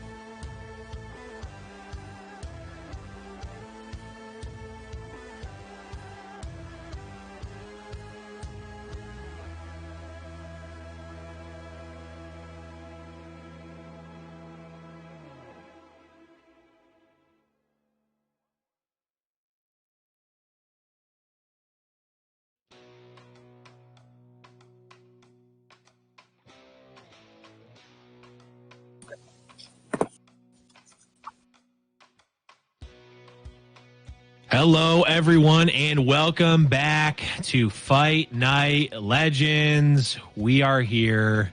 We've made it, Sarah. We're in the grand finals. BBG versus Ian Nogueira. Wow, has this been a crazy lead up to this one? This is the moment we've all been waiting for, right? This is the grand finals. Mm-hmm. This is BBG here to prove himself. Can he make the double up? He's going to have to do a lot to make it come back. He's going to have to win 2 games against, I believe Ian was the person who knocked him into the losers bracket, right? You would be correct about that. Actually, Ian Nogueira 2-0'd BBG the last time that they played back in round number 2. But of course, this is a double elimination bracket, and we'll actually take a look at the format for those of you who have just joined in. This has been a double elimination bracket, and all 8 players were brought in via invite for being top tournament players and or ladder players. Every single match that we've played tonight has been a best of 3. Players have brought 2 decks with no region overlap. To win a match, player needs to win with both decks. And then this last part here is so critical as we're in our grand finalist. If BBG wins the first set, that will trigger Ian Nogueira's guardian angel that he has equipped, and he will revive, and there will be another best of 3 played. However, BBG coming from the losers bracket does not have that GA, and if Ian Nogueira is able to take a best of 3, it is over. He will be our Fight Night champion and will take home that $100. But notably here, Sarah, both of these players are invited back to our next Fight Night Legends. But next week, actually, I'm sorry, I'm queuing you up for things and then I'm answering my own thing. Next week, actually, is Fight Night Reckoning. It is going to be our big tournament, 16 players, $1,000 prize pool there. It's going to be a big one. And notably, Sarah, and I promise I'm actually passing to you now, it is going to be the first tournament with the new cards. Yeah, and another thing that's very important about Reckoning is no players with 4 or less power are allowed to play in Reckoning. Only the best of the best are in the Reckoning. It's true. Every single player in Reckoning has 5 or more power. Otherwise, they're just going to get wiped out right at the beginning, of course. Yeah, they just can't even play. Yeah, so definitely make sure that you're going to be here next week for Reckoning. Not only is it just a great event, huge prize pool, bigger pool of players too. We're doubling the number of players. It's also going to be the first chance to see these players play with the new cards from Call of the Mountain. So I'm very excited for it. But like I was mentioning, both Ian Nogueira and BruisedByGod will be invited to the next Fight Night Legends afterwards, as they both have qualified via being the finalist here. But Sarah, man, this is, I mean, Ian had a nice quick run, right? He had an early win against Winding God. He had a win against BlackBoss, who we just saw, and has been sitting pretty in the grand finals, just waiting on the winner's side. Also already beat BruisedByGod. So BBG could possibly be not quite the first person to go back to back, but would be the first person to win from the losers bracket and complete the reset. That's if he could make it happen. He's definitely got his back against the wall here, fighting the person who is the only person who's been able to take games off of him, and in a 2-0 fashion. Yep. That's not going to be easy to overcome. He's going to have to, splash some water on his face, slap himself down a little bit. He's going to have to find the victory through sheer force of will. I feel it's going to come from inside. It's not going to come from his deck. That is true. Also, notably, I don't know if this is an actual stat or not, but I don't know if I can recall a time where a player has beat both Winding God and BruisedByGod in a tournament, and Ian Nogueira has already done that. Potentially has the ability to beat BBG twice, but we will see as we go into our grand finals. Once the players are ready, we'll be jumping into that. But Sarah, early impressions. I mean, we already saw this match once. Who do you got? How are you liking these matchups? BBG's really got his back against the wall. We saw this match outplay already. It was a clean 2-0 for Ian, and all he's got to do is make it happen one more time. He's got the track record. He's shown that he can do it. He just has to do it one more time. He has to be the Giant Slayer, you could say. He does need to be the Giant Slayer, and BBG is certainly a giant in the tournament scene for sure, being our reigning Fight Night champion so far. But man, it is tough. It is very tough to bet against BBG, especially when there's a tournament on the line. But Saro, we're in here. The grand final starting off, BBG versus IanNogueira. The Monkey BBG. Idols are here and ready. They're ready to blow up. That's what Monkey Idols do, right? Does the Monkey Idol blow up, or does it just summon a spirit of a monkey that blows up? It summons a powder monkey, which I'm guessing is like a it's like a gunpowder golem, but in the form of a monkey, is what my interpretation of it was. But okay, yeah, just a magical entity in the shape of a monkey infused with explosive magic. I assume. I think so. So one thing to note here, Saro, is that this is not the BBG did not queue up this deck first the last time they played. He queued up the City Breaker deck versus the Karma Ezreal. So already we're seeing a little bit of a wrinkle in the matchup potentially. Yeah, we did see that his Swain Sejuani deck did lose 0-2 in that matchup. So maybe he's just thinking, all right, let me get my good win with this deck first. Pep myself up, make sure that I know that I have this fighting chance, so that I have the morale for that third game. Yep. Certainly. I mean, if you got thoroughly demolished the first time, you want to change something up, unless you know for a fact that the matchup the matchup variance was off there. But I think BBG probably sees that the City Breaker deck is not the best against Ian's lineup. So let's try to get that dub with the other deck, and then try to squeeze one. BBG presenting a bit of a board, getting this incredibly aggressive Poro. They call him the affectionate Poro, but what kind of affectionate thing has Challenger? That's all I'm saying. I actually think affectionate Poro is like the greatest in terms of flavor, because he challenges you by jumping on you and giving you a hug. It's so good. Yeah, he's tiny. He's not hurting you too badly. Poros are so precious. So precious. I can't wait to see if/what the Targon Poro will be. I'm assuming that there's going to be one. I thought we were going to get that day one. I'm waiting. We'll see. We're going to have to wait and see. And maybe we'll see it played next week in Fight Night Reckoning. But right now, BBG still keeping a little bit of a board here. Develop the Thresh. That's pretty big. No immediate answer. Thermogenic Beam does not deal with Thresh. Will of Ionia does not trade well with Thresh either. True. Ooh, and we see the triple, the 3-of-a-kind zaps. Saro, okay. Third shot here. What is 3 zaps? Oh man, three fish in the bush is worth 1 in the coral. No.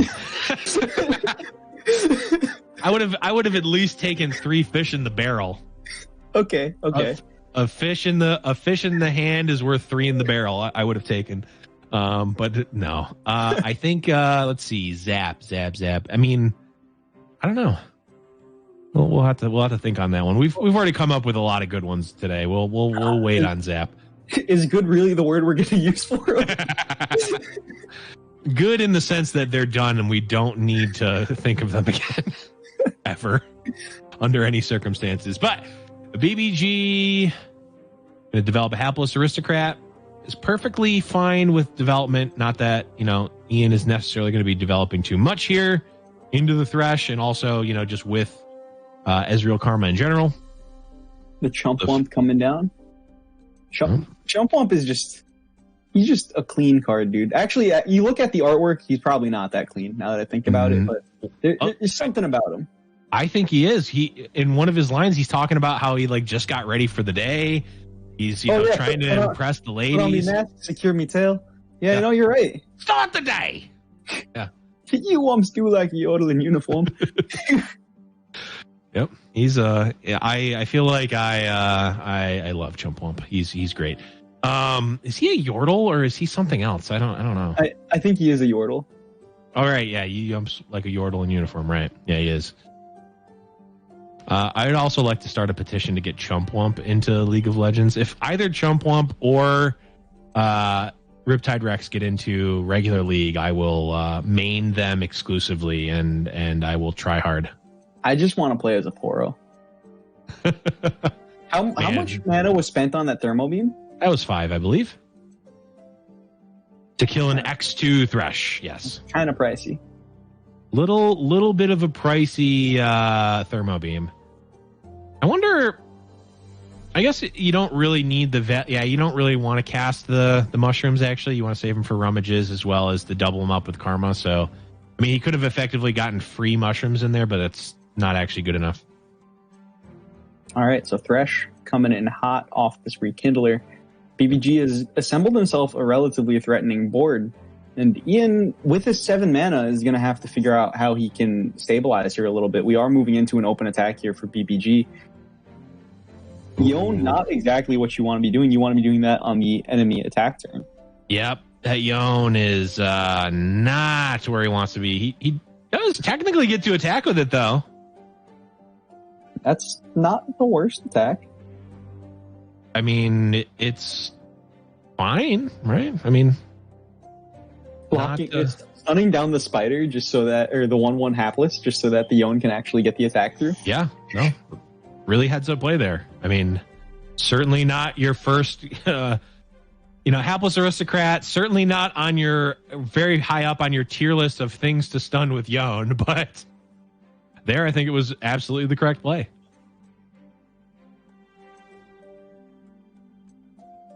BBG, I don't know. I don't think that he can set up a lethal attack here. 4, 5, 6, 7. Can, however, set up some kegs. Well, the kegs don't really do such a wide board here. Well, the kegs let him make it rain, potentially for face damage. They let him parlay or Vile Feast. These triple Vile Feasts are really not exactly what BBG would like to have in this position. No, not really looking for Vile Feast at this juncture.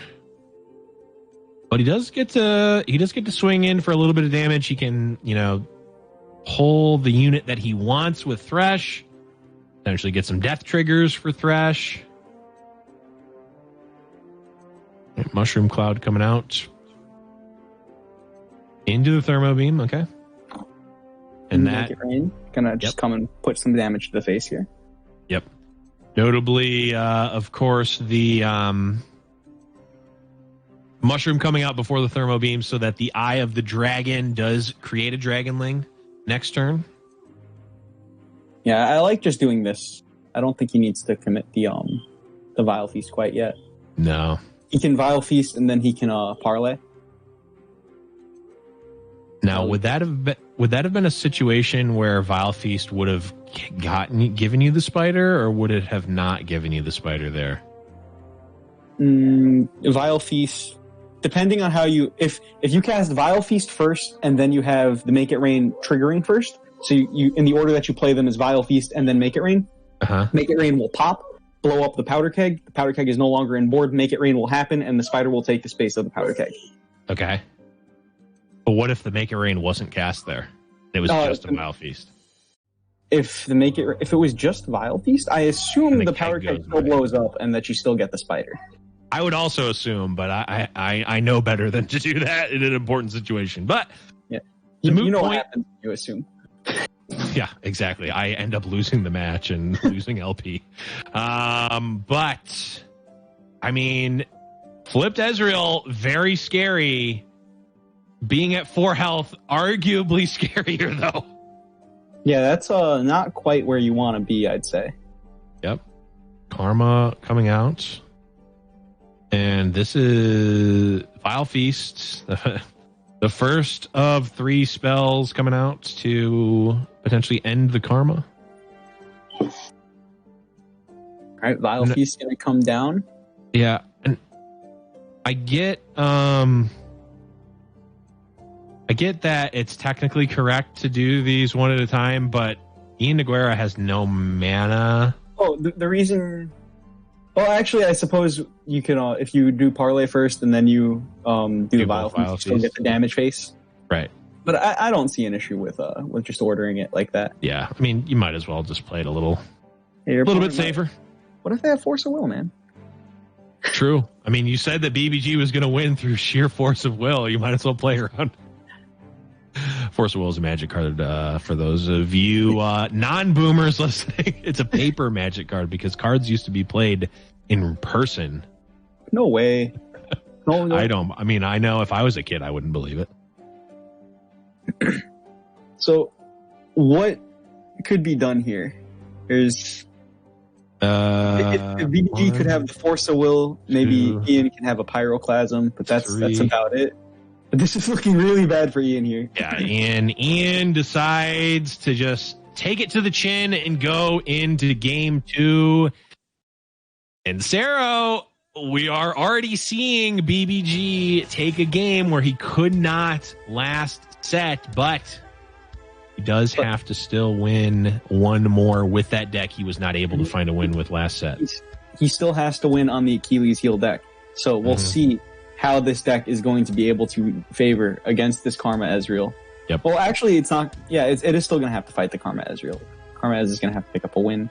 And what is... Is the other deck the Sejuani Gangplank? The other deck is the Sejuani Gangplank. Yep. Look at that. Looking at the Leviathan. You can't keep that. I feel like the Leviathan getting willed twice last set was what really sort of put him away. I mean, he lost so much tempo on those turns. He cast the Leviathan and it just got willed. Yeah, he kept the Bjerg. I think I'm of the camp that I think he should just be hard mulliganing for City Breaker. I really think that card is actually kind of nuts in this matchup, especially if you have two. It puts so much pressure on your opponent.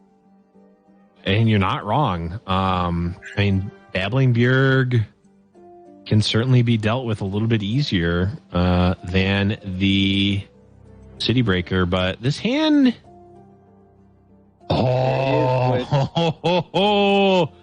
The bad boy himself, the City Breaker. Look at this. No clean answers. No clean answers to the City Breaker. What are you going to do? Will it? You're going to Mystic Shot it? Or right now, there's just no answers, right? And unlike Will of Ionia-ing a Leviathan, willing a City Breaker is not the same level of tempo loss for BBG. What are you going to do? Draw cards? Yeah, I mean, that's not helpful. All right, and the fleet is a-coming. What I would give to defuse these Leviathans and turn them into more City Breakers. Was there a card called Depolymerization in Yu-Gi-Oh? I don't remember. There is a Depolymerization. Yeah. So you could. You need to play that card to unfuse the Leviathans and turn them into two City Breakers. If you have two City Breakers in play, can you synchro them and make a Leviathan? I mean, I'm going to say yes, but I think I think the Legends of Runeterra client would say no. I think you might be onto something with that one. All right. Babbling Bjerg coming in hot, going to take a bullet to the face, falling down real quick. Yep. And BBG cannot mount this aggression that he needs to get. He does have this consistent pinging for one, though.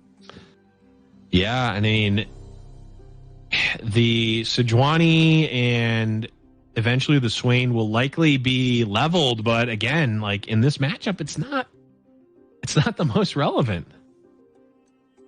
Legacha is being cast on the City Breaker, it seems.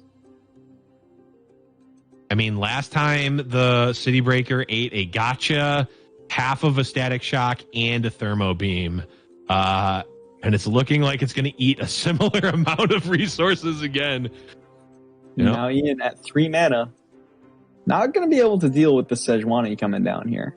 Yeah, Sejuani is going to put on a pretty pretty good amount of pressure.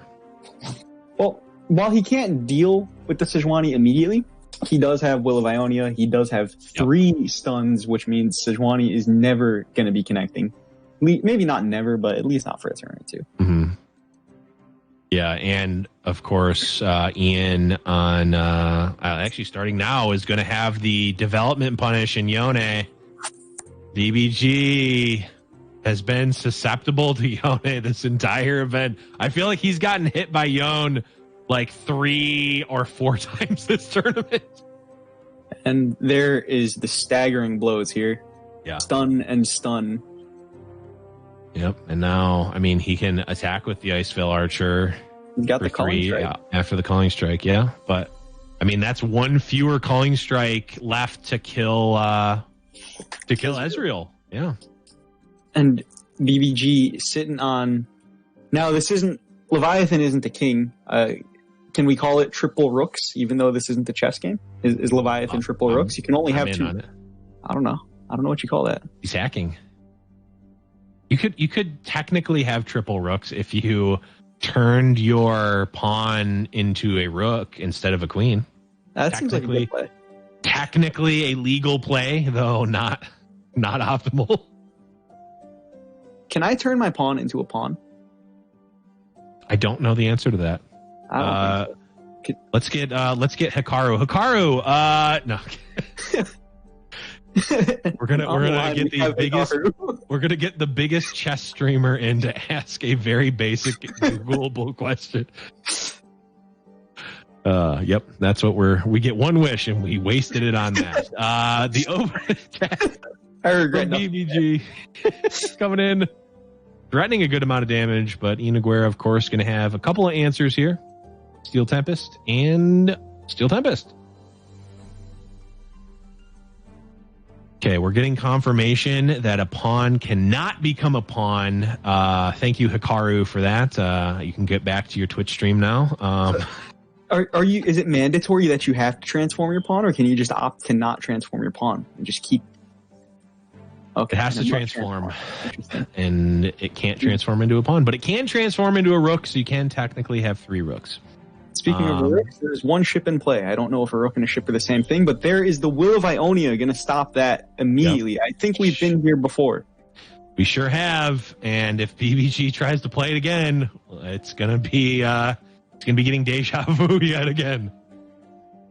Yeah, I mean, it just seems... I get the thought process, right? It's such a...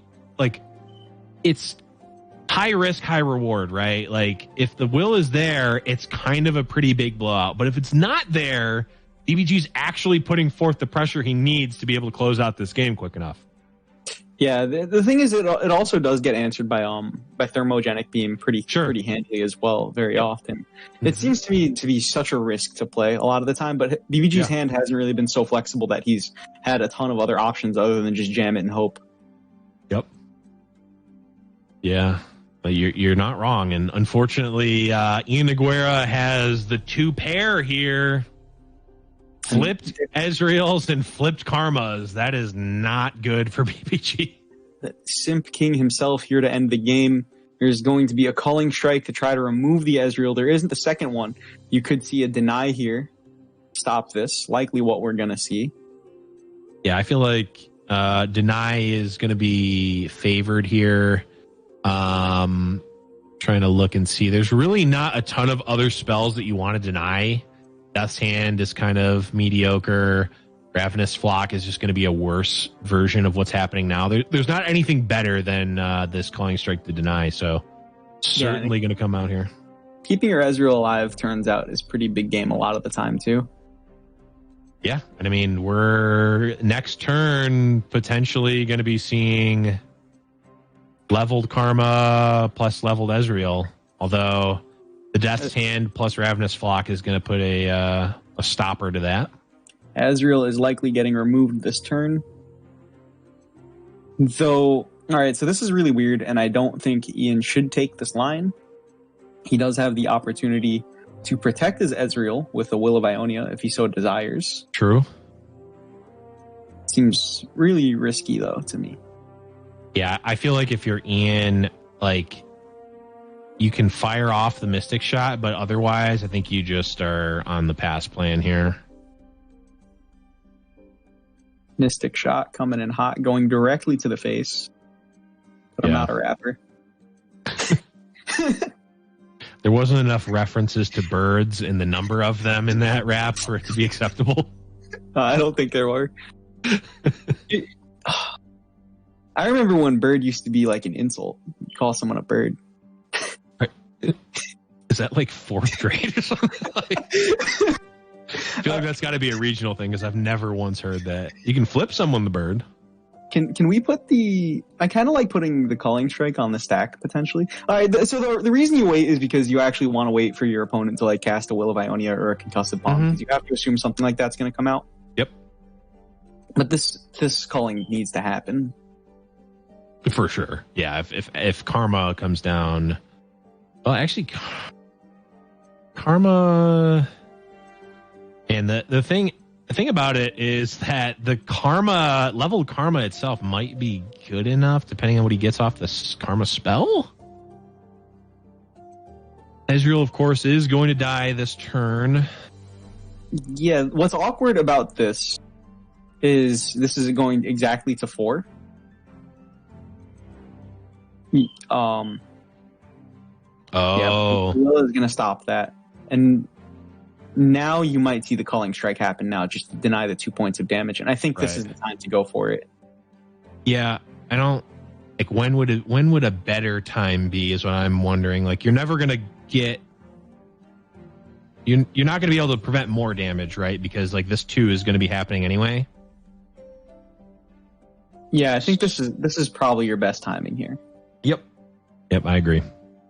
And while BBG is not pushing lethal, he's gotten himself into a position where Ian's hand is actually not the best and is not going to be able to close the game out on its own. Yeah, I mean, he is going to need another... He's going to need, like... He needs some more burn, right? Like, the leveled Karma, of course, is going to be quite good, but he needs, like... the Mystic Shots to back it up. He needs, put another get excited doesn't do it. Yeah, another Ezreal. Ezreal, I think, will be enough to close the game. As long as, hold on, actually, Ezreal won't be able to close the game. Yeah, I don't think Ezreal right now closes the game because Sejuani freezes Ezreal and stops him from attacking. Right. Well, actually, does Sejuani stop? Oh, right, because you play Sejuani. Yes, you're right.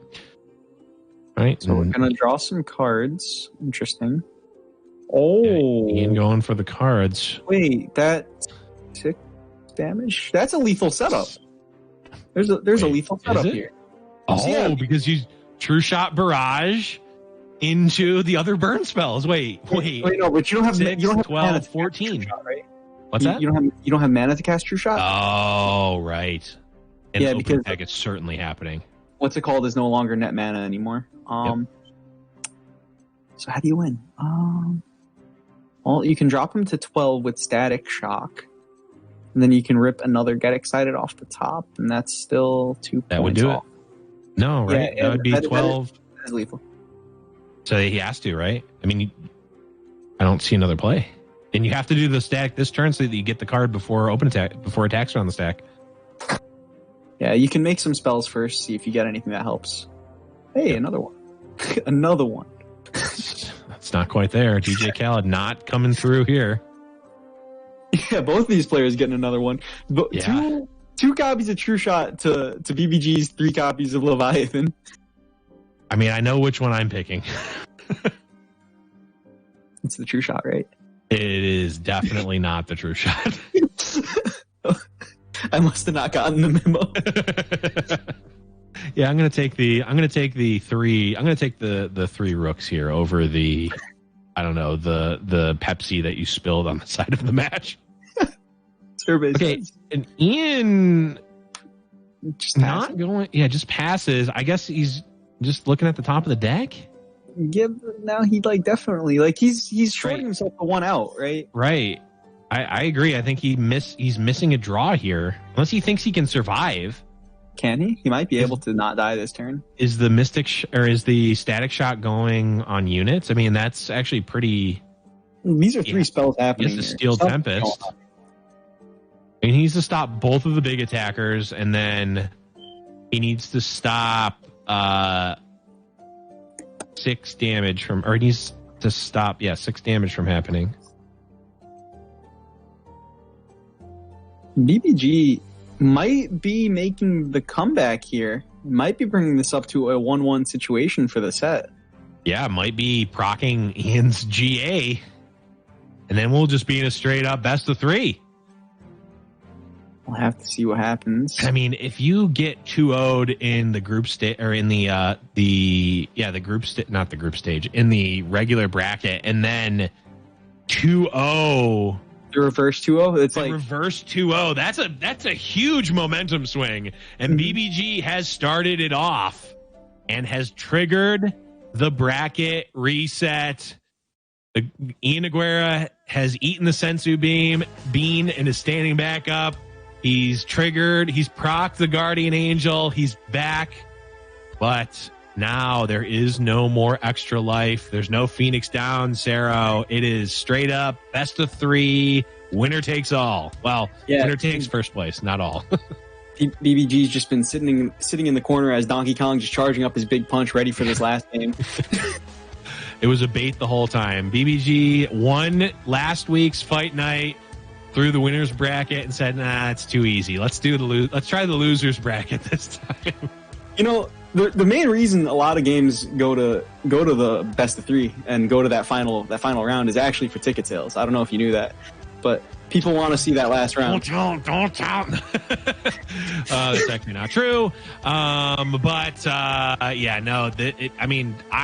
This has shaped up, Sero, to be one of the, like, I don't want to say best objectively, but one of the, I think we've had some of the closest and most entertaining sets to watch leading up to these grand finals. I think pretty much every BBG match, with the exception of the first one we saw, has just been like down to the wire. Even the like the 2-0s, right? The 2-0 victories, a lot of them were even pretty close. Mm-hmm. Yeah, I mean, even that last set was pretty close. Like, despite the fact that BBG took a 2-0, like that last game was like within the grasp of Ian Nogueira in pretty much any of those last few turns. So, how do you think this last round is going to go? You think BBG is going to be able to make the full swing happen, be the first person to come victorious through the loser's bracket? Oh man, I mean, if there's someone to do it, I would certainly be putting my money on BBG. Again, we've talked about this. We talked about this earlier in the cast, but it's worth reiterating. BBG, many of you may know him from his stream. Obviously, one of the biggest LOR streamers right now, but also is one of the most decorated tournament players in LOR. He just got his Fight Night trophy last week. He's won multiple DORs, I believe, multiple Jam Fests, I believe, and I think there's 1 or 2 other miscellaneous tournaments that have also been taken down by BBG, and has also been a top player in other games as well. So, like, it is not new to the tournament scene whatsoever. Yeah, he's also casually just top 10 on ladder, right? So he's got that going for him too. No big deal. Yep, but we are jumping in here to the real grand finals. It was always the grand finals, but we are here. No more bracket reset. It has happened. This is the last best of 3 on the night. BBG versus Ian Nogueira. Whoever gets their 2 wins is taking this one home. All right, a Jagged Butcher starting off strong for Ian Nogueira here. He does have a handful of plunder stuff and a Make It Rain to trigger the plunder. The question is, how is he going to navigate these next couple turns? Is he going to just take this opportunity now to play another 2-2 Jagged Butcher? Does he potentially want to greed it and get a 3-3 Jagged Butcher? That might be the play next turn. He does want to greed it here. Yeah, I don't hate the greed. The downside is that if anything too, like this is just the dream make it rain for BBG. But then the counter make it rain is actually going to be really good as well. But then there's the counter make it rain.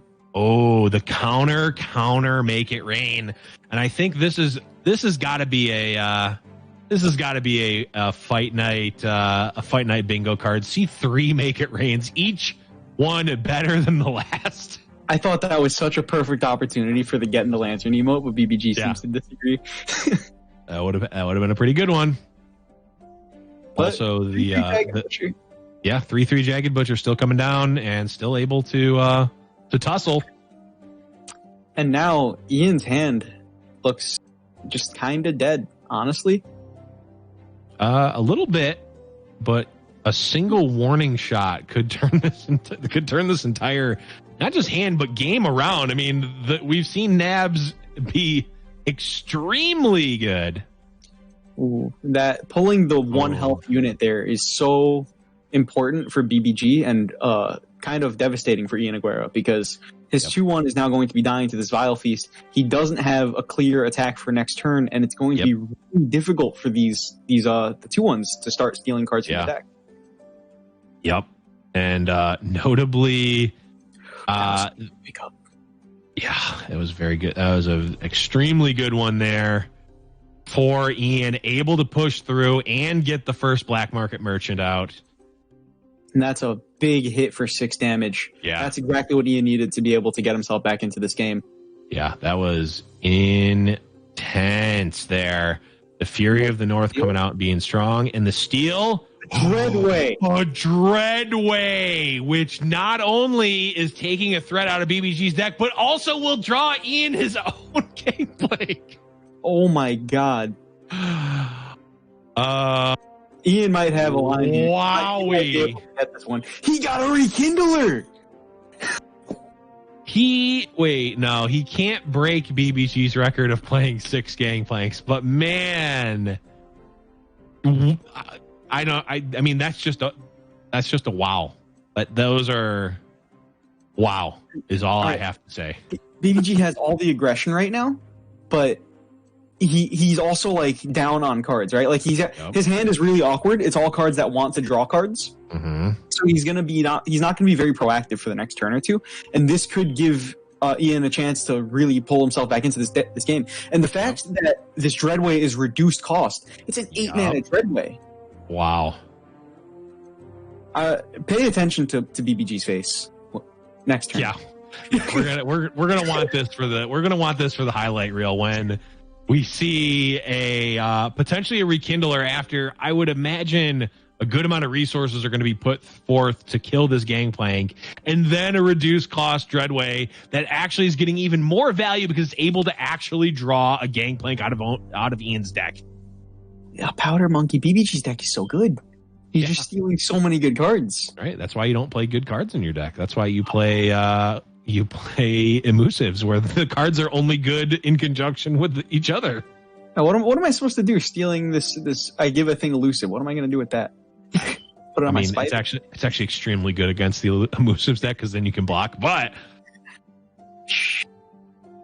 yeah, I don't need anyone using that tech against me. So you heard it here first, folks. To beat the elusive deck, you need to be playing your own elusives. Oh man, this is the DJ Khaled crippled by fame, where like if people are actually running elusives, my elusives deck is worse.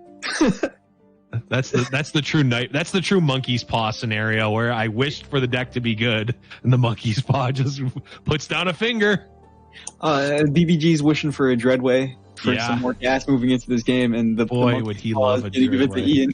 Yeah, man, I really hope a Dreadway pops up. Okay. That was the sound. All of his stuff, he's like, dude, I need options now. Yeah. Yeah. And this level up his Thresh as well. Yeah, that's the main reason he's doing this. Okay. Level up his Thresh. Yeah, I mean, it's a pretty good grip of cards here. All right. Rain is a bunch of new cards coming. Second Thrash is going to be good in case he needs to replay, which he likely will. Rekindler also good. I mean, so Some good card quality here for BBG. But Rekindler can't be played right now, right? He's not bringing anything back yet. As far as I know, that's correct.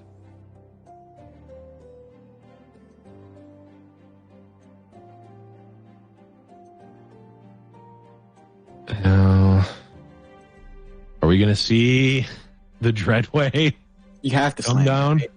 I imagine this gets slammed here. Yeah, you could Maybe. also Rekindler. Yeah, the Rekindler. Hired gun into Rekindler is pretty good. That sets up a very lethal open attack. Yeah. Oh man, are we not even going to see? I feel like I lip read, well, of course that's what he got, or something to that extent. I still want to see the Dreadway reaction. I don't know if we're going to see it. The game might just be over on this attack, Sarah. I think you might be onto something with that, but I'm not happy about it. No, I mean, that's one where we really need the ability to reveal hand and also draw cards after the game is over. That's that is a feature I want. Like, when you win that game, I just want to slam my Dreadway on the table and be like, I had this. Yeah. You didn't stand a chance. Still had all D's. Make it rain. BG Gets the good shots. really good. Make it rain. Becky Man, with that- the nice shots. That emote, that wink emote is so good. It's a solid one. It's versatile. It's That's so what good. I'm looking for in my emotes is versatility.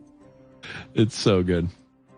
All right, another Thresh. Maybe not what BBG was looking for. Ian just picked up another GP in case one wasn't enough. Although I think notably that means that his Dreadway won't draw another GP, so he will actually have to play this parlay first. Yeah, that is a little awkward. Not exactly the turn you want to be drawing your Oh my god! Steals a Zap Spray Fin, huge. Ian has just been taking the best cards from BBG's deck. He's picking up the deck, he's scrolling through it, and he's like, I want your Dreadway. I think I can use a Zap right now. What else you got there? Rekindler's pretty good. I'll take that. Although for what it's worth, there's a lot of good hits in BBG's deck for this matchup, I think, in general. Yeah, the Dreadway is just so nuts. Yeah. And BBG just doesn't have a block here. I mean, the block is, you just have to block because it's going to die from the Gangplank attack trigger. Yeah. I mean, and this is lethal pushing through, so he's going to have to go for the block okay. to drop the Yep. keg. And he's Yep. just barely alive.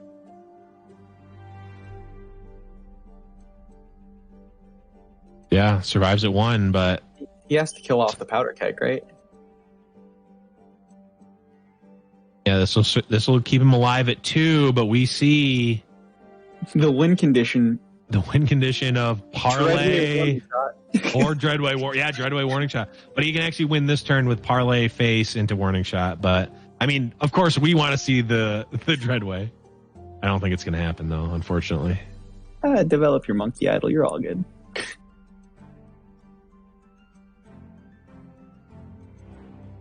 Ah, man, Ian doesn't even get to show him the Dreadway. BBG's going to have to look at the recording later to see that there was a Dreadway in hand.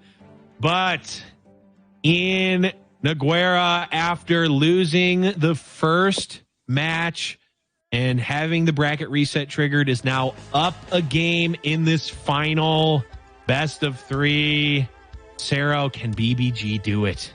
I would love to know what's going on through BBG's mind right now. I feel like he's just like, man, he's so lucky he had that rekindler.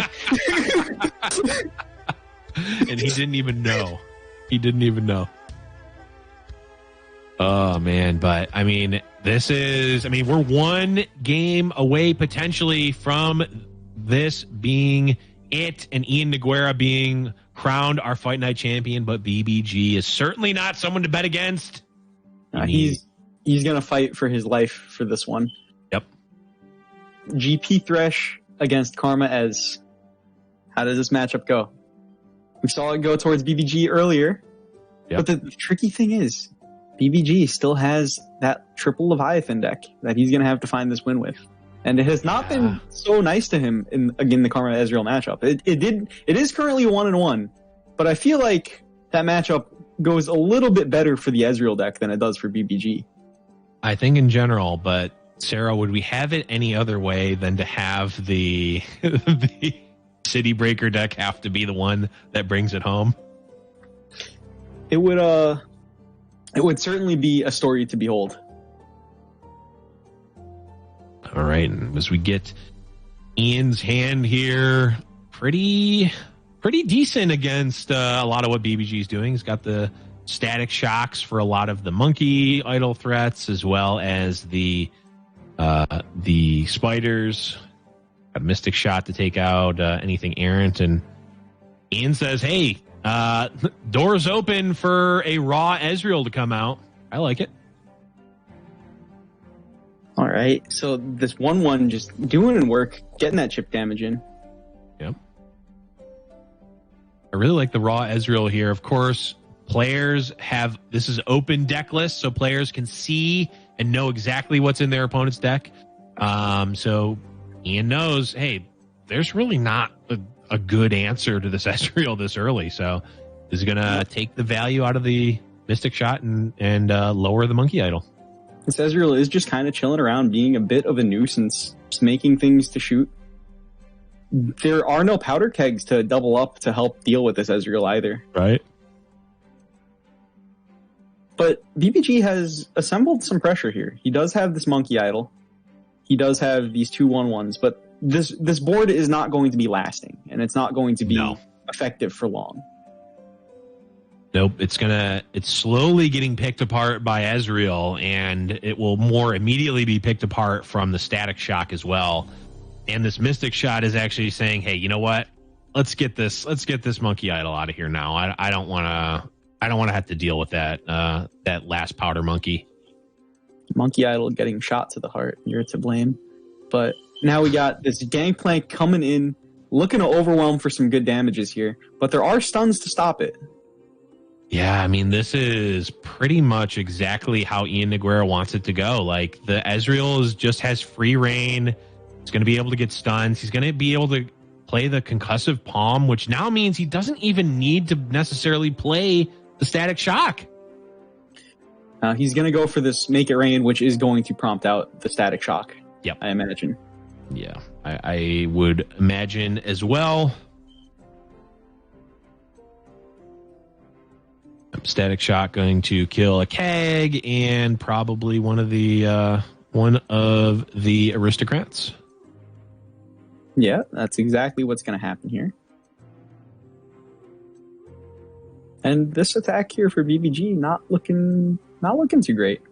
No, it's certainly not great. I mean, he still has to do it. He's essentially priced into doing it, and iannogueira says, I just need my life total to be high. I don't need you to have 1 health, juicy 1 health targets for your Vile Feast, for your parlays, for your Make It Rain. So I'm going to trade my 3/1 into your 1/1 and be happy with it. Yeah, and that trade makes a lot of sense. Even blocking off the 1/1, the spider, rather than the one with the last words, just trying to keep the board as minimal as possible here. Yep, absolutely. BBG looked at that vengeance, decided not to go for it. He's going to play Vile Feast into parlay. Yeah, BBG looking to save this vengeance for a turn where it's going to get denied instead. Right, yeah. Yeah, I don't want my vengeance to simply go through. Honestly, I mean, because of that, BBG's taking an extra 1. Probably not the biggest thing, but also is allowing some damage onto Gangplank and is getting another trigger for Ezreal, and that is the blinking arrow, which I believe means 6+. I believe so. I believe that means it's about to happen. Yeah. So, and we know that there is another Ezreal in hand, unless he played the Ezreal's Mystic Shot instead of a regular Mystic Shot, but I don't think that's the case. Maybe it is. I believe that Mystic Shot in hand is an Ezreal's Mystic Shot. BBG's hand is quite thin at the moment. It doesn't really have a ton of resources. No, it really doesn't. Get shot. Gonna fall Gangplank down. leveling up, though. is relevant for sure. Yeah, it's quite dangerous. It's going to set up for a pretty powerful open attack here. Though you could have a chump bump to come in here to be able to block a little bit. That is what's going to happen. Yeah, I mean, as it stands, Chump Wump, I mean, it's still going to be doing quite a bit of damage here, but the Chump Wump does trade with the Gangplank right now. Yeah, that it does. He will be taking a nice chunk of damage for his efforts, though, if he does go for that play. If he blocks a spider, he gets powder kegged as well, so that's not really great for him. Yep. At this point, you're just better off blocking GP with the Chump Bump. You're taking the same amount of damage either way. Right. Yeah, you want to try to get rid of this GP. Of course, we know the Rekindler is on the way.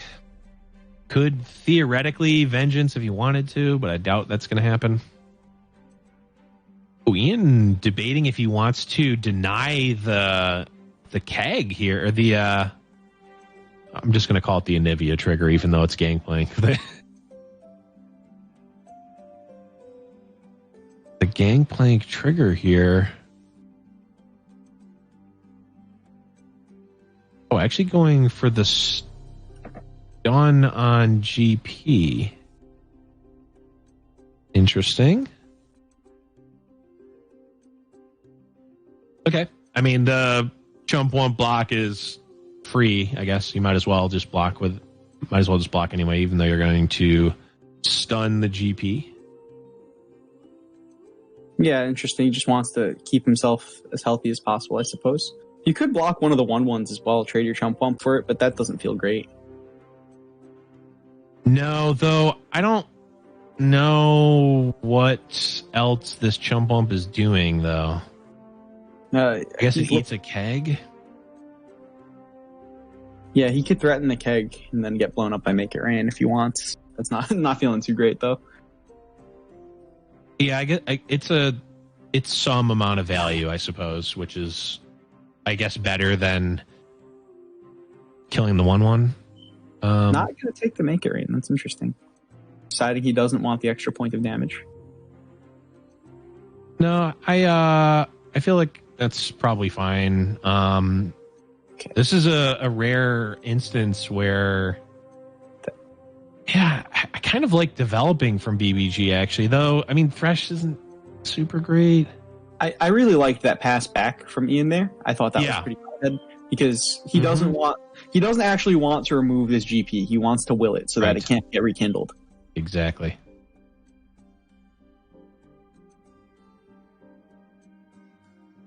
The question is, can Ian keep this up long enough? I mean, we're close to turn 10. Ezreal is getting close. I'm not sure what Ezreal is at quite yet. I think this might level up Ezreal. I think you might be right. And this turn, you have the ability to play Karma. It would just eat a Vengeance if that's the case. Yeah, and Ezreal did just level there. Yep. And there he is. In all of his glory. Check me out. All right, so what is the follow-up is the question. Actually, is he... There's the deny and the vengeance we were talking about earlier. Right. I mean, is this... I don't think he can kill him, right? He's going to have leveled up Karma and leveled up Ezreal on the play with 7 mana? There's an answer here, right? Because look at this Make It Rain. This Make It Rain into the second Make It Rain. Oh, there's 2 kegs. That's right. Wow. And this is just going to force the deny. Right, which is, I mean, 4 mana that's not being used on the Karma leveled up turn. Huge. I guess it's technically 3 mana that's not going to be there next turn, but still. There's 16 points of damage in Ian's hand for next turn if he's able to thermo for 0. Wait, if he picks up another 1-cost spell, or if he picks up a Mystic Shot, he could maybe find a win. Okay. Still hope. Oh, and actually, Did you count the 2 from Deny? Because I certainly wasn't thinking about that. Yeah, the 2 from Deny is definitely going to make things a little bit easier.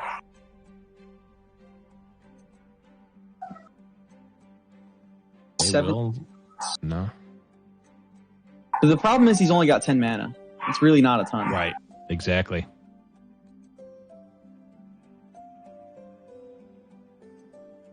Yeah, and so the other, this Make It Rain is gonna be this Make It Rain. This is like the best Make It Rain you could ever want, right? Like you're literally killing a Karma and an Ezreal. That's actually kind of insane. Wait, this is actually kind of gross because the Make It Rain is actually the stronger of the 2 spells. Right. Okay. Off caps enabled. What does Rummage find? So many mushrooms are being put in the deck now. Okay, Rummage. Keep that thermal beam, right? You need this thermal beam just to deal damage. Well, the thermo. Oh yeah, because you can do it afterwards. Yeah, thermo. Rummage is going to find. Get excited. Not castable. That can be casted next turn. That should be it. That I think is that it? Win this. I think he might have found a win. Well, no, because BBG can still cast the Make It Rain. Yeah, BBG still casts the Make It Rain here, right? So the thermos don't actually come out for damage. But how many mushrooms come off the top of the deck? If BBG draws 2 mushrooms, he will die. Realistically, he's not favored to draw. He's favored to draw like 0.8 mushrooms right now. And realistically, there is this deep med. Deep med could find you another Mystic Shot. It could find you another Get Excited. Yes. So I think Ian, at this point in time, I think Ian is favored to win here. I agree. What happens? I think you need that mana. You need that 1 point of mana. I wouldn't want to spend the thermo beam here. I mean, what does the thermo beam do here? Spends a mana. For what? Nothing. To kill a spider? Yeah, you need this mana. The spider isn't. The spider. There's no way you ever spend that there. You can't, unless maybe he's bluffing having something. Okay. I can't even imagine what that would ever do. Okay, Vile Feast actually relevant here. That Vile Feast would be relevant if only 2 mushrooms were drawn there, but that was 3 mushrooms. Oh, there was 3 mushrooms drawn. Deep Meditation going to come out. It's going to find him Steel Tempest and a gotcha. Okay, Get Excited is going to close the game. No, the Vile Feast is going to put him to 4. Oh, he's alive because he has a keg. There's a gotcha for the keg. Oh, the gotcha for the keg. No way. The mushrooms. Oh, wow. Did you see the mushrooms? His jaw dropped. No. And just like that, iannogueira has defended the winner's side of the bracket, and despite the bracket reset, has come out on top. Sarah, from start to finish, that was a crazy event. Wow. That was an insane set. That last one, when games come down to mushrooms, they're insane games. Like. True. I mean, I agree. That is absolutely insane. Wow. I mean,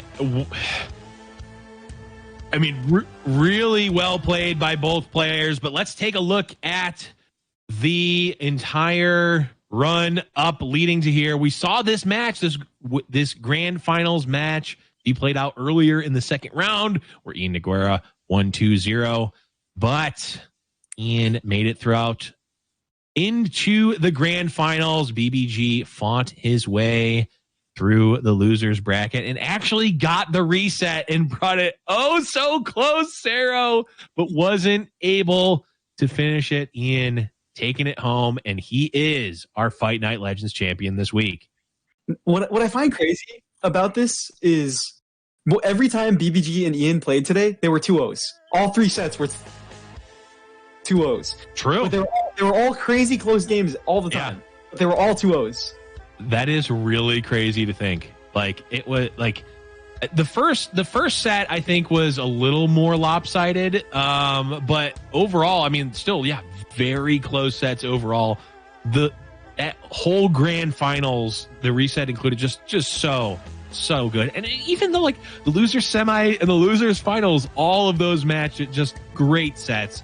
If you didn't get to check those out live, make sure you're checking them out on Giant Slayer LOR's YouTube. We're going to have the replays and the VODs there. You're definitely going to want to check those out. But man, Sarah, that was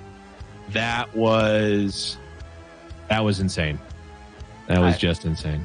I'm in awe. I'm in awe by just how intense those last sets were, honestly. Yeah, that was absolutely insane. But that is going to be it. Sarah, thank you again for casting with us here in Giant Slayer's Fight Night Legends. But we'll be back again. Remember, next week for Fight Night Reckoning, the big tournament. Make sure you're going to be back here on the channel for Fight Night Reckoning next week. But it's been a pleasure. For Sarah, I'm the Blevins. We'll see you next week here, Giant Slayer LOR.